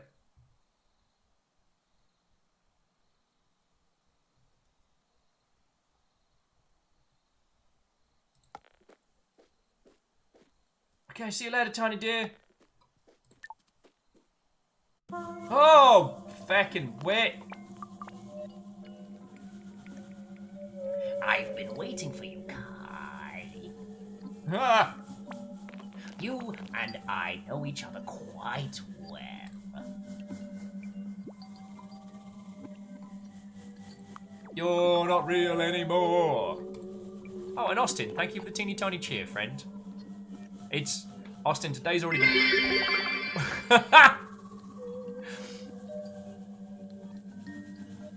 I say this with love and respect, but Austin, you just got upstaged by Aaron Feathers there.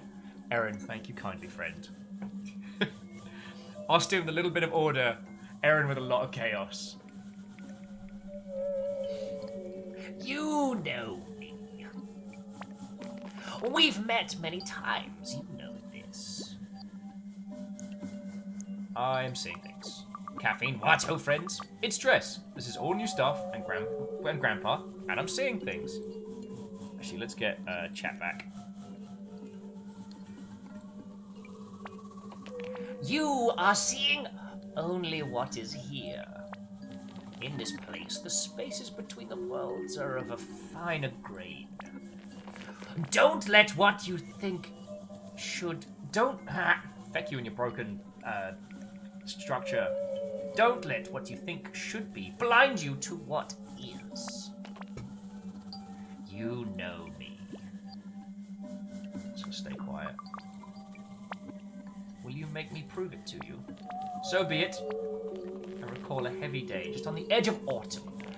Walking home from school, there was a gust of wind.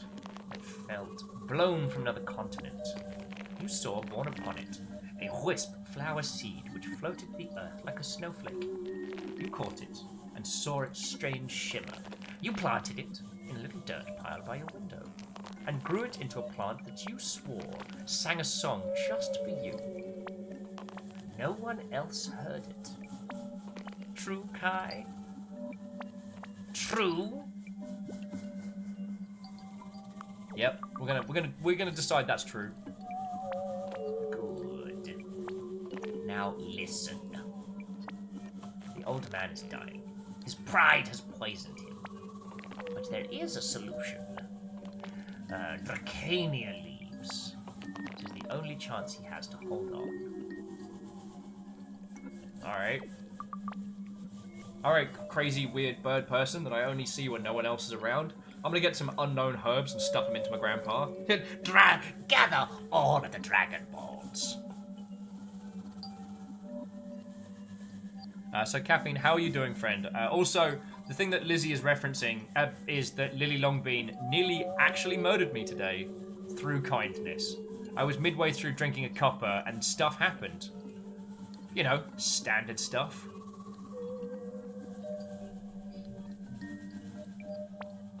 You will find the wide leaf of Dracania next to the temple garden. Why should I trust you? Oh, and Austin, thank you for the reload there. Cool. The chat box isn't coming back.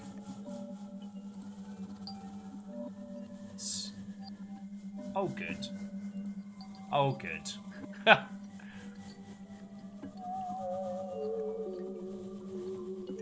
Oh, good. I love it when Streamlabs breaks things for no fucking reason. Austin, thank you kindly for the additional. Catherine says, work was hard but fun. Hung 2 paintings that are about 150 years old today. That's 300 in total. I'm good at maths.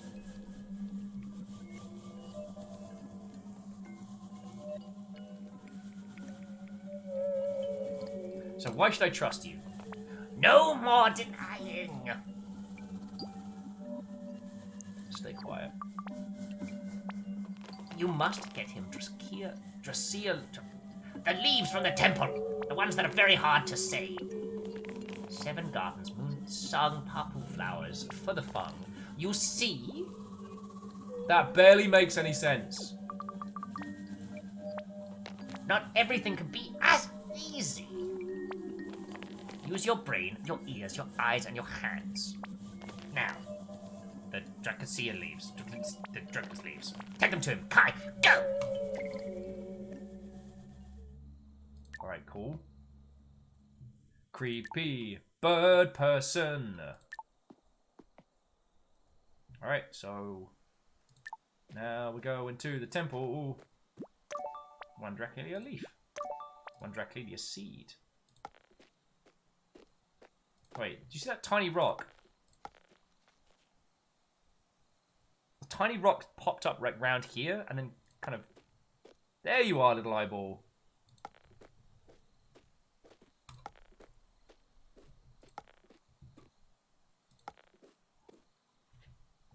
Alright, so I'm not ready to explore that part. Yeah, and Austin, the letters having the random jiggling, like, there's a bunch of ways that you could do that in varying game engines, but it adds such a note to language. It's one of the things that I think we often forget that we can do in games, you know what I mean? Especially, if you want a great example of that, Slay the Spire, the way that it accents words with different animations. Like, for ones that have this almost musical lilt to them, sometimes the words will move in a wave very smoothly, when others, when it's jarring or otherworldly, the letters shake. Or sometimes they'll kind of expand forwards. Excuse me. Oh, sorry. Sometimes oh, sorry about that. Bear with me a second.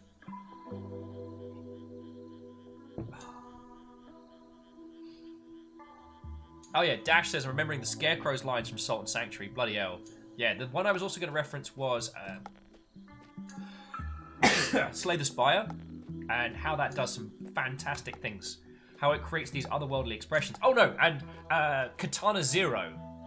That when you interrupt someone, the words in their speech fall out onto the world, as if like scattering objects off a table. I really like that.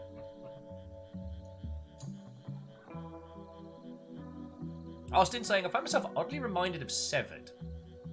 That was that the one that was originally an iOS title, where you had like swipe-based combat, where you'd cut off varying limbs to build your character? Or am I thinking of something else? I've been terrible for remembering video games and people today.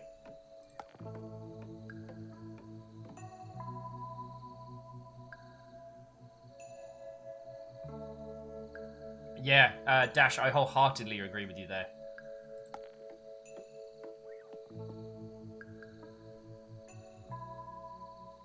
Now, I don't know about you lot, I am one of those people that, on average, tends to watch TV shows with subtitles. Just because if I'm not paying attention or if I can't hear, I find it a little easier.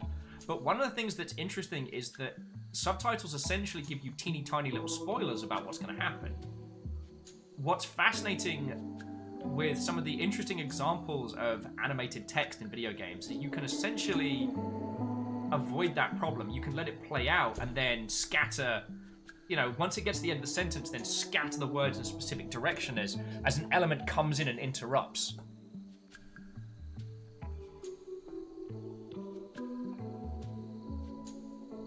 Oh, actually, so friends, Imp is saying that on animating fonts, while not strictly a video game thing, Making Comics by Scott McCloud is a good reference on how to use text evocatively. Oh my heck yes. I can't recommend that book enough. While it is primarily about comics and the 8-panel American format, it does so many great things about getting you to think about how your user, how your player, how your reader observes the text on a page. And if you can take all of those philosophies in how text can be used artistically and then add a spot of animation in a game, you're onto a winner. I can't recommend that book highly enough, friends. The only problem with it is it will make you want to write a comic. And while, as we were saying earlier, I want to encourage all of your creative endeavors, and I do sincerely hope that you will get to make the stuff you want to. It is worth bearing in mind that comics do not pay the bills, and that making a living from comics is a profession that few have, and even fewer have successfully. So, sadly, the amount of time it takes to make a comic, original, digital, or otherwise, versus how much you can make is wildly disproportionate. It's something that I'm genuinely against, and I would love a situation where comics could make more money outside of external funding like Patreon and things like that. But unfortunately, once again, it's the difference between talking about how we want an industry to be and acknowledging how it is.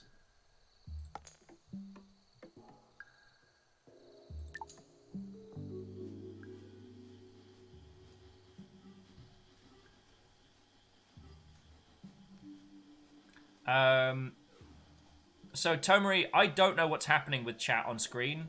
Like, I'll try doing it, if there's like a refresh I can do here.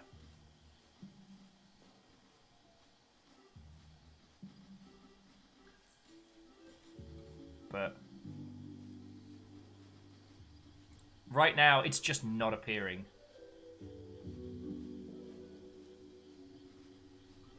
Oh, and I apologize, Tomari. I didn't see your point earlier. I hope you're doing better, friend.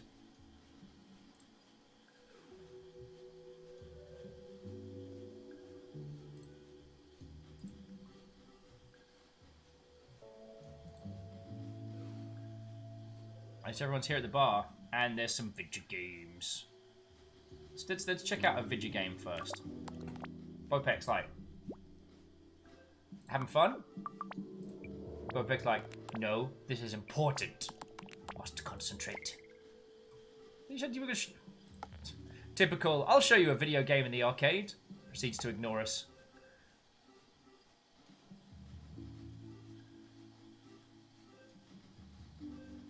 Beadora says, look at that comic that I love but rarely read. It played so much with the format. Long story interjected by super text heavy, like one-shots interjected with completely wordless ones. Well, yeah, I know manga format better than I know comics, although I've gotten better over the years, especially anything like Image or Independent.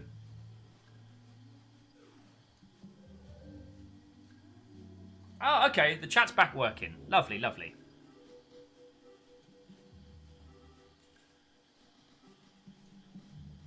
So there we go. And yeah, Austin was saying that, yes, Severed was the gesture-based combat, but its visual style was its most prominent aspect. Bright, colourful gradients, but also, like, creepy NPCs like the Crow. Yeah. I have been stalking that one for a while. Now, did the...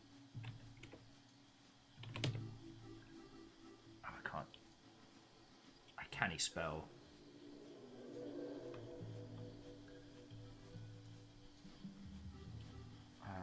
Because I'm trying to remember if it got a Steam release eventually.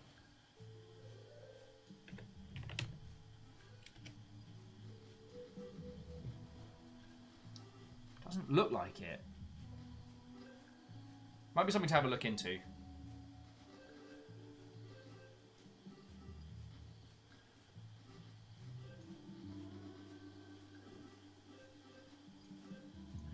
Anna says, I read a webcomic named Unsounded that does some fun things by going past the borders. That's way cool.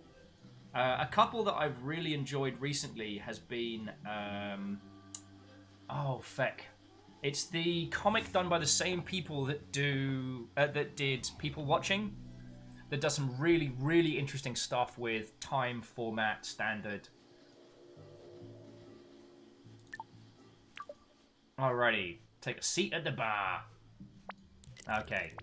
Oh, look, a little sea crumb has graced us with her presence. Honey, indoor voice, please. Always the sea. What's that, wee man? If I spoke like you, I'd call everyone my little ventilation unit. To be fair, Grab, the sea is a bit more picturesque than the plumbing. Waste disposal and infrastructure management. Ha! You need to loosen the anchor a wee bit, matey. You see? The sea, again, always the sea.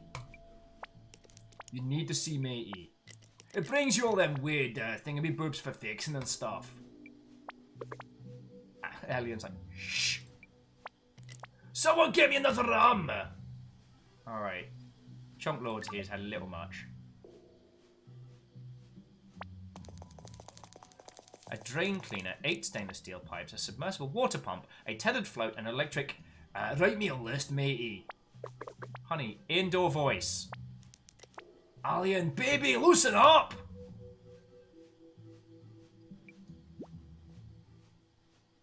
Change the subject. Yeah, Austin, that forearm hair is something else. It looks like gauntlets made of fur. So jumping back in, for, I guess it's the comic conversation, is Inip is recommending Alan Moore's Promethea, messing with the medium graphic novels, and it's completely mad. Lovely.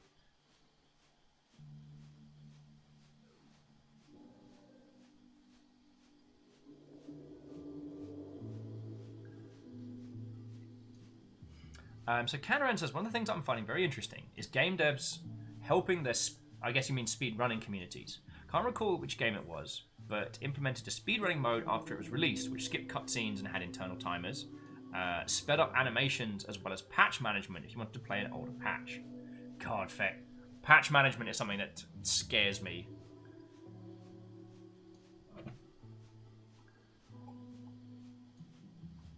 Like... that is such an order of magnitude of work that... yeah. I'm not against it, by the way. It's just... I guess my community management flag is starting to wave behind me. But it's like... oh boy. I know there's a few games that have featured it, and I believe Steam is going to be supporting it.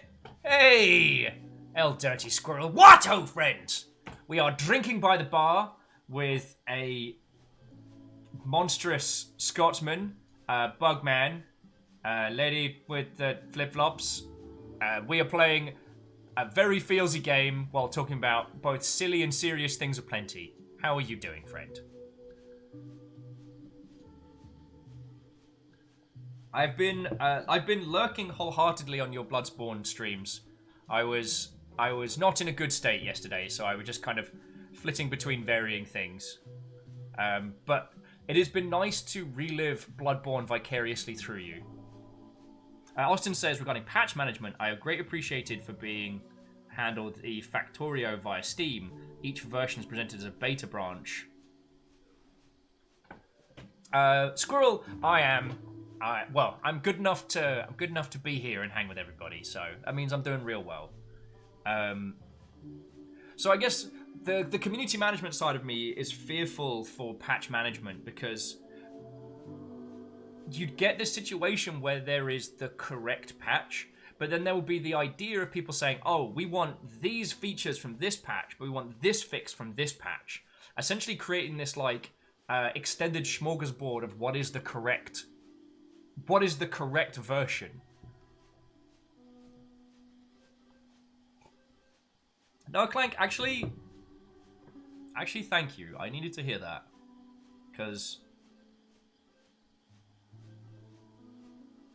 usually in the past,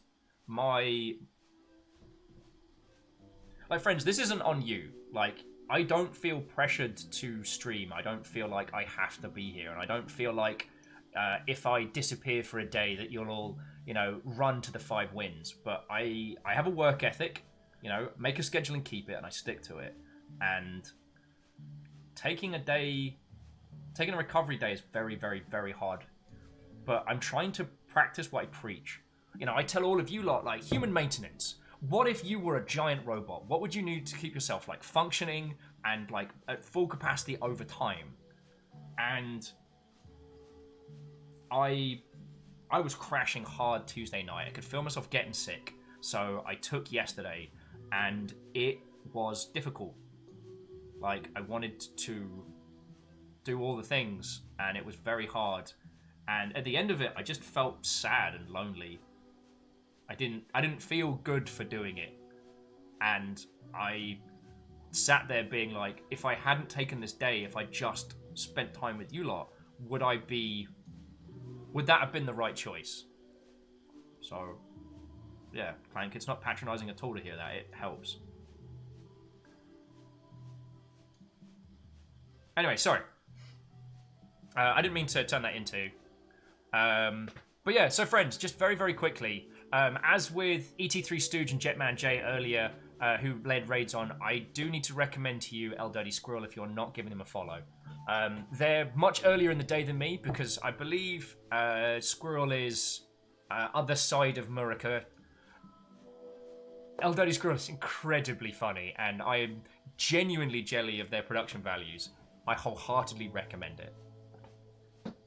Yeah, and friends, I don't want to turn this into a complaining about streaming conversation, because I feckin' love doing this. I love getting to spend every day with you lot. I love that I don't have to hide my love of video games. I can just talk ad infinitum. I mean, today we've talked about how to budget your video game, production, about the difference between Transformers the movie and Michael Bay's Transformers the movie. We've talked about, you know, feelings and art styles and creations and everything, and I feckin' love that. I do want to acknowledge what El Dirty Squirrel is saying, which is streaming can be a lonely profession, and sometimes I do get the cabin fever real bad. And it does... But that's... I don't know. I don't want to sound like I'm complaining from that. So yeah. Oh, Dreamer's asking, haven't been able to tune in how much have you liked this game?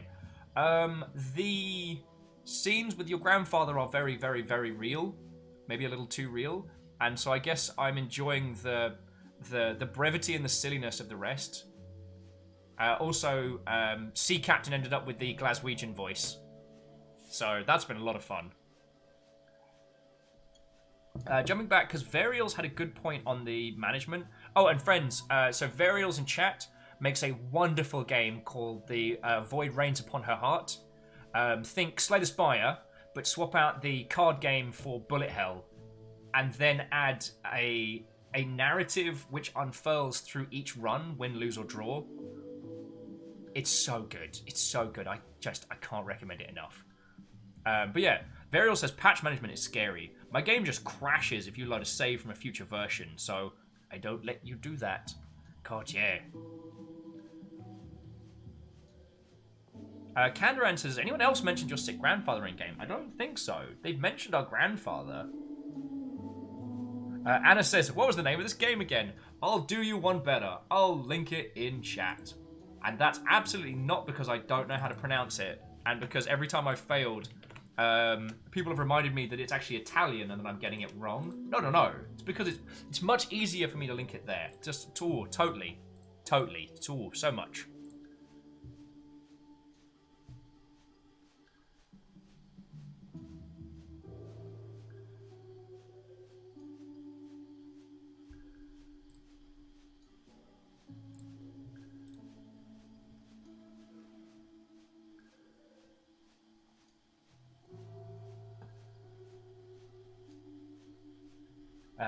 There is one other thing that I wanted to add very quickly about like the version swapping when it comes to Vidya games, that if you give users the tools that could potentially break their saves, even if you warn them that it might, they will still be livid when it does. It was one of the things that was very interesting on titles like Total War and stuff like that, was that people would use mods that would break their saves and then come to us and be like, your game is buggy and broken. And then having to be like, look, I'm sorry, but you upped the number of units and the number of factions and the number of things happening on turn way, way beyond the scope of which we ever thought possible. Like, we empathize, but that's not us. Because Austin's saying it can lose save. Oh god. If anyone hears about save game deletion, they will actively avoid purchasing a game, so you're correct. Monster having dropped the ball on save versioning was an obstacle that kept me from picking up Iceborne. What's fascinating about that, Austin, was actually the number of reports of save game deletion was very, very few. And like, it was mostly from people who hadn't played the game for a long, long time, where their version save was so far behind what was currently out. Now, it's still on Capcom. They should have tested it. That's why you have compact testing and things like that. But the number of individuals for whom that was the case was not as dire as had been reported. But you can bet your bottom dollar that people would have avoided buying it in case it deleted their saves. Now, Kandaran, Austin, like, we've picked it up. None of our crew have had the deletion problem. And by my understanding, that has been fixed. But it's just...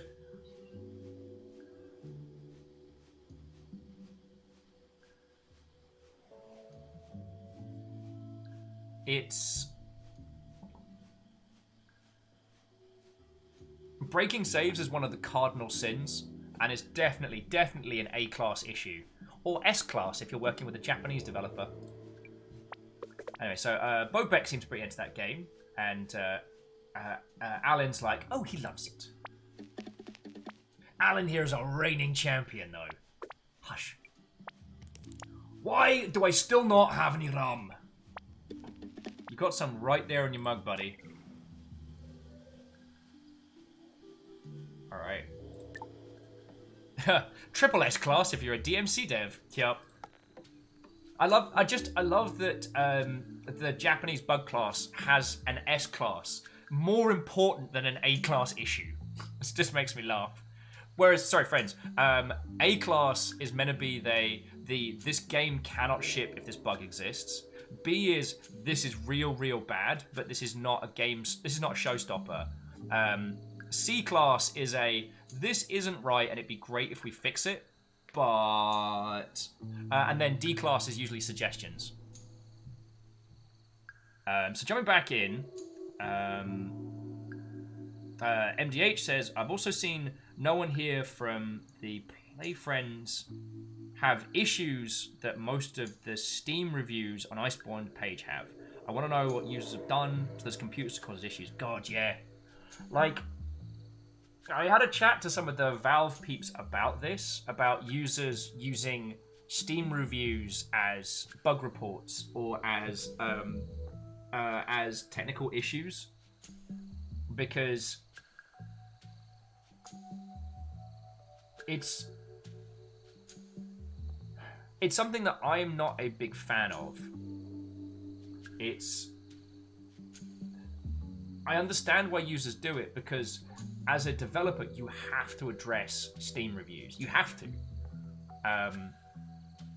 But those users, there isn't any opus on the user to provide correct information, and their review genuinely has an effect on your purchasing decision. So when I was chatting with the Steam lot, it was like, I felt a little bit bad about telling them this, but I was like, look, people are actually doing early access on the Epic Store, because on the Epic Store there's no reviews. And if you have a patch that rolls out that has a bug or an issue, like, those reviews are a stank that don't wash off. And I think that's unfair. Especially if the issue is a technical one. In an age where a game can be improved and changed. You know, unless it's an issue at a core technical level. But also, if the person's attempting to run Iceborne or what is essentially 2 potatoes in an oven, and they're complaining that the game runs poorly, the opus isn't... The developer is not at fault, but the opus is on the developer. A friend of mine said that for PC users is that Steam should auto-submit a DX diag with each Steam review. So that the developers in question can have a look and see if there's a similarity. But that would mean putting not personal information, but technical information linked directly to your Steam account available to a developer. And that's not every developer is good people. You know what I'm saying?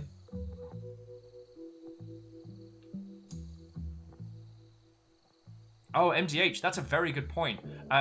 New mobile games can be obliterated by an hour of downtime. Yeah, feckin' hell. Like, regardless of how good the game is, going down for an hour or so and just users review bombing the heck out of it. And not as a concise approach, but like a... Yeah. Oh yeah, Clank. That's a good point. Review tag does not meet minimum spec.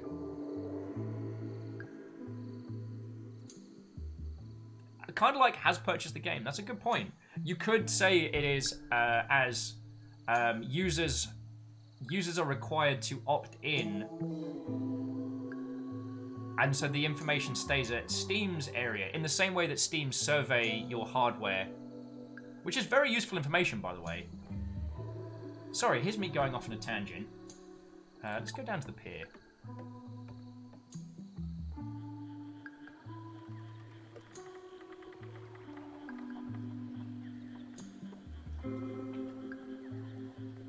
Now, that is interesting. The Dreamer was saying, actually kind of reminds me of the self-publishing on Amazon. If you get reported for typos, your book gets taken down, and it can be crushing. And people will report things like singular they and idiom phases as typos all the time. Oh, fuck. Well, good thing I'm not self-published on bloody Amazon then.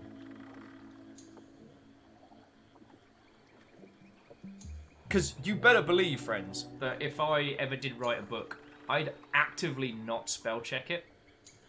And I'm not one of those individuals that believes that the user should have a hostile experience, but I've had people correcting my spelling for so much of my life that I basically just...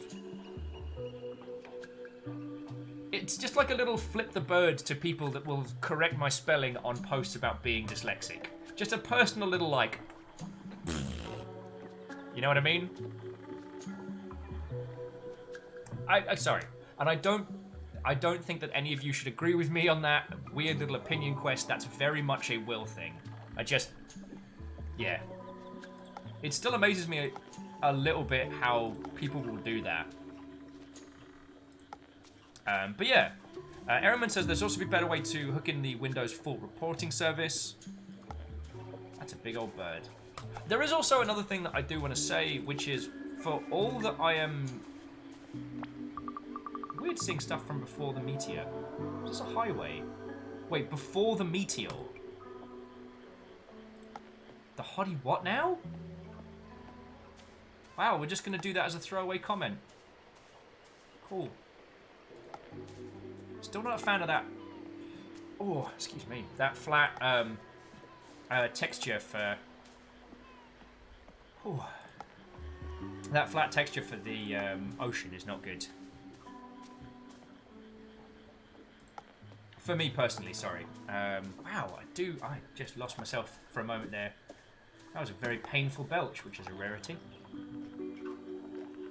Sorry, the thing that I wanted to add is that I'm going off too far in a dev opinion space, and I want to bring it back a little just to add that I have encountered games that have been poorly optimized and games that have had technical problems under the hood that have impeded me playing, and a way to filter those issues from the this doesn't run on my toaster is very, very difficult, because you as a user should be able to make a purchasing decision. You should be able to understand like one from t'other. One of the things I'm a little worried about is I want to show you all Final Fantasy 15.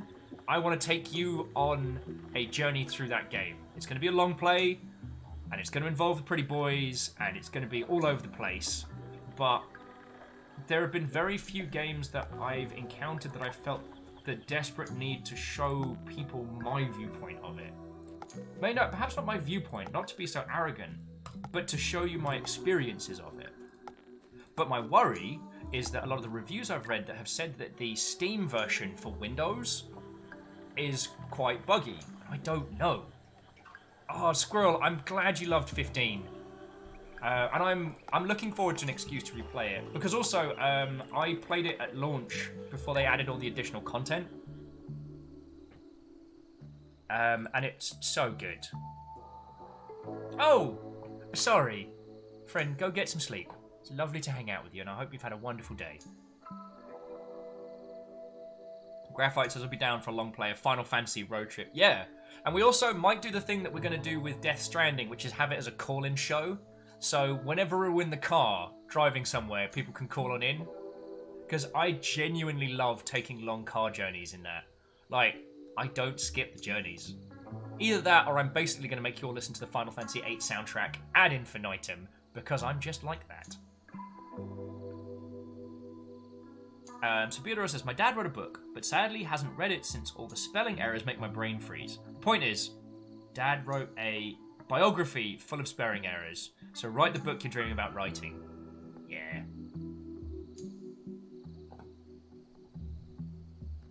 I mean, the secret is write the book that you're dreaming about reading, then hire a good editor. Like, write it raw, then pay an editor.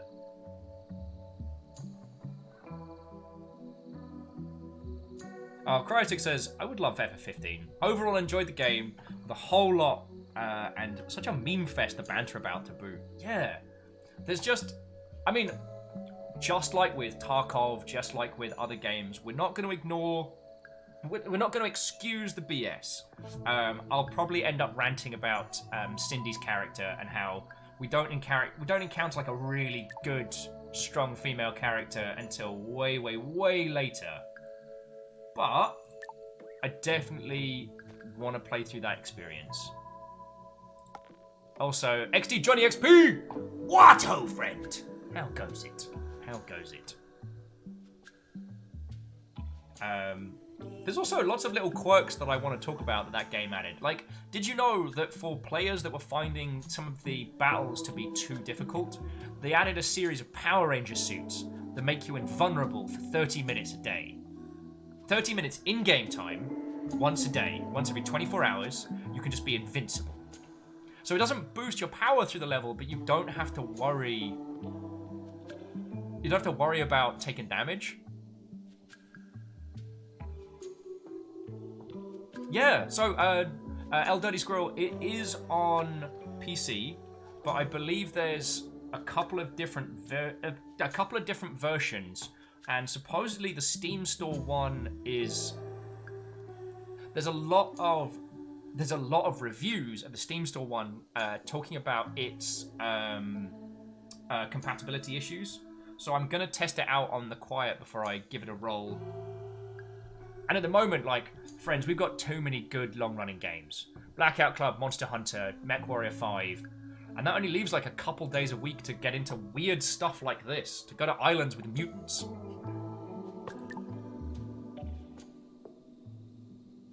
Alright, let's try giving Grandad some leaves. Okay, I'm so sorry. I'm still feeling weak. Alright, I have something for you. Wondrous Sea Leaf. Kai, do you know what this is? It's basically cocaine. Promise me you didn't eat any of this. Promise me. Of course I didn't. They're leaves. Forgive me. This is an extraordinary dangerous substance you've ingested.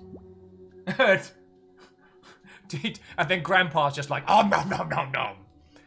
Have you been doing drugs? Drugs are bad. Now sit back, we'll eat a lot of drugs. Jumping back in, so Austin says, it makes me imagine some sort of road trip game with a public random voice chat, and especially more kind of fluid, fleeting chat partners, then ruined by throwaway identity culture. Austin, that's what we're going to do for Death Stranding. Because friends, I need to play through Death Stranding. Friends, El Dirty Squirrel did a playthrough of it on PS4, and the only bits I saw of Squirrel's playthrough were the in-between bits, the deliveries, the back and forth. And I worry that I won't be interesting enough during those segments. Now, supposedly when the story kicks off, it goes from weird to brilliant. And also, I do know that the opening quest is a feckin' feels jam, so just gonna need hugs for that one. It'll be fine, you know. Difficult art is often worth its time. So what we're going to do is, while I'm doing deliveries and things, we're going to do kind of like the Big Trouble in Little China, like trucker radio, having people call in. It'll be great.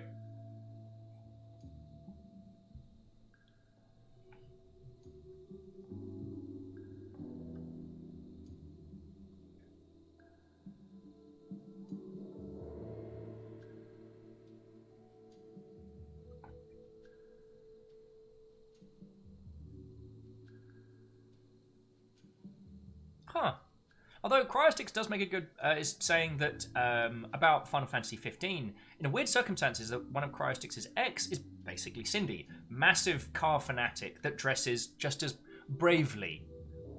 I mean, I'm never gonna police someone else's attire. It was just the framing of Cindy and the fact that it's one of the first female characters that you meet for a long time who has any agency. And the way that it's shot, I don't know. There's a lot about that which is very old video games philosophy. And I didn't mean that as a counterpoint, just more that, yeah. And, yeah, Squirrel, like, getting to watch some of your Death Stranding playthrough was excellent. And I say this with love and respect, that the one particular mission where you were trying to take a sled full of bombs down a snowy cliff and they kept tripping you up and then everything exploded. I laughed a lot and I'm very sorry. Like, I don't want to say Schadenfreude, but I was having a good time.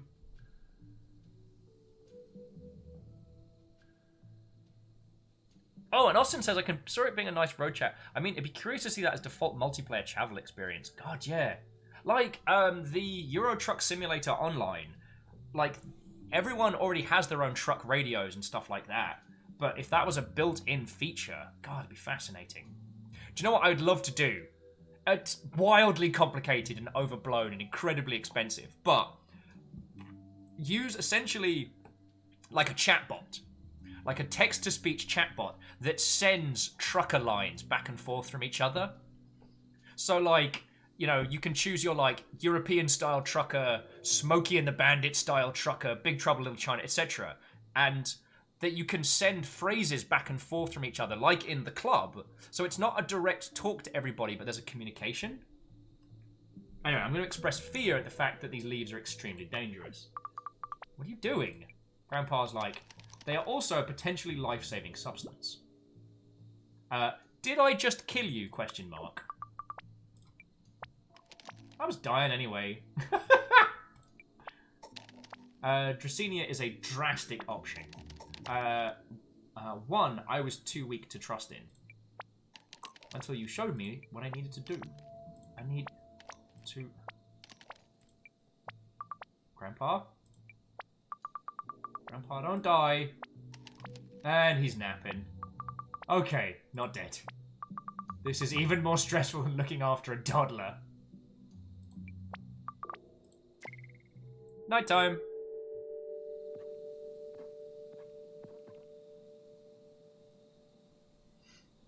MDH writes, I guess going back onto the Cindy conversation. Oh, Beodora says, Final Fantasy 15 is crap. It keeps making me hungry and I'm constantly broke from buying music records. It seems, Beodora, that you and I had a very similar experience. It makes me crave good pizza, and I spent all my fight earnings on buying soundtracks from other Final Fantasy games. But yeah, so MDH writes were just, and on the subject of Cindy as a character, says that they're always torn about characters like that, because on the one hand, I really want to push that girls who enjoy sex are just as viable as good guys that do, and viable and good as guys that do, but also be divorced from being part of the male gaze. Yes. This is a big old topic, which we've chatted before and we will chat about again, and I'm not going to be the one to stand here and tell everybody how it should be. Didn't realise how tired I was until just now. You gonna do sleep? No. But there's nothing inherently wrong with Cindy as a character. It's a lot of the depictions and interactions. It's the short TLDR. It'll get better, but I feel it is not getting better fast enough. But that's another kettle of monkeys. Why is everything weird? Dennis, absolutely no walking up these steps until the wood glue has been set. Do you hear me? I've had enough of it. Enough! I need to get up there in the morning and do, and then I need to do those steps. Okay, cool. Dennis? I guess there's people playing music in the bar.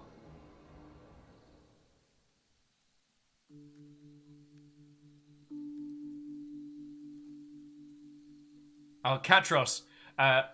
What is the opening of Nier for $200?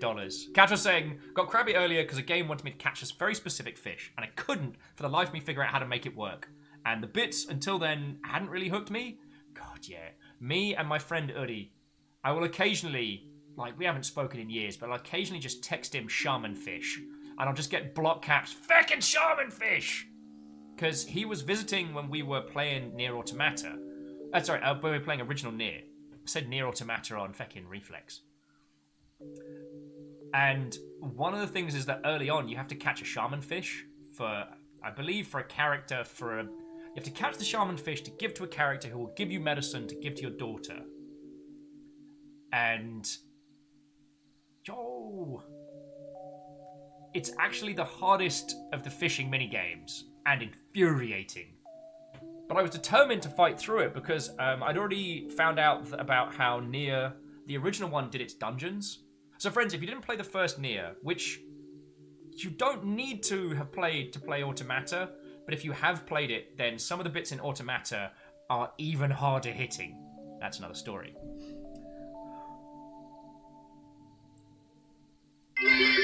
Yo! Oh, Tomray, thank you kindly. Sincerely appreciate that I'm able to have this opportunity to make people's lives a little bit better, so yo.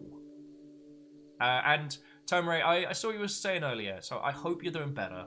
Thank you for the 100 cheer.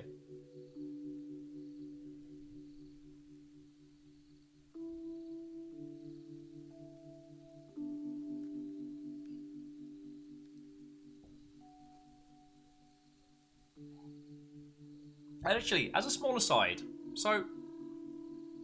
Oh yes, I almost derailed myself. Graphite, thank you for bringing me back around. Yeah, Nier is not the cry for Nier Automata, but it makes it so much more, like, punch in the feels. The original Nier, what's fascinating about it is that while the main game is... 32 seems like a good number. Right you are, Sean. And thank you again for earlier. Feckin' legend. The overworld is your standard open world RPG. Level up, hack things with a sword, different swords, different moves, yada yada yada. However, each of the main dungeons is a throwback to a different game. One of them is a side-scrolling Prince of Persia. One is a bullet hell. One is a fixed camera angle Resident Evil style. One is a text adventure. You go into the world of dreams because of tree pollen, and it's a text adventure.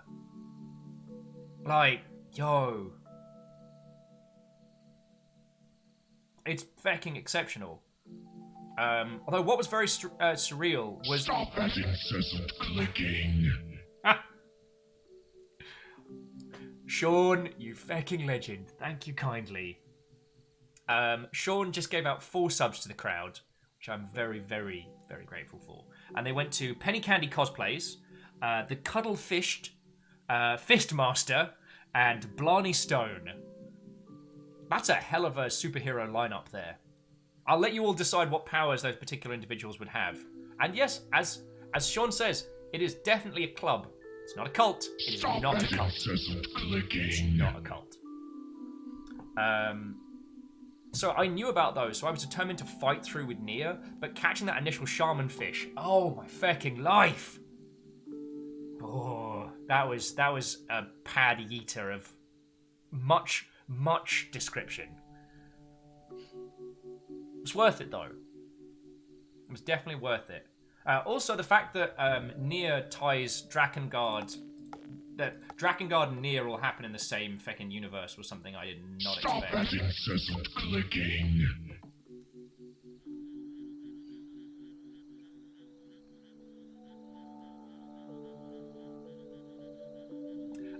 So Asari says so, Will. How would you describe what games like Simon the Sorcerer are to people who haven't played them before? What's the funniest thing a game breaking the fourth wall has ever done? Funniest? Oh. Honestly, I think the one that's got the loudest laugh out of me has been Later Gator recently. Like, I mean, I wanted to say Undertale or One Shot, but the one that made me cackle laughing while shattering the fourth wall was genuinely Later Alligator. And Simon the Sorcerer is very much a point-and-click adventure with a cracking sense of humor. And very little regard for even the structure of the fourth wall.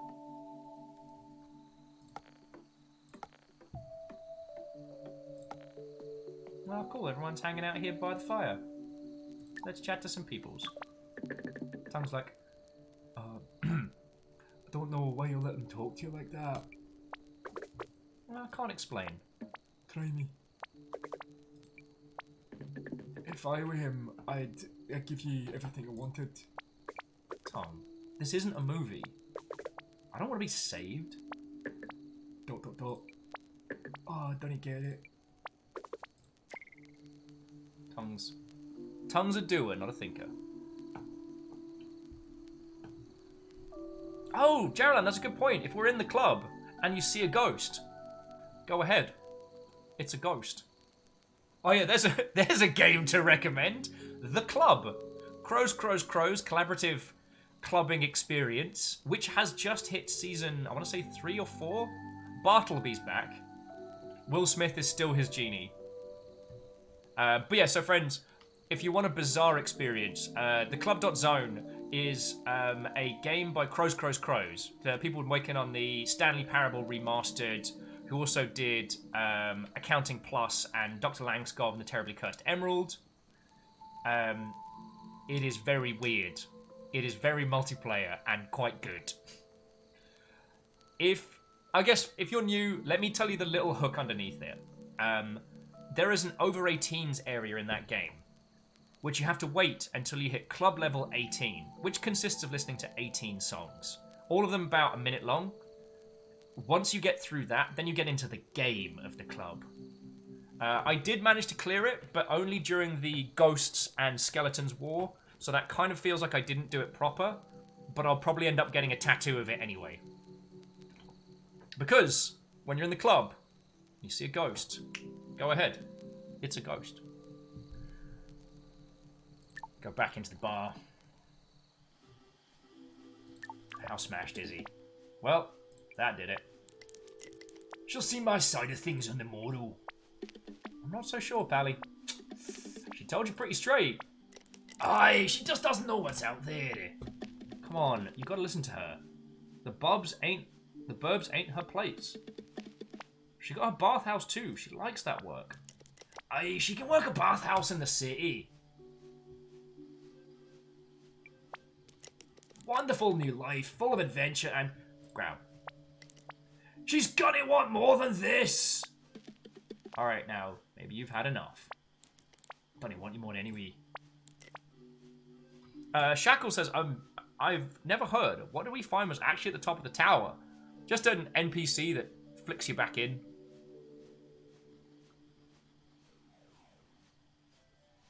Item says, I'ma drink so much she doesn't remember what she said. Haha! Oh, Cryostic says, yeah, also winner of the most long shipping game of 2019. That's like 7 Jeff Keighley's. Yeah. In fact, I need to work with Meowkitty Sakura, I believe, who was working on the Longship Awards, which we need to send out.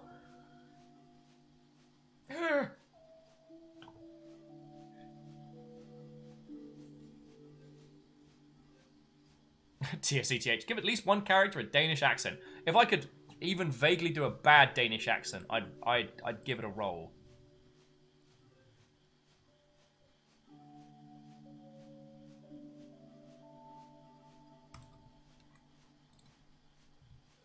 I'm gonna go home to my beautiful boat with sweet old Bark.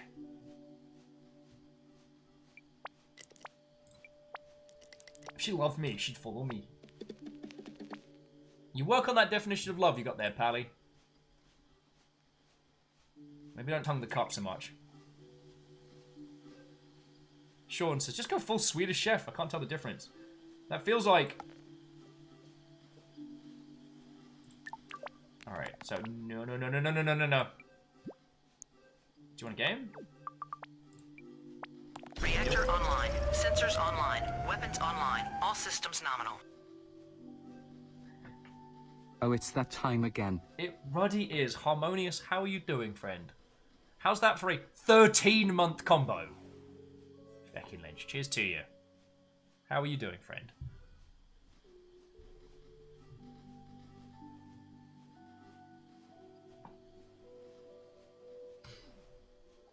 No, supposed to play Tom. He didn't come.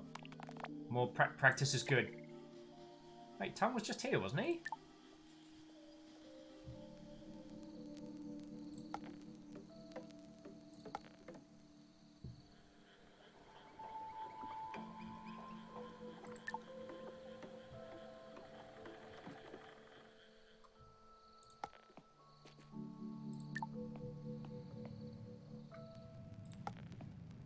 Okay, have we discussed whatever this giant snoot monster is?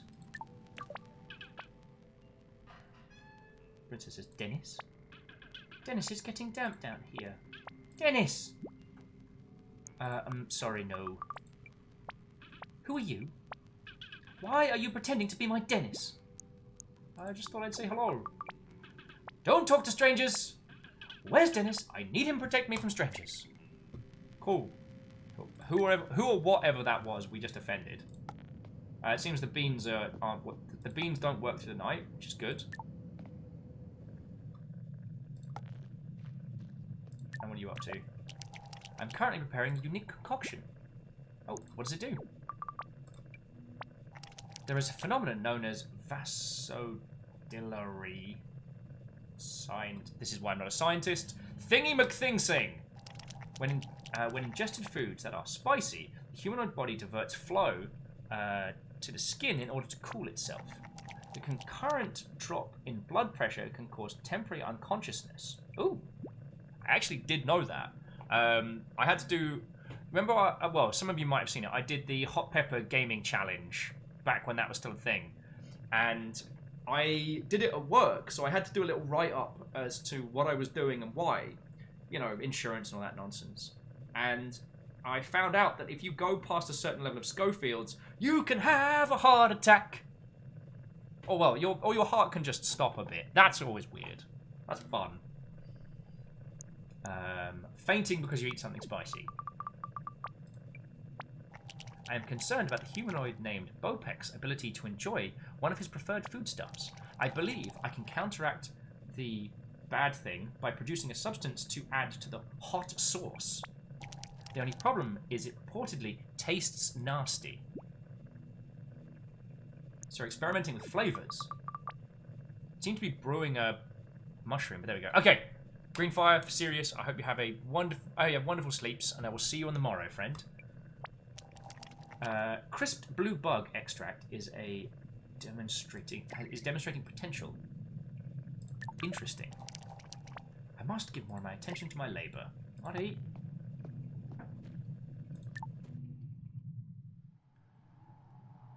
Alright, I guess we checked out this area. Up we go.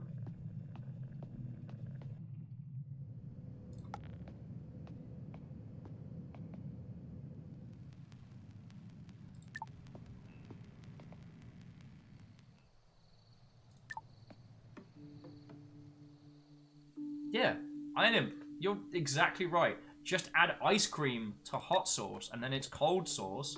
Duh.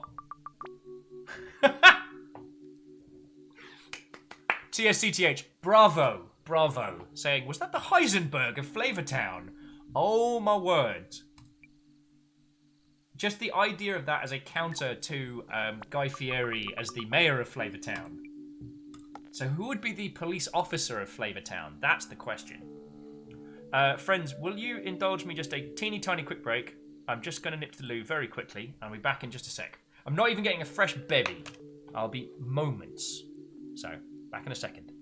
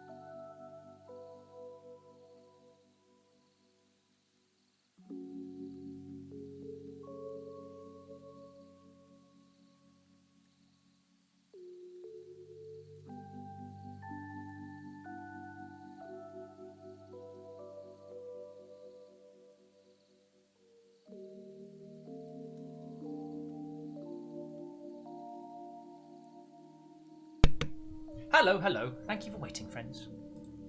There we go. Dezu, how you doing? What, ho, friend? If there is anyone who has not got a proper hello from me, then do let me know. Did we decide who the chief officer of Flavortown was? Dash says Ramsey's the judge. I can see that. Although what's fascinating is if you watch the American cut and the UK cut of Gordon Ramsay's Kitchen Nightmares, oh my word, it's like night and day. The English cut, he's like, all right, I don't appreciate, like, I think you can change these things, but we can improve on them. And the American cut, it's like, I will slay you and your business. Summary Lynn, I am doing much better. I apologize for taking yesterday off, but I'm doing better today. I think. Where do we have left to go? Oh, journal will tell us. Oh, so I got a call home this evening.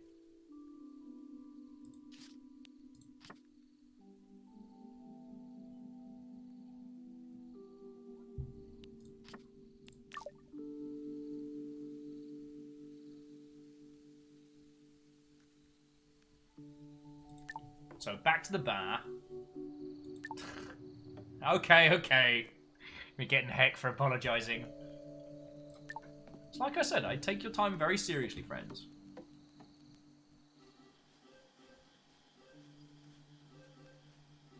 Alright, let's listen to these two numpties at least once more. Spike says, you got any love woes? Got any love woes you want to share with this jitterbug? Bet she's got a string of boys with broken hearts and a bull weave. Enough, Gaub.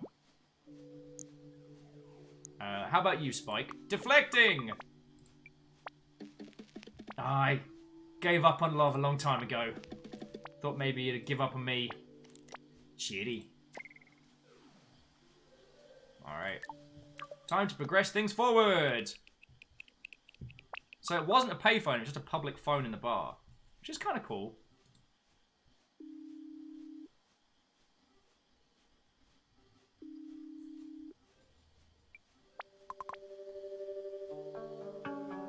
Phone says hello.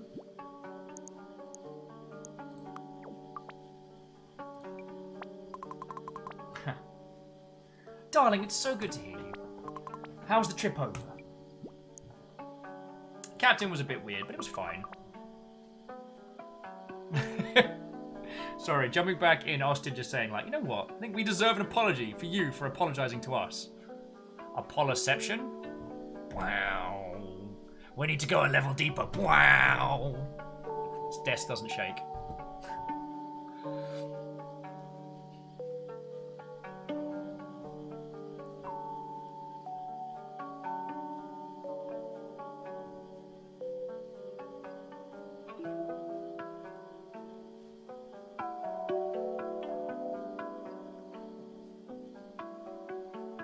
Well, TSCTH, I think you are correct. The different cuts of Ramsey is, yeah. The American cut is all bits with him with the nice bits cut out. The British one is with most of the angry bits cut out. I mean, it's an... God, in fact, I could get into video editing and how to craft a hero or a villain from the same footage. But that's a whole nother story. Like, friends, I've had to get back into video editing this week, and I forgot how much of an ass it is. I do not miss it. And the video I produced, I probably could have spent a bit more time, I could have done more on it, but I just got it finished and I was like, it's done. It is done, I don't have to do anything more with it. Finito, end of. Oh, Dash says, it took me way too many years to watch that movie. Boom! Finally started making sense. Oh, and Vanderbeest is heading off. Vanderbeest, as always, lovely to see you. Take care, friend.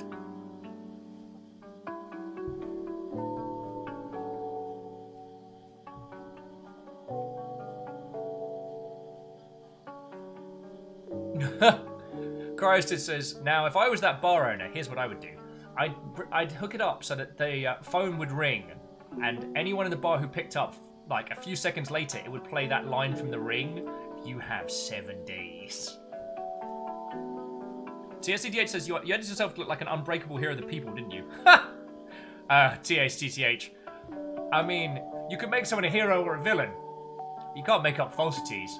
I left in crying, dog attacks, weeping, getting shot with an arrow, hyperventilating, well, almost hyperventilating next to a minigun. You know, standard stuff.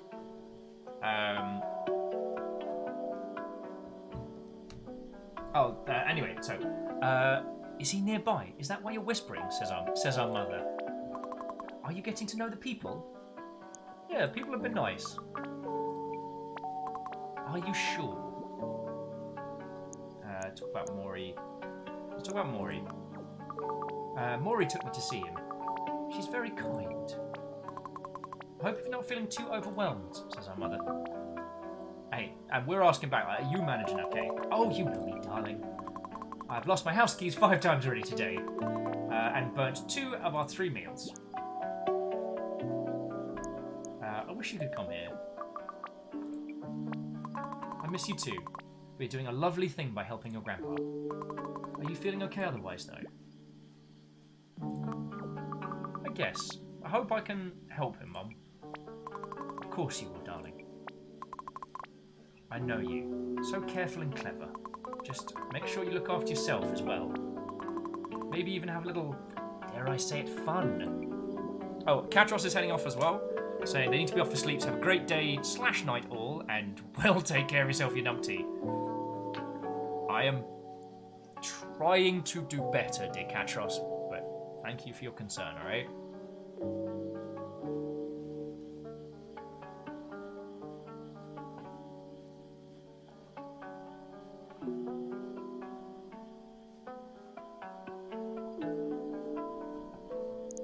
I'll try.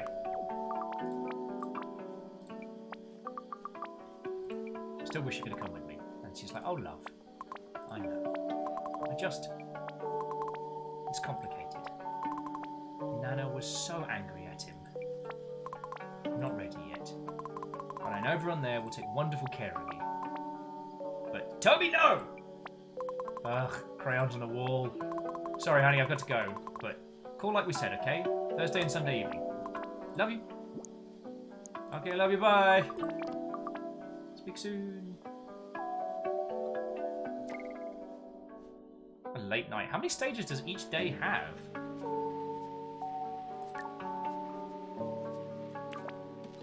Well now, that was a bit of an evening. Best get home now though, out of the rain. As soon as you're under Papu's canopy, you'll be okay.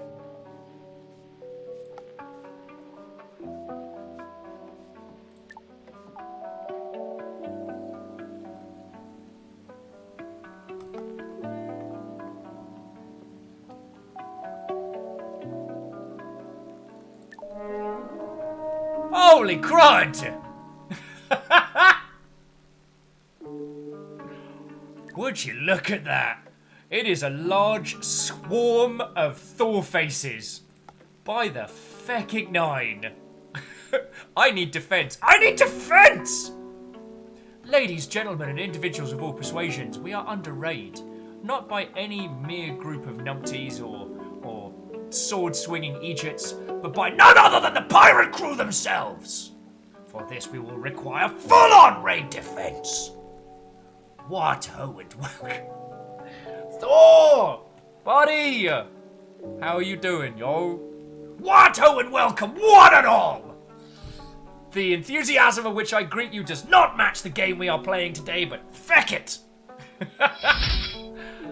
And to Billy as being the first of the throw follows, thank you kindly. That is a lot of Thor's face. Oh my heckin' life. Oh my heckin' life. Although our defense is starting to mobilize, this is good. This is good. Friendos to Thor faces. We can do this! Let me get my axe out. The music does not match the tone! Big, large man. That is an exceptional username. Thank you kindly. Friends, how are you all doing? What ho and welcome! Reflective sneaking a cannonball in through the chaos there. What a fecking day, you magnificent mother hubbards. So whilst our varying crews do battle as pirate and Viking continue to clash, let me introduce myself. If we've not met, hello and welcome. My name is Will, and it is lovely to make your acquaintance. I used to work in the video games industry, and now, especially thanks to Thor and the Go Pirate crew, I do this for a living. I am proudly part of the Go Pirate fleet. So, how are you all doing? Now, friends, whether or not you will be able to find Go Pirate software amongst this monstrous raid, if you are not following them, I wholeheartedly recommend it. Thor is a full-time game dev, full-time streaming person.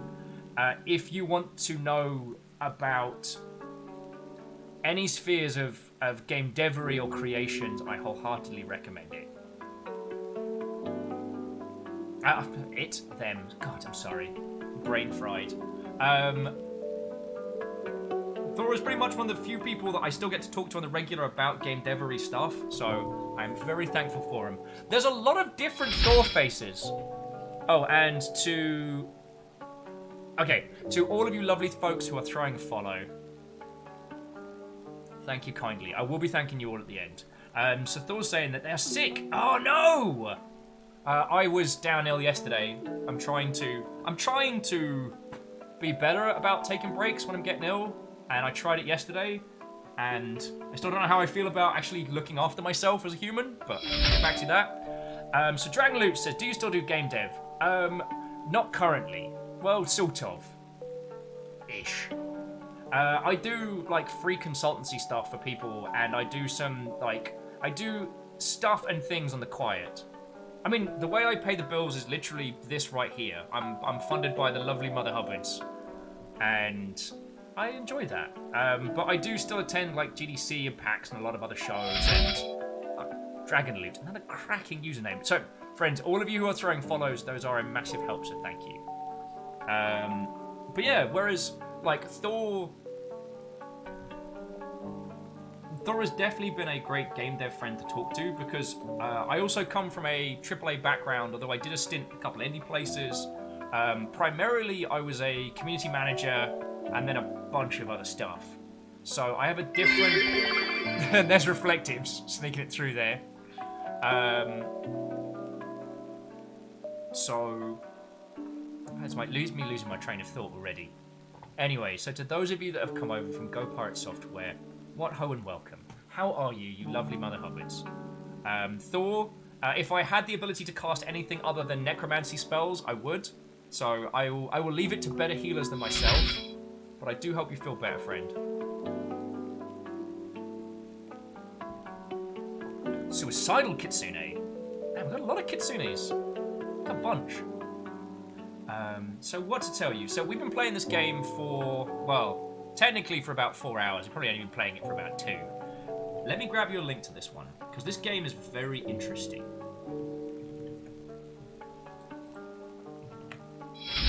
It is an emotional point and click, where you go to visit your grandfather on an island of mutants. Your grandfather is dying, and you've been asked to essentially go look after him during his last days. At the same time, we're finding out about this island of mutants, why it is, where it came from, and what its significance.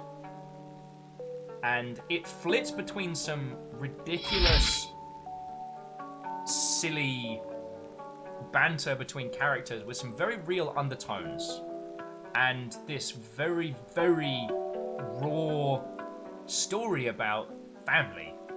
Now, one of the reasons why we started playing this was because currently this is the most nominated game in the IGF Awards this coming year.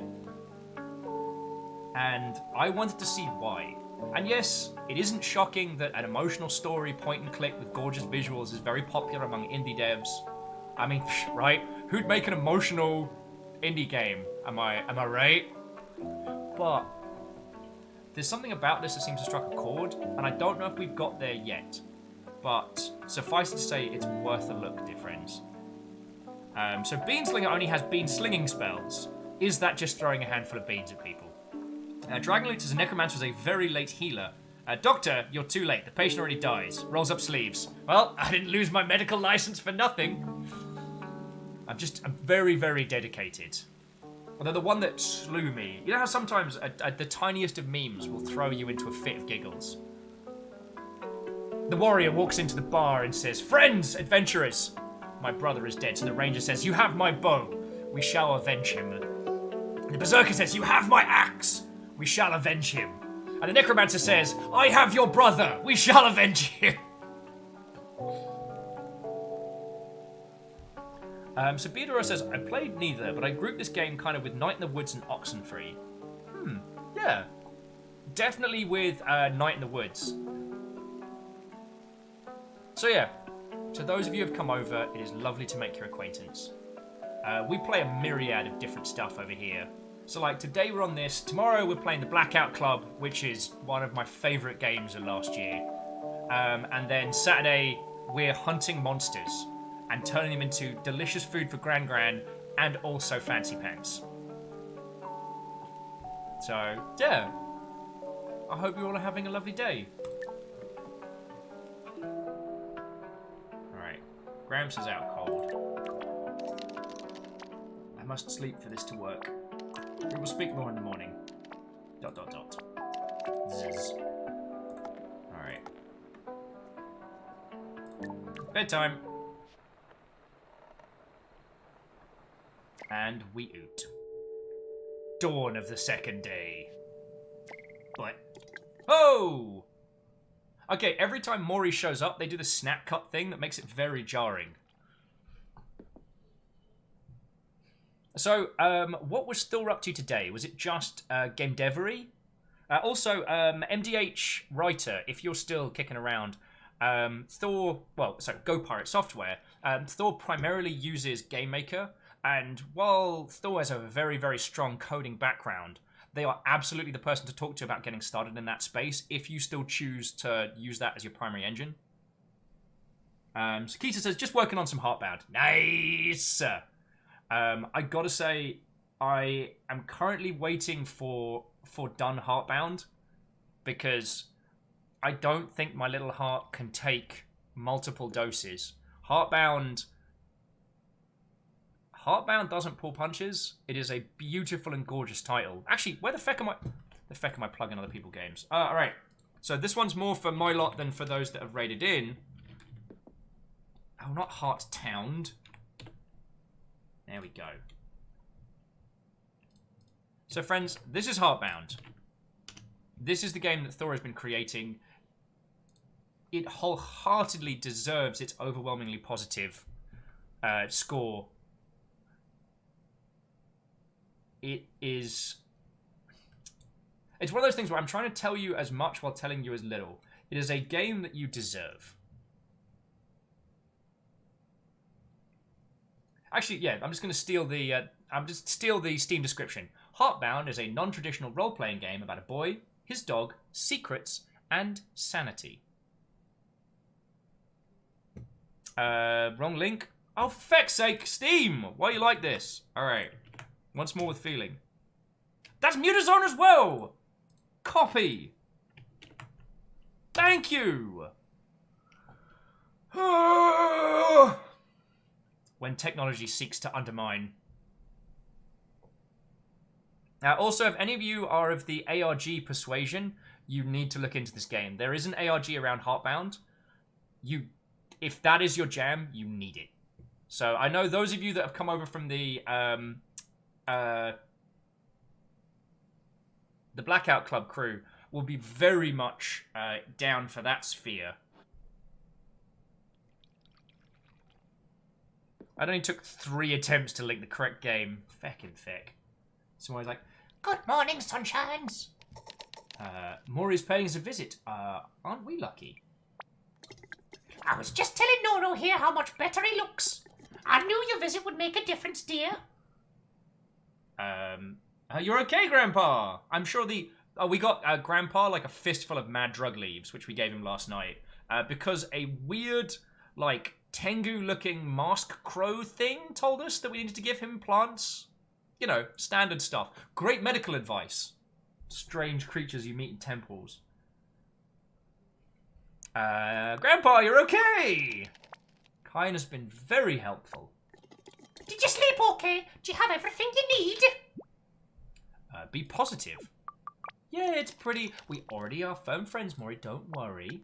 Oh, no, dear. It's wonderful to see you looking so well. It won't be long till you can join me again for morning Tai Chi. Anyway, time to be off, Poppies. See me for a stir-fry at lunch if you get hungry, car. Bye-bye, darlings. No, I was like, sorry I interrupted you a little there now. Am I not supposed to mention the Drancia or Dranicea? Honestly, I don't want to worry Maury. She's been very helpful to me over these years. But I have to admit that her kindness is sometimes a little overwhelming. Will you join me? Stay quiet. Please, sit. Grampy Gramps.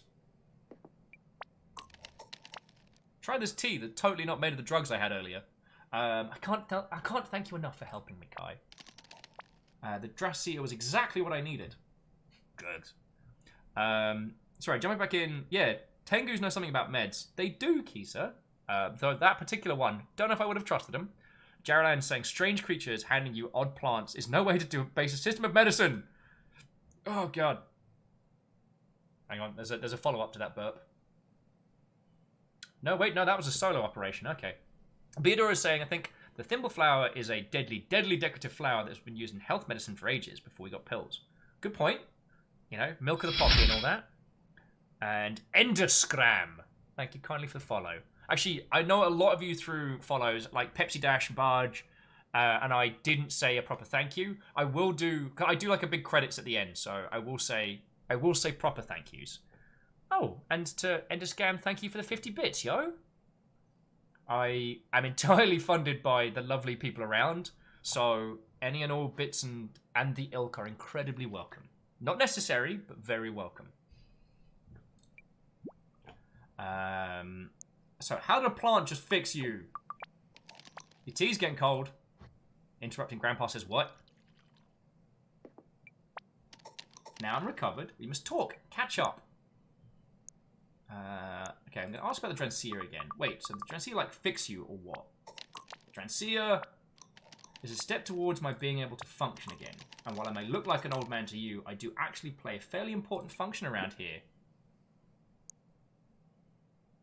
Why aren't you answering my questions properly? Or Mum said you're supposed to be a healer.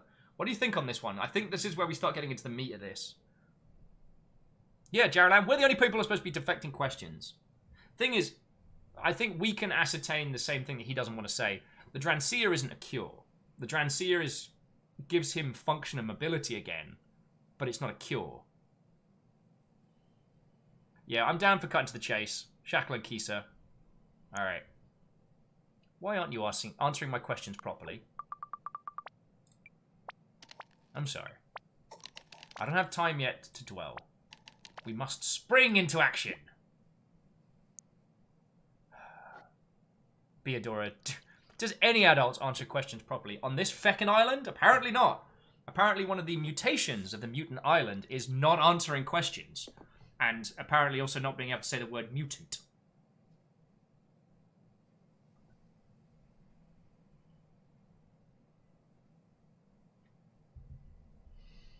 Do we want to ask about the spring or the Drancia again? Because I don't want to waste all of Grampy Gramps' time on the absolutely not cocoa leaves, you know what I mean? Is it cocoa or coca? Wait, which one is... One's chocolate, and one is, well, cocaine. I can't remember which one's which. And believe me, you only get that mistake. You only get those two mixed up once. Though, as a weird little aside, I did actually try raw Cocoa Pods at a chocolate festival last year, and they were weird. They were very slimy, and they weren't bad. They weren't as bitter as I was expecting. Just very strange. Just raw, steamed out the pod. It's very strange. Yeah, I want to ask about the spring. So, let's go over that one. Spring. I have to share some things with you, says Grandpa. My practice here is a community shaman. I want you to go to my hut in the crown of this tree and find my drum. Can you do that for me? A shaman drum. Please trust me. I know words alone will not suffice. So if you get the drum, I can show you. And that will explain things, question mark? Come back when you have it. Grandpa deflecting questions! Wandering Gamer says, yeah, cocoa bean fruit tastes really weird. Like, I'm glad I tried it as a thing.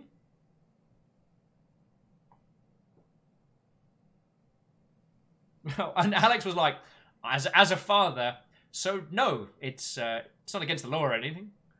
Deflect those questions, grandpa style.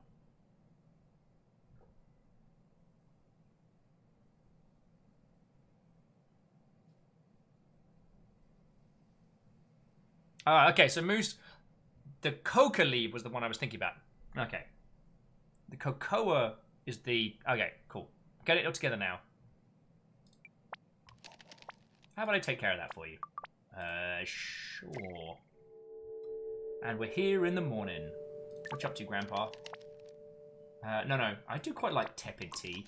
My hut's a bit messy, but the drum should be easy to find. Cool. Grandpa Deflecto. Chapter 2. Rooftop Garden. I tell you what, because we've got to get up to get down. So let's go get the drum and then go for a walk around the town. This is real pretty. Oh, and the freaking dots are at it again. Dennis, breathe. Breathe. Good morning. I had thought my body language might communicate my desire to be left alone. Why are you disturbing my futile attempts at peace? Grandpa wanted me to get something from his hut, you grumpy bug. Did he? Did he now? Well, go on then, it's just there. One yellow cap spore. Get all the plants. One of the things we seem to be collecting are all the varying plants around this island.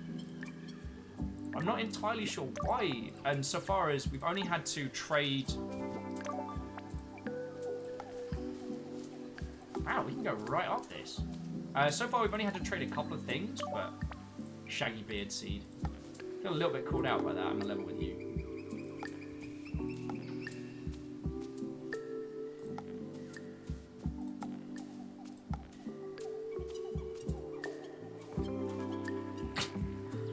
I mean, Jaralan, that's dark, but you're not wrong saying that he was way more open back when he was dying.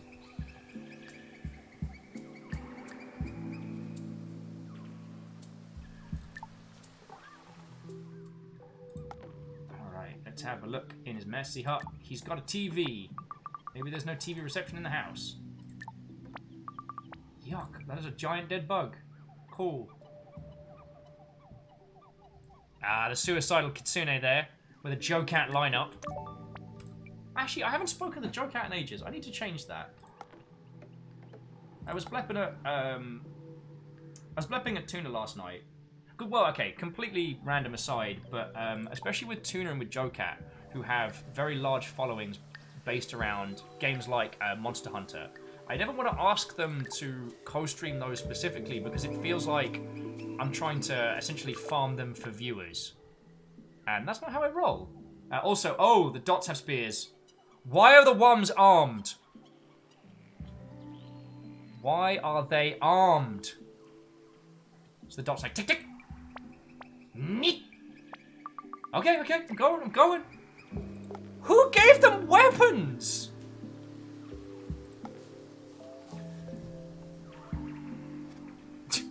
Camille's like, easy, because their ice cream melted. Oh, good.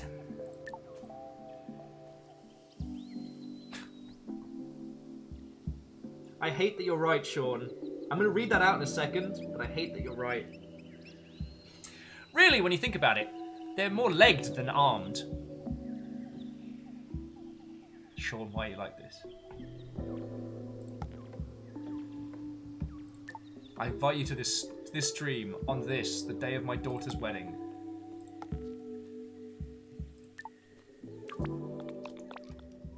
He was cockney, wasn't he? Good morning, young lady. How's my old friend doing today? Better, actually. Wonderful. Could hardly believe it when Maury said she came down. I'm delighted that your visit is having the desired effect. Now, what are your plans for the rest of your day? No, gave me a job to do. MDH writes, saying just because you work with something bigger doesn't mean you leech. And yeah, okay, no, I am fortunate. I need to blep at both of them and like hang out with them more, albeit at least digitally. I have been hermiting quite a bit over the winter, and it's not been bad, but I worry that people think that I don't want to chat with them, you know? Sure, a number of factors. A number. Oh, what was that from? Oh, that was from people watching again. That's my favourite excuse. Why didn't this happen? There were a number of factors in play. Keeping you busy, is he? Good. I'm hanging around awkwardly at the moment waiting for Claire. She's supposed to help me in the archive today, but she's a little preoccupied right now. I don't like to interrupt. Preoccupied? Well... Hold on. Did you just stop talking because there was a chicken? Turkey, why?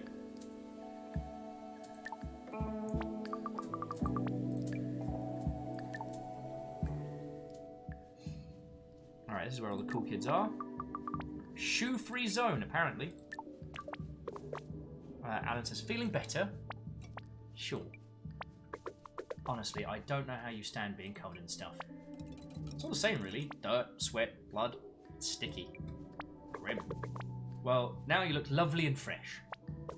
Did you try the new fur-friendly conditioner? Yeah. I've been working on it with Jelly. It's got milk fruit mashed into it to smooth the follicles. Seems good. Was there much out there? Dunno. Kind of a weird vibe. But you got something for the barbecue? Sure, no worries. The baby is really hungry thinking about it. God, me too. I ate proper today and I'm starving. Kai, this. I'll have a number 3, please. Okay. That was more an observer conversation. Oh, excuse me. Sorry. I do apologise, friends. That was an unfortunate hunger belch. I will change that momentarily. So many chickens, so little time. Let's go see how Claire's doing. This is definitely a game that benefits from letting peeps have their time. Oh, Spike says, always nice to see your face at the start of a day. Morning, Spike. I can feel it on the air, huh? What's that? Rain's on its way. Oh, that doesn't make a difference to you. How do you mean? Rain or shine, you'll always have your morning swim. Keeping records, are you? Oh, no, I'm pulling your leg, Claire. Oh, well, it seems like a nice way to start the day, that's all. Sure is. Watch your own splashes! Cannibal! Oh!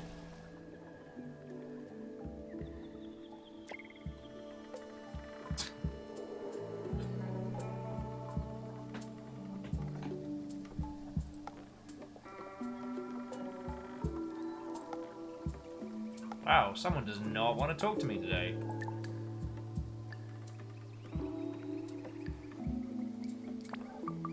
Houseboats are cool.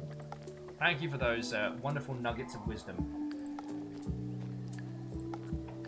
Yeah, the naked belly flop is a bold strategy. It's a bold strategy, Cotton. Let's see how that pans out.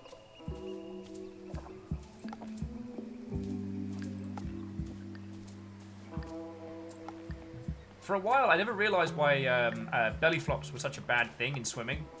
It would be later on that I would realise that it's due to my lack of any kind of muscle mass. That means that I don't hit the water like normal people. I'll probably hurt like a sack of now, but that's another story.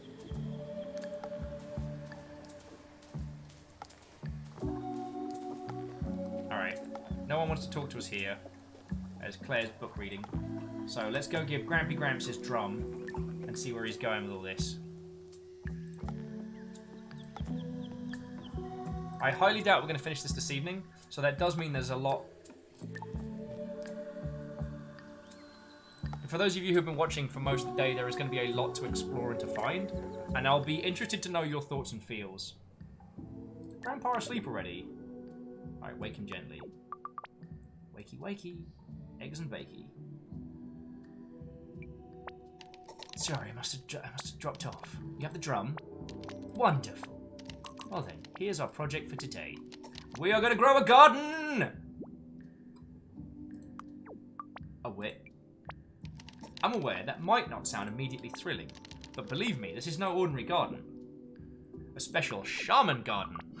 I've had some ingredients from a special shaman garden. That was a night. In a way, yes. You see, I need something. Elephant fruit. It doesn't grow locally. It can only be cultivated. Okay. Grow the fruit. Do not underestimate this task. This place, as you know, has a unique biome. You must learn about it. Pay careful attention to the composition of the garden. What do you mean, composition? I cannot tell you everything, but I will tell you how to begin. There is a way shown to me by Manny to speed up plant growth. That's why I asked you to fetch me the drum. Oh, of course. So, it's a magic drum. The drum is normal, but when used in conjunction with a particular melody, we can speed up plant growth. You want me to sing to a garden. I need to remind myself that this must seem quite peculiar to you. You need to be brave enough to trust me, to do things that might sound unusual. I'm sorry, I do want to help.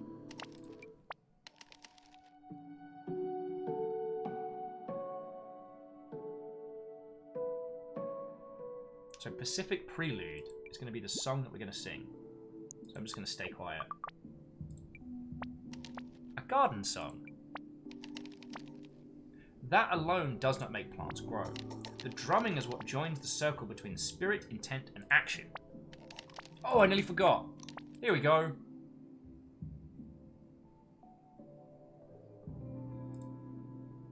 What are you giving me here? 3 elephant palm seeds. 3 cliffshrub seeds. 1 tilstander seed. You will learn by doing. On the roof of this house there is a small garden. These seeds will help you work out what the ideal composition is for. And of course, you have the encyclopedia and yoke to speak with. If you want more seeds, there are many to be found around the Mutazione. I'm going to be honest, I'm going to feel like such an idiot. Come back later and tell me what you discover. And he's out cold again. Sarah Lynn says, I like fancy gardens, and this looks like fun. Well, let's have a little look. Let's have a little look at the gardening part. Okay, so we have the option to listen. Let's go 2 headphones on this.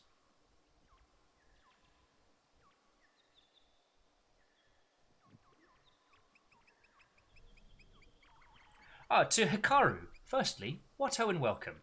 I keep butchering the name of this game. I believe it is Mutazione. It is a emotional kind of point and click with some lovely little elements. And it is... Well, let me grab you the link. Maybe this time I can link the correct game instead of the one I don't intend to. So, this is the title here. It is currently one of the most nominated titles for the upcoming IGF Awards later in the year. And I can see why. It's got a very emotional core narrative. So we know one song. We know we can plant seeds.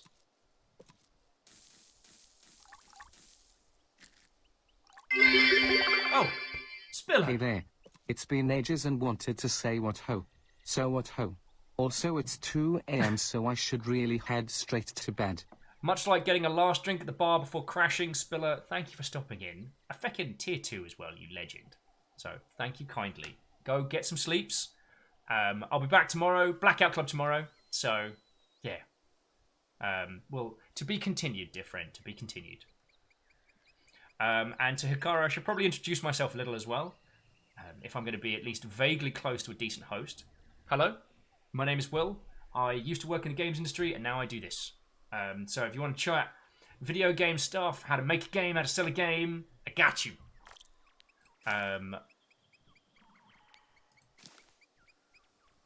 Though we do need to do some... Stop that incessant clicking. Okay, I think I'm working this out.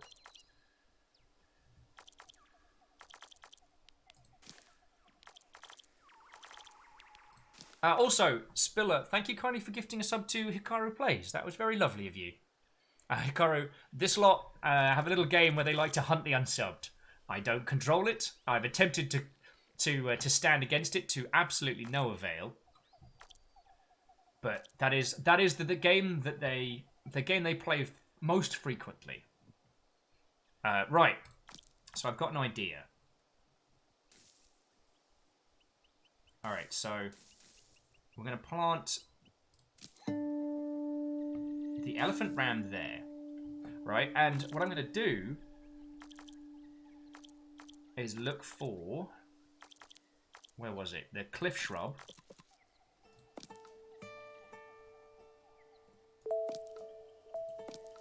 Pop a couple of those in. So we're looking for songs that resonate with the Pacific. So the giant fern.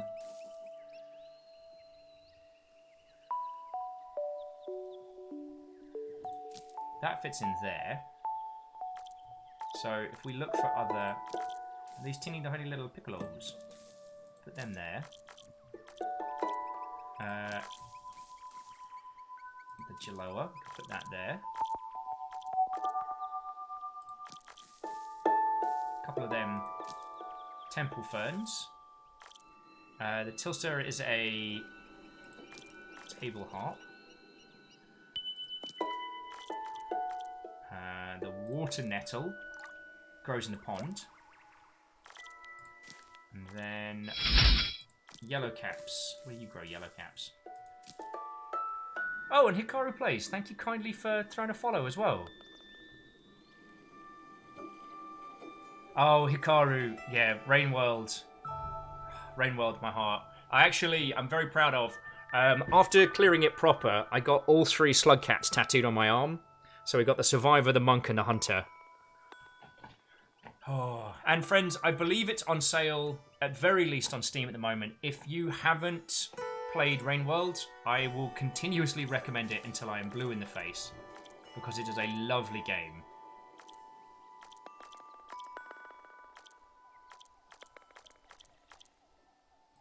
Oh, we can put another water nettle there.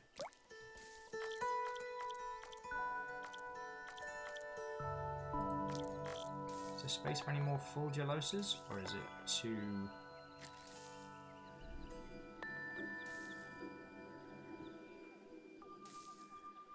No, they can't grow fully. Oh, these little guys will grow up here. Wonderful.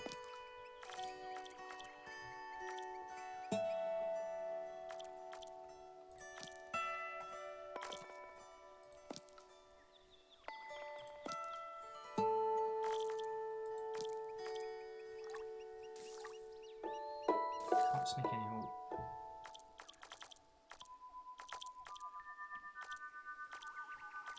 Can't sneak in any more Pacific palms.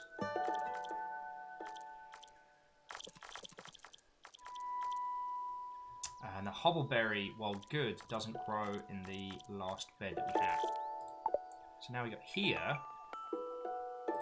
And if we play the Pacific Growth Song, combining it with the plants that we've been growing,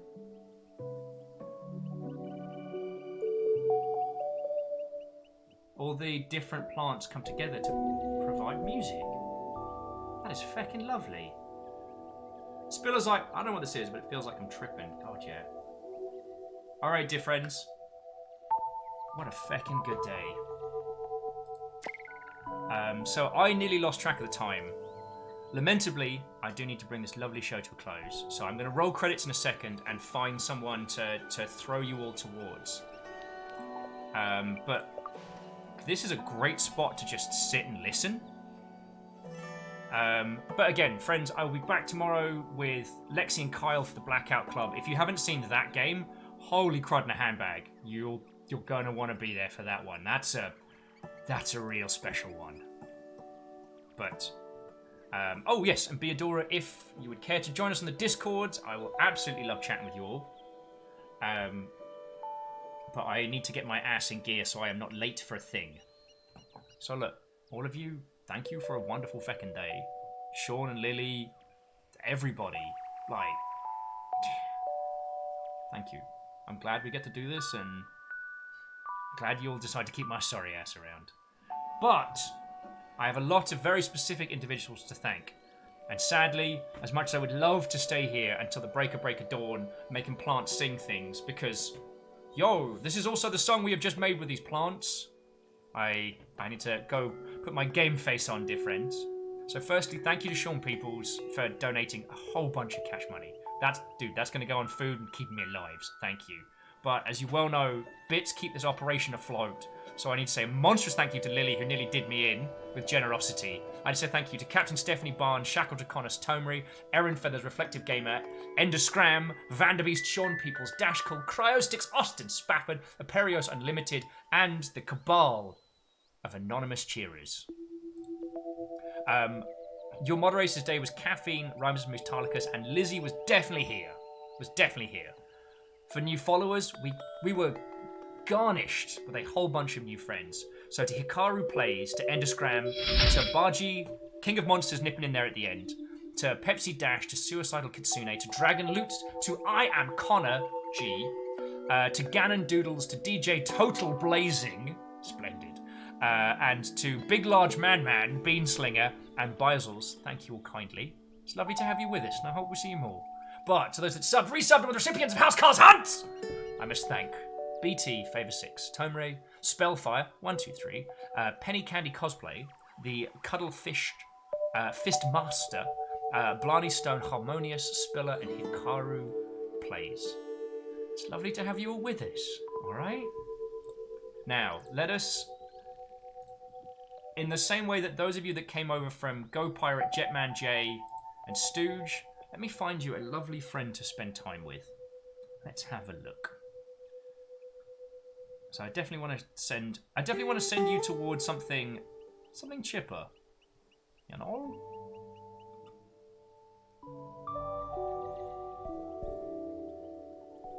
Okay. I'll provide you with 3 game choices, and we'll just go by whatever you want reactionary. Your choices are No Man's Sky, Super Lucky Tale, or Final Fantasy XIV. Those are your choices of where we go next.